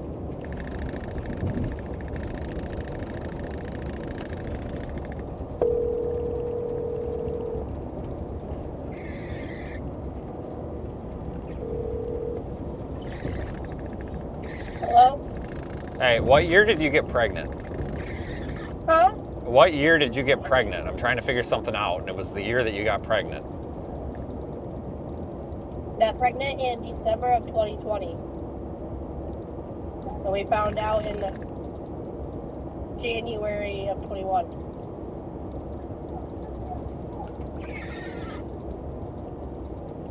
Why? Okay, 20. Okay, all right. That's all I needed. Thanks. Yeah. Okay, so it had to be 2019. So it was, no, it was 2019 because nobody had the stupid masks on. We didn't have to deal with the damn face mask bullcrap. So, and I'm not, you know, if you supported or didn't support face masks, I don't care either way. Having to get to that point is just like bullshit. Whether you wanted to, even if you wanted to wear one, it was still bullshit because you had to wear a, you know what I mean. You get it. It's not a political thing, but.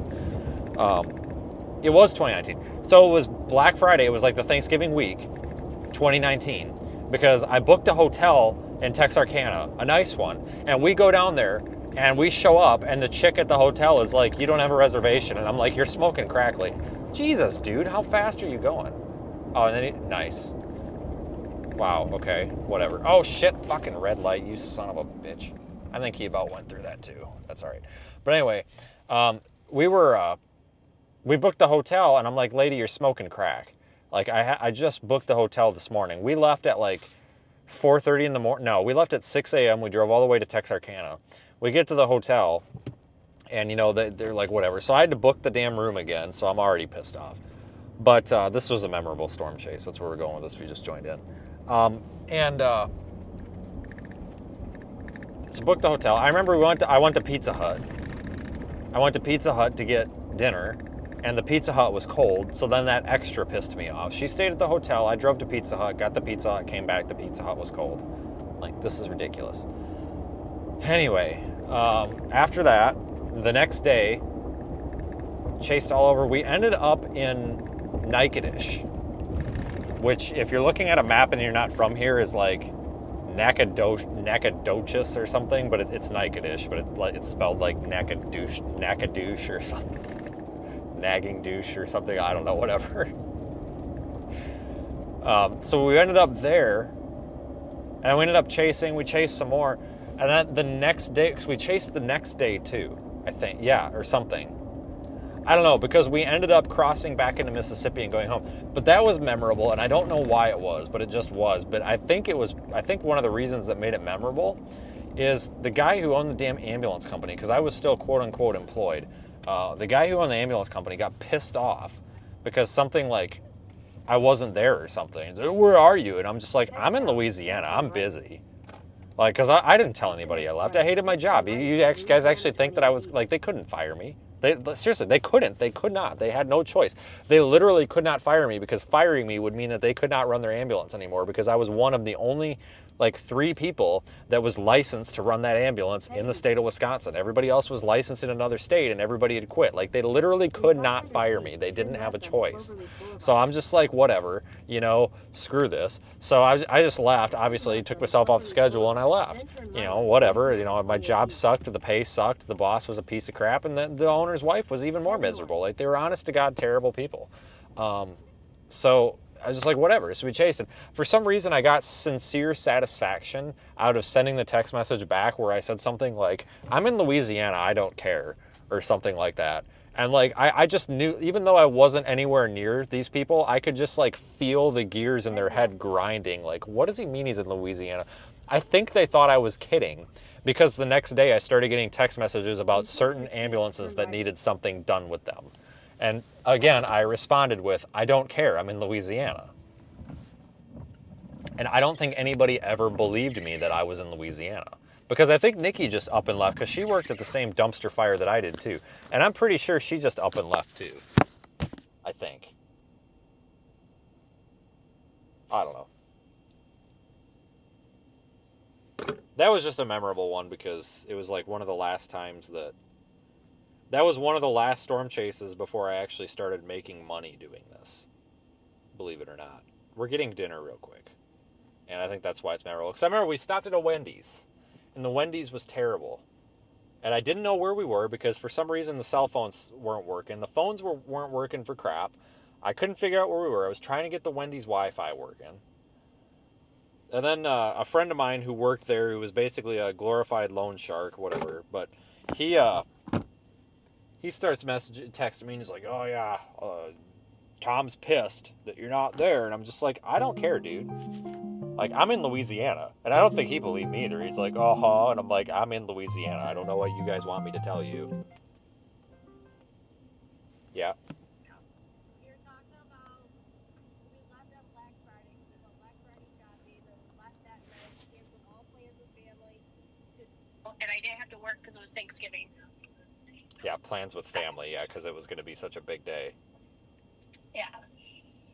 But we left on Black Friday. Was that? Yeah, because I was confusing it with the time that we went Black Friday shopping at the Rochelle Walmart, and I blew up on the receipt checker because I told her that if she... That's the same time. No, that was different because that was COVID. No, because... Oh, you're right. No. That wasn't COVID because it wasn't... COVID, I was pregnant when we went down the second time because I was freshly pregnant. Yeah. And then that's when you're going around, she's not fat, she's pregnant. Yes, correct. I said that a lot, but right, because that was when I blew up on the receipt checker because she was like checking everybody's receipts, and I said, if you check that receipt, you got to throw it away for me. And then she just like looked at me and she threw it back in the cart, and I'm just like, seriously. So that's when I blew up on the receipt lady, and then yeah, you're right. And then we left that night. So I've actually... We left from Rochelle. Yep. So I have the Texarkana hotel incident mixed up because that was Yes. a morning when I booked that. And You kind of had all your facts straight with the Pizza Hut being cold and everything and leaving me in the hotel to go get it. That's all right. Your timeline's just a little off. Okay, thanks. I appreciate you clearing that up. You're welcome. You were kind of hot when you were pregnant. Not happening. Goodbye. Yeah. Okay, bye. She's right. So everybody that we ran into, she's not a fat person,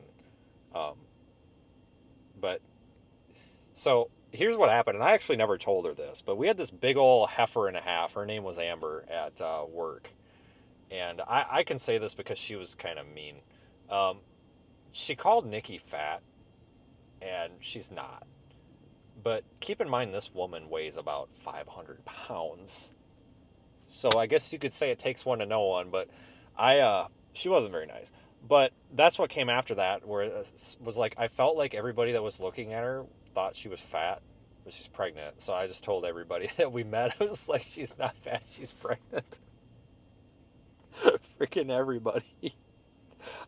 I'm pretty sure when we bought we went out we went and got dinner with for Reed's birthday in 2021 in March on one of those high risk days, and I'm pretty sure when we ran into him, I told him that she's not fat, she's pregnant too. And then he told me something about how young adults should not reproduce or something like that. I don't know.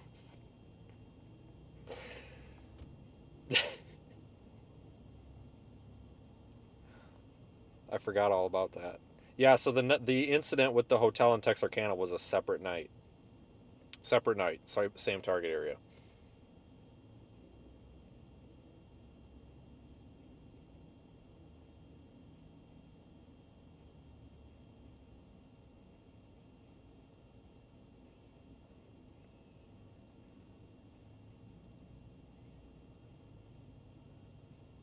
I'm so upset that they got rid of the freaking they got rid of the damn pickle fries or the fried pickles. Yeah, Rob, you better back up a few minutes here. There's more. I don't know what to get. They don't have the stupid pickle fries anymore. What the hell am I supposed to get from here? Why? I want to know who canceled that. I might just get a pretzel. I'll just get the damn cheese sticks. Cripes. What'd you get at Sonic? Cheese sticks.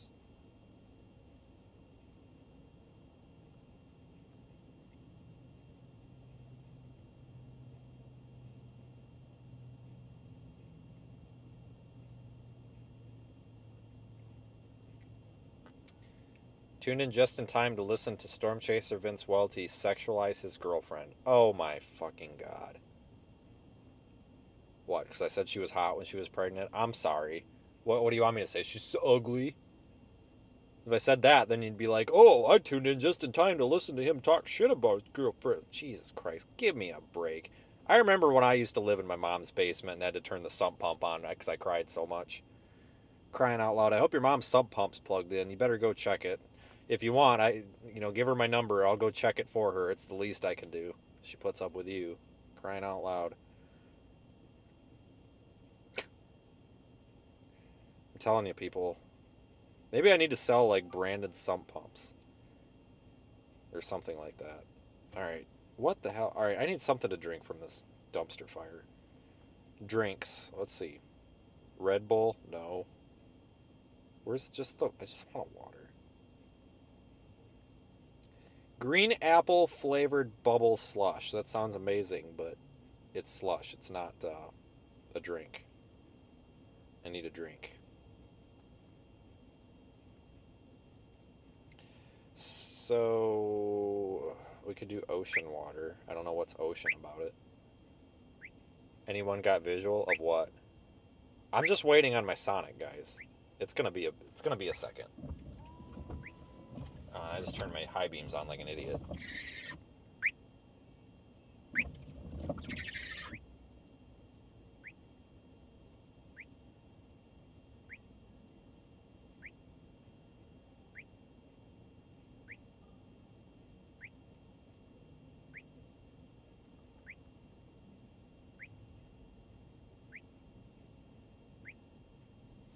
Do you guys remember like 3 or 4 years ago when we used to be able to just like talk and have fun and people didn't always have like stupid comments? I miss those days. Baja Blast Mountain Dew. This is not Taco Bell.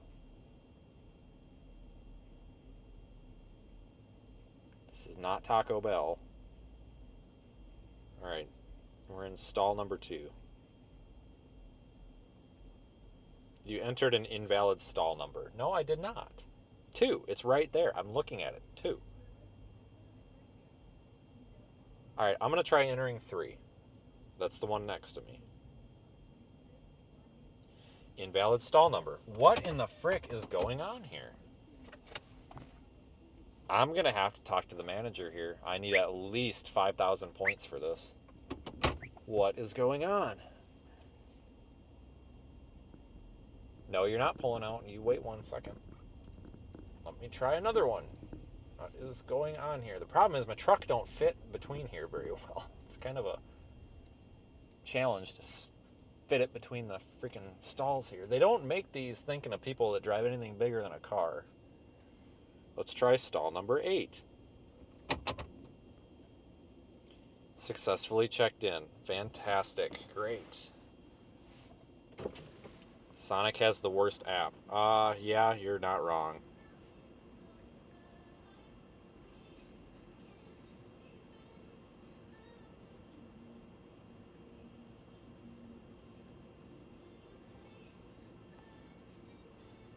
Oh my god.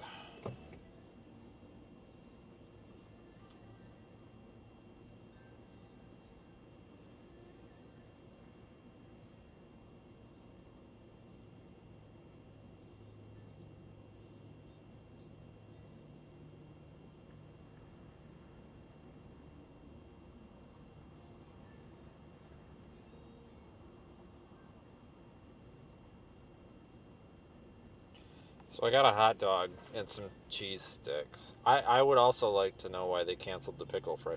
Yeah, it's ridiculous, honestly. Like, that was the best thing they had. Why did they get rid of the fried pickles? Like come on, man. Like, they finally had something good, and they just throw it away. They just throw it away. It's ridiculous.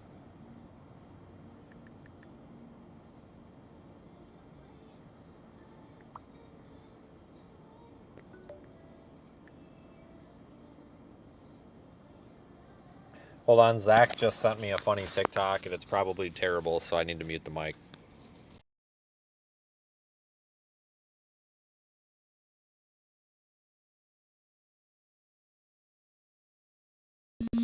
Yep, definitely got to mute for this. Stand by.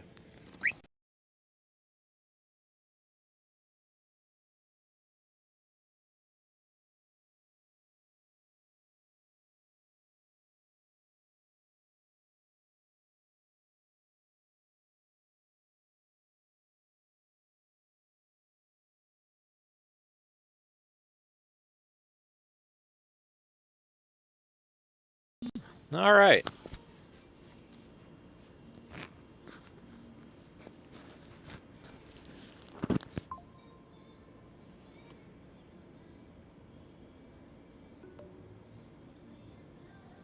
Yeah, fried mushrooms are pretty good.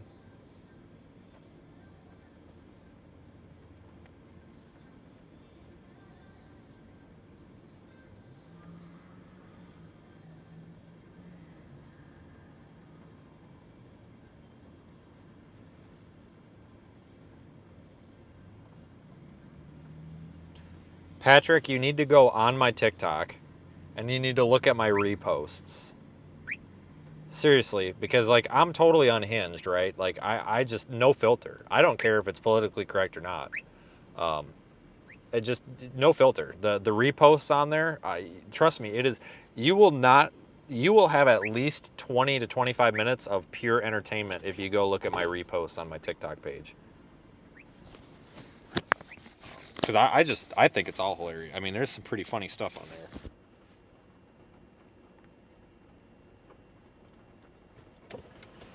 How you doing? Order here for minutes? Yep.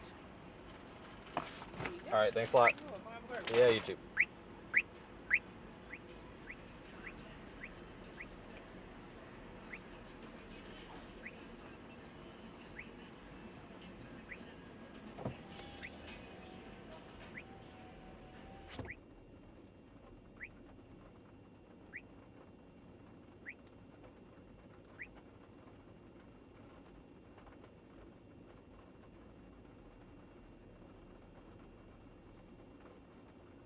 Okay.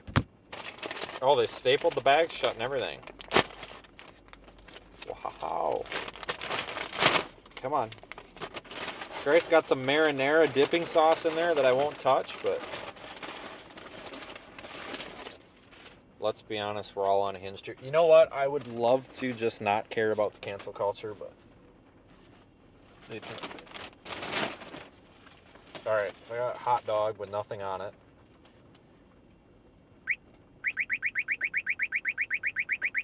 Shut up!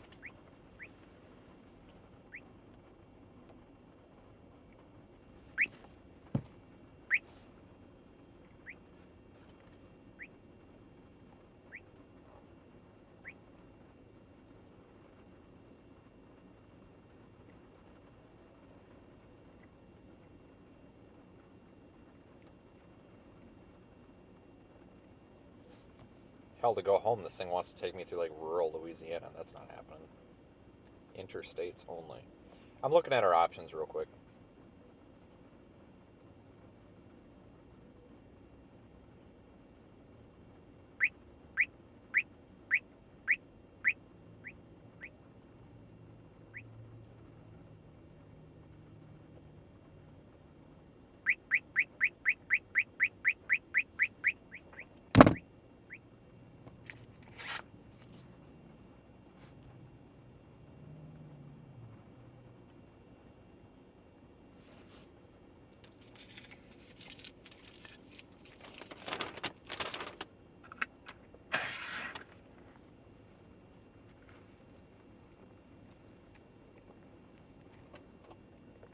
Okay, I leave now.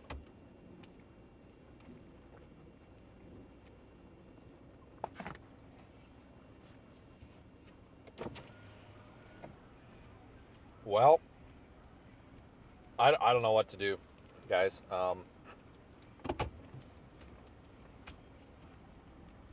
I guess just fix to get out of town here.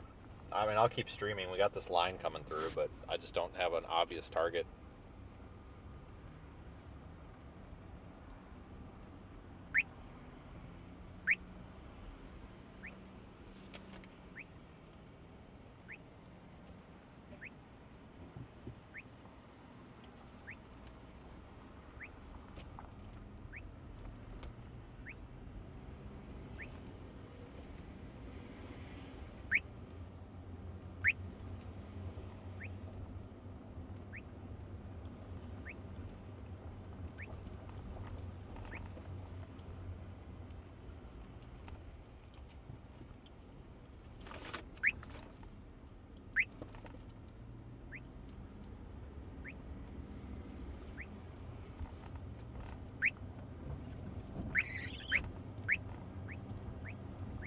Oh, I turned left. Are you kidding me?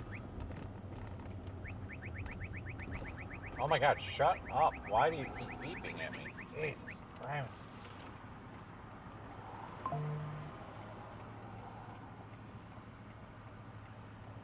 Rick's Auto Sales. 2. I bet they're not as good as Jesus Car Sales or whatever. You guys remember that the other night? We saw Jesus Auto or something like that. And then somebody was like, it might be the Mexican name Jesus or something. And I'm like, no, it had a cross. Like, it was that Jesus. So, but none of the cars looked very nice. So, I don't think the cars were as holy as the sign said they were.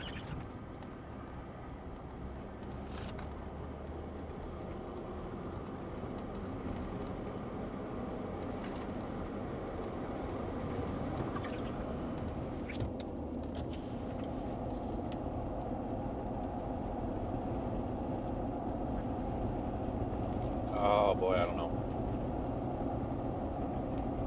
Why does this take me this way? Something's not right here. Where is this taking me?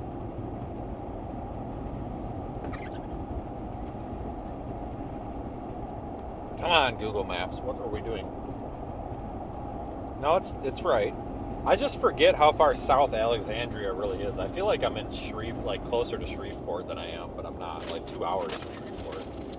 In a quarter mile, turn right on the Louisiana 3054 South. Oh, come on. They freaking spilled the dang cheese sticks.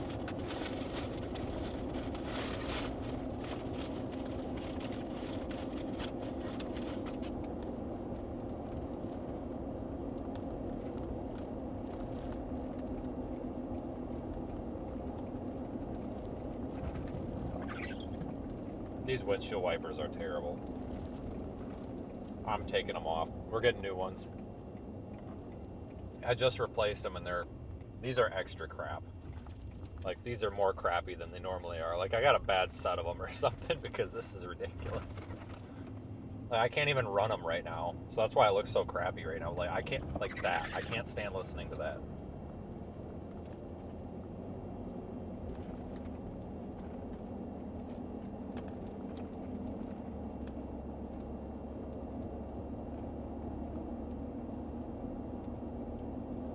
Holy crap, it's a lot of FedEx trucks over there.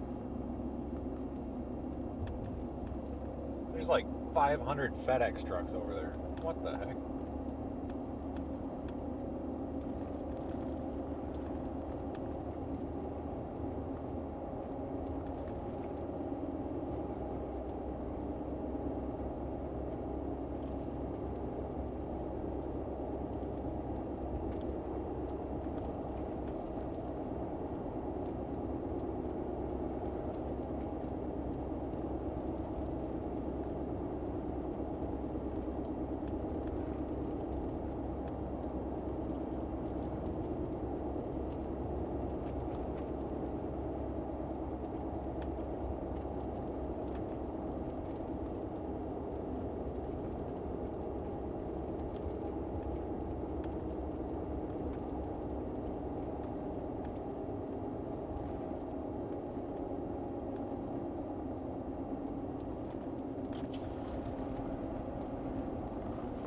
Oh crap.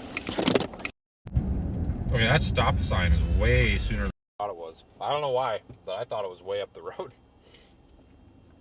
I thought I had another, like, 100 feet.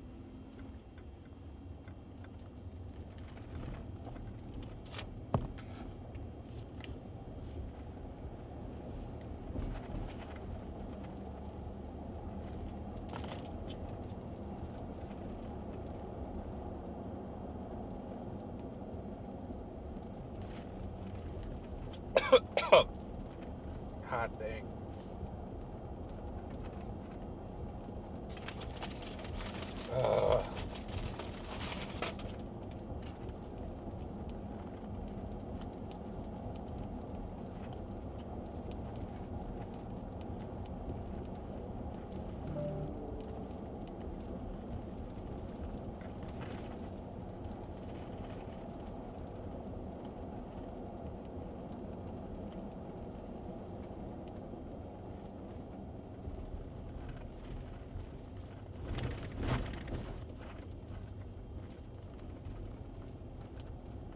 I feel like this is taking me like the most roundabout way possible.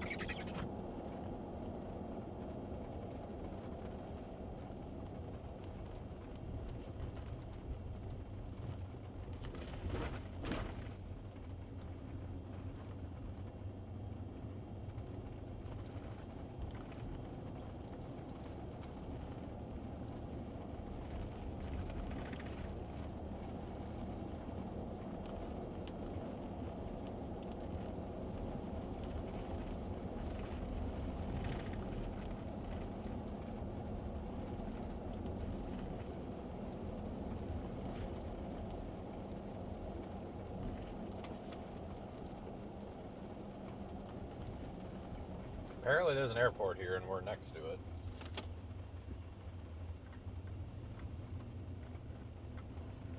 Honestly, I'm tempted to just stay here tonight, but I'd kind of rather get up toward Texarkana. Just get out of here, because otherwise what's going to happen is I'm going to try to get home tomorrow, and then I'll have like a 16-hour drive, and I really don't want to try that. That's awful.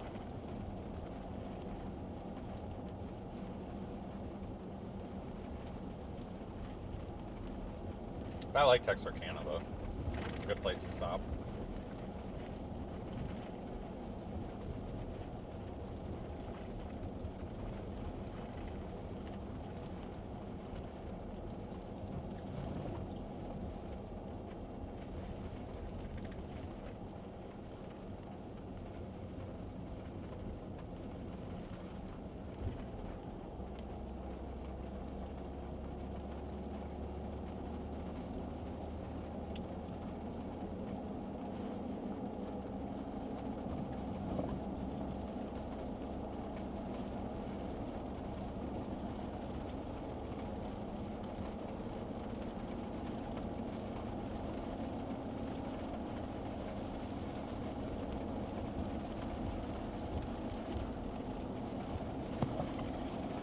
Yeah, like I'll stay in Shreveport, but I'm very picky about where I stay.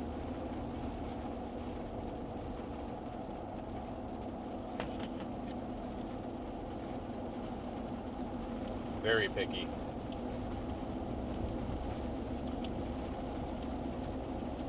That area is kind of a pain in the ass too because of all the construction on the interstate, but no, I know what you mean. It's not a super friendly place.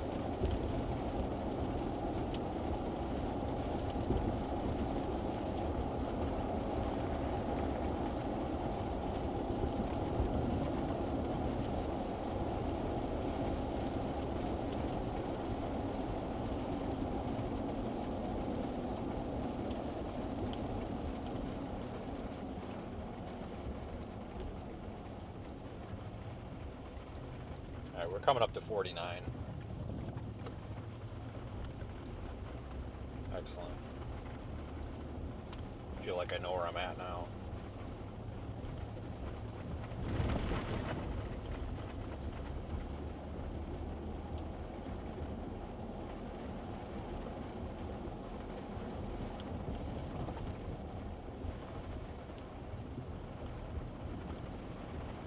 Actually, I do know where I'm at. That Burger King over there is actually pretty good. I've had good luck at that one. I've been there a lot. I've always had good luck at it.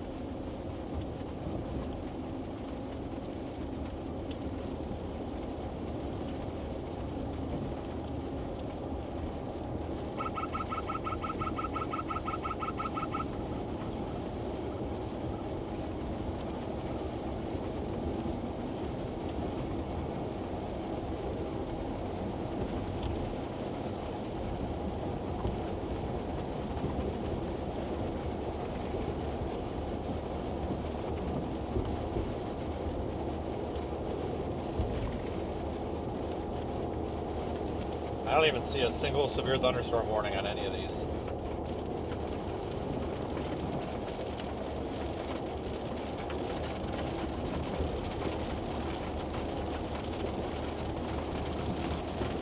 Did they raise the speed limit? It says 75. I thought it was always 70.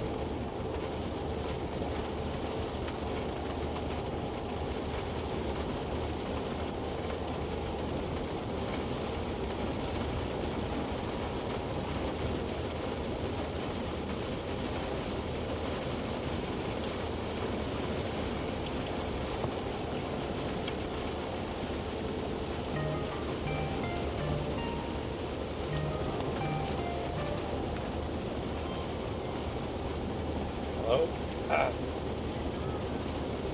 Hi, what are you doing? You're going to bed? That's a good idea.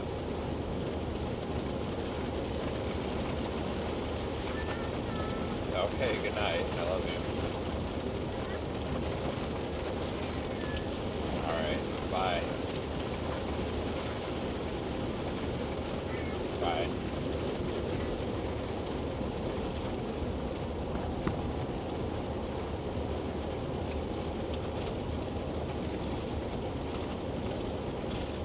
Oh, heck yeah, I got a bonus cheese stick here. There's supposed to be 4. I got 5. Holy crap. Look at that.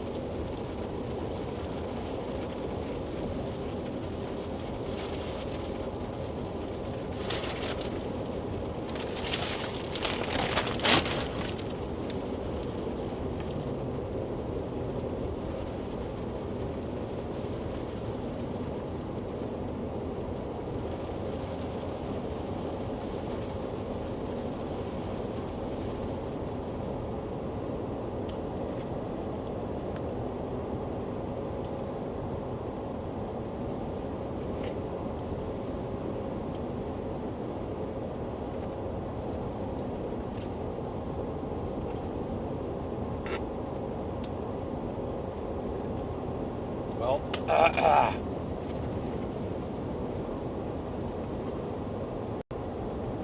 was cool.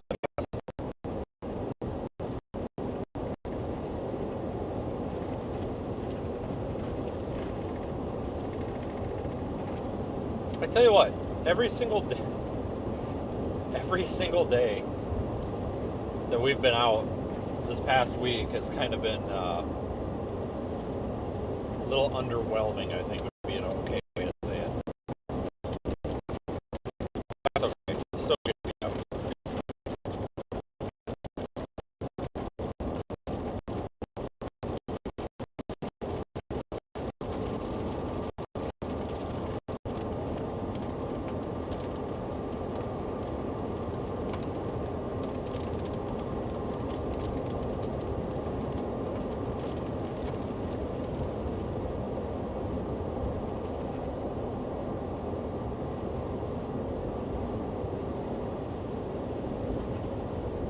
I still think there's a date discrepancy on the Texarkana hotel incident. I may have to look. We were talking back there about at Sonic. I have actually travel records, like Google Maps logs where I've been. Going back all the way to 2017. I can tell you exactly where I was at any moment of the day.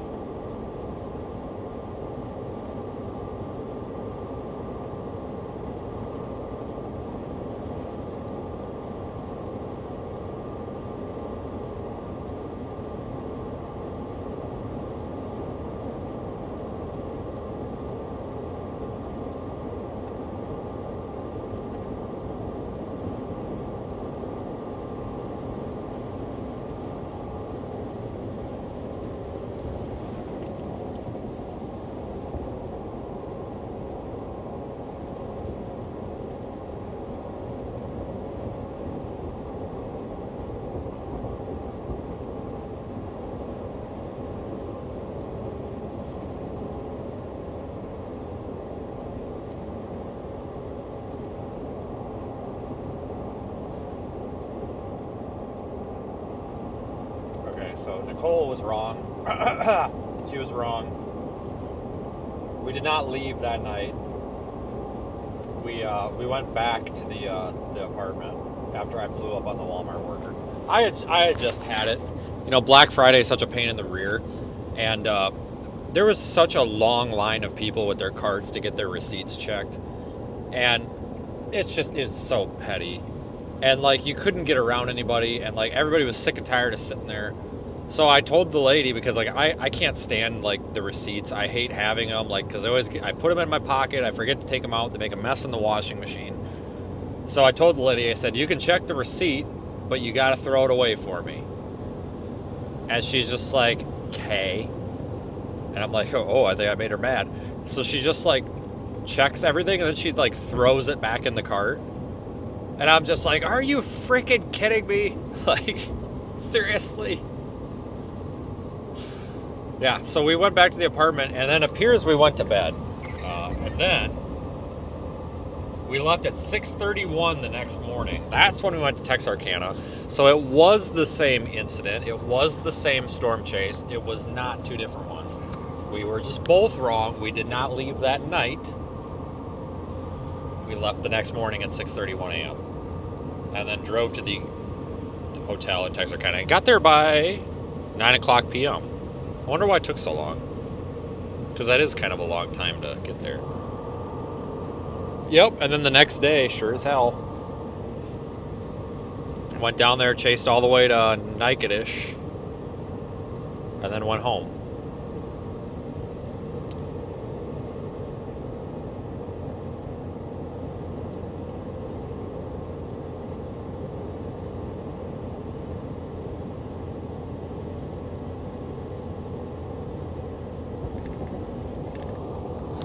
I guess we were both wrong.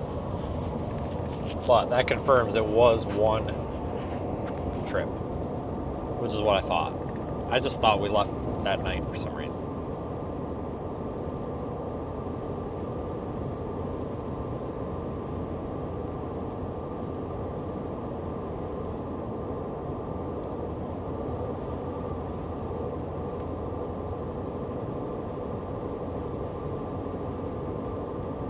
According to the Google Maps, I didn't chase at all for a month.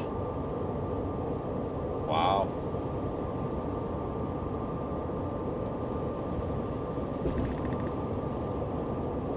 Yeah, January 9th was the next time I chased after that. Wow, that's weird. Oh, I remember that day.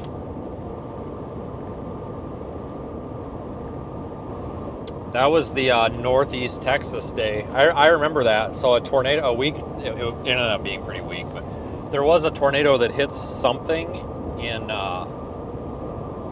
was in Denton County. I don't know, but I remember I ended up in Paris too. Paris, Texas at one point, and then Marshall. I remember that chase.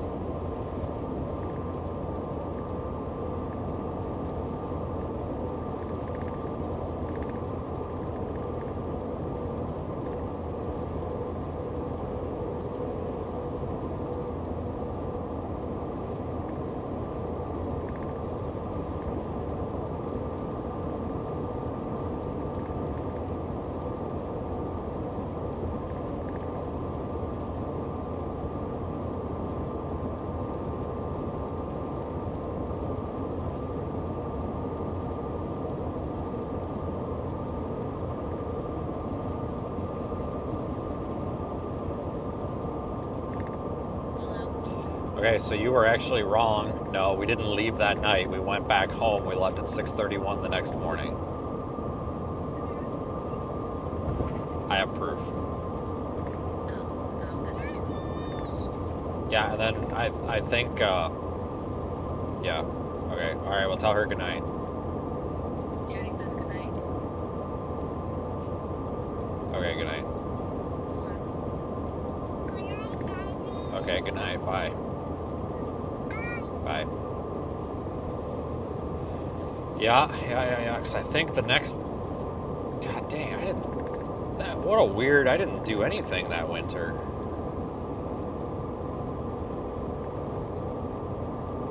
A lot of trips to the laundromat. Wonder why.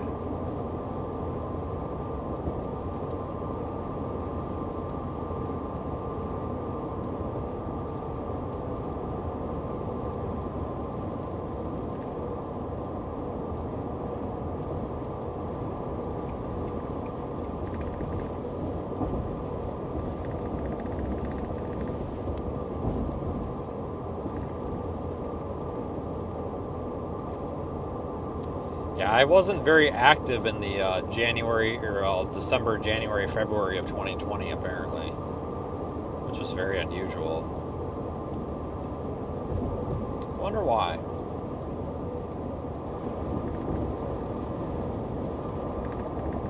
I don't think it was. No, maybe it was pretty dead. I don't know.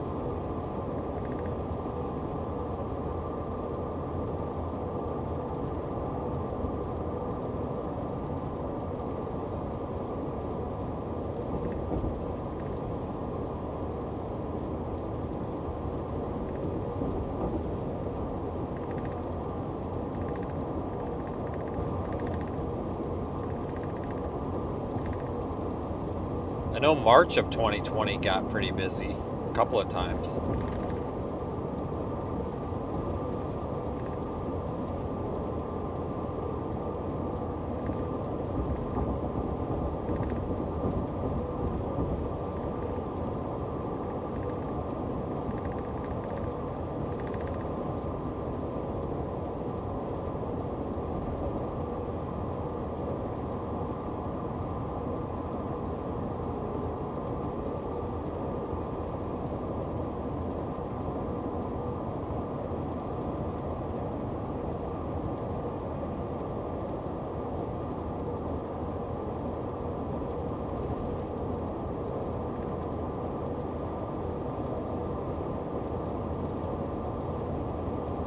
But anyway.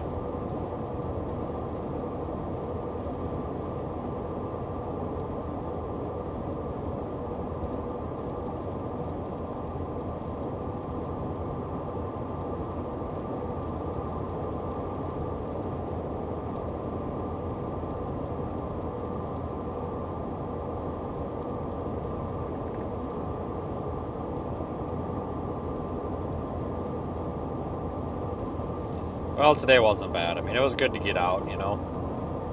Wasn't anything spectacular, but it was still good to get out.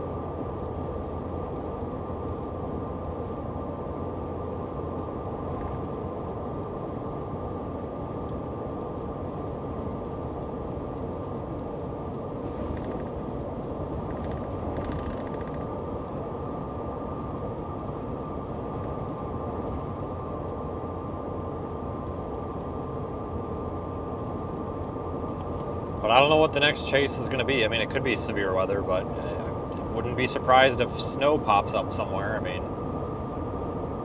this is that time of the year where we don't know what the next thing is going to be. It'll be something, I just don't know what.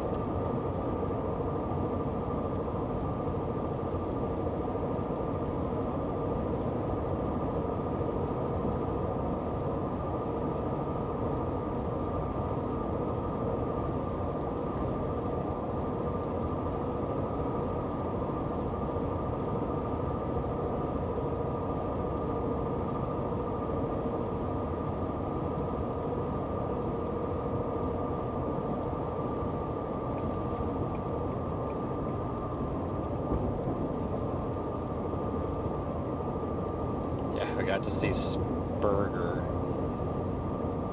Freaking Spurger.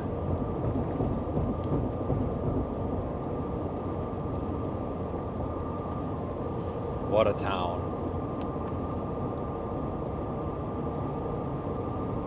Spurger.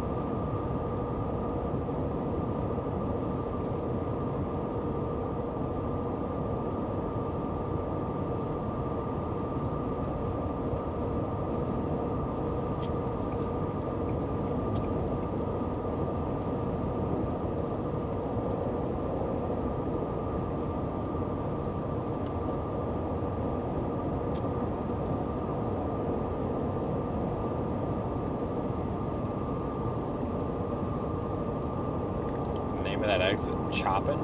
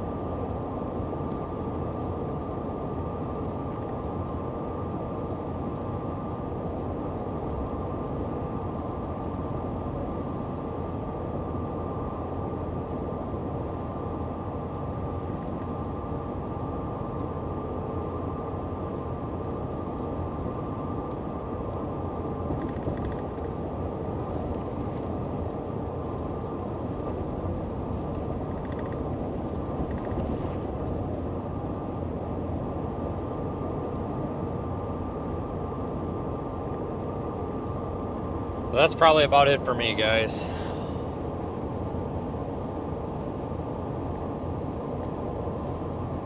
I'm gonna head up to Texarkana for the night. No reason to stay out, it's all done. It's all done for a week. Tornado watch should expire here soon.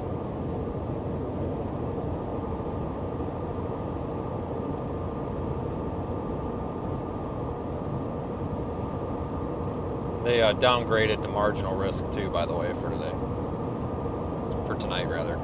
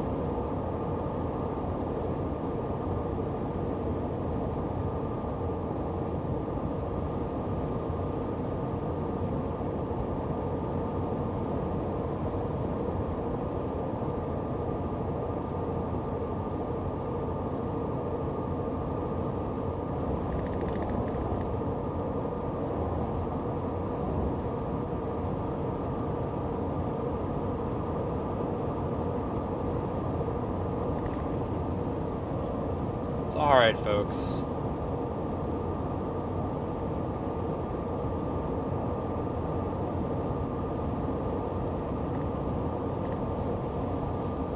We had a good week. We were supposed to, if you guys remember, like a week and a half ago, we were supposed to have a big trough that came through like yesterday and today. And we were supposed to have some pretty serious severe weather chances.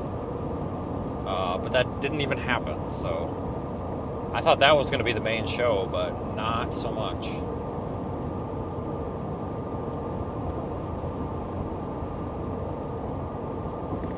Well, it's still a good thing we came out because we got to do Fort Stockton. Let's see. So we left on I left on Wednesday. No, I didn't. Yeah, I did. I left on Wednesday.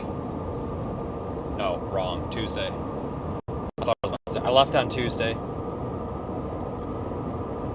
Went to St. Louis. Drove from St. Louis to El Reno on Wednesday. Got to El Reno at like 4 in the afternoon, which was nice. And then on Thursday, left El Reno and went down toward like Wichita Falls.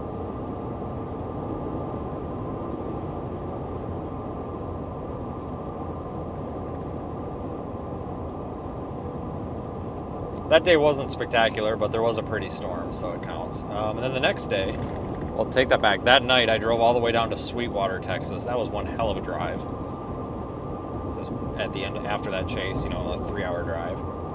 And then Friday, we had the Fort Stockton Day, which was all the hail and stuff. And then I drove to San Antonio, woke up in San Antonio on Saturday. That's when we had our north or southeast Texas, southwest Louisiana. We had that tornado that spun up in Lake Charles for like 10 seconds.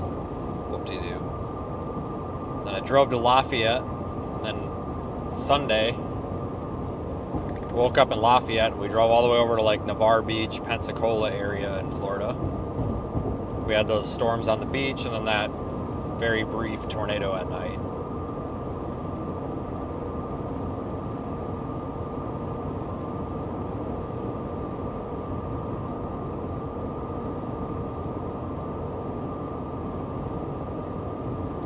Yesterday, Monday, I drove out to Lafayette again, and then this morning I woke up in Lafayette, and then we chased this mess, and now I'm driving to Texarkana. So that's what the week has been.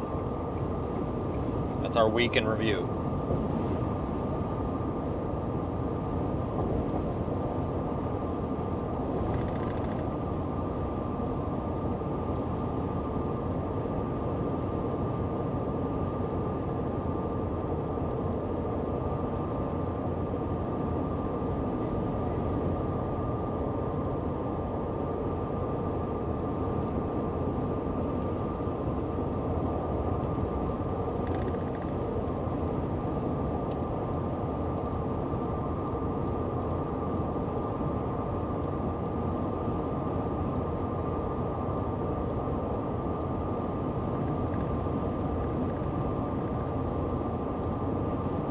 So, have a good night, everybody. I'm going to end it there. I'll probably do a brief live stream tomorrow.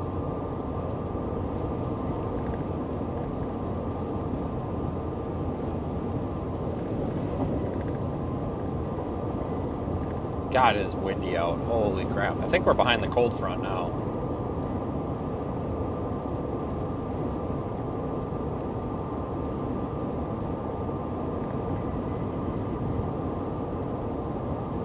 So as soon as this, God dang, it is just blowing me all over. It is extremely windy. I am so sick of driving in the wind. Alright, well, once this loads, I can end the stream.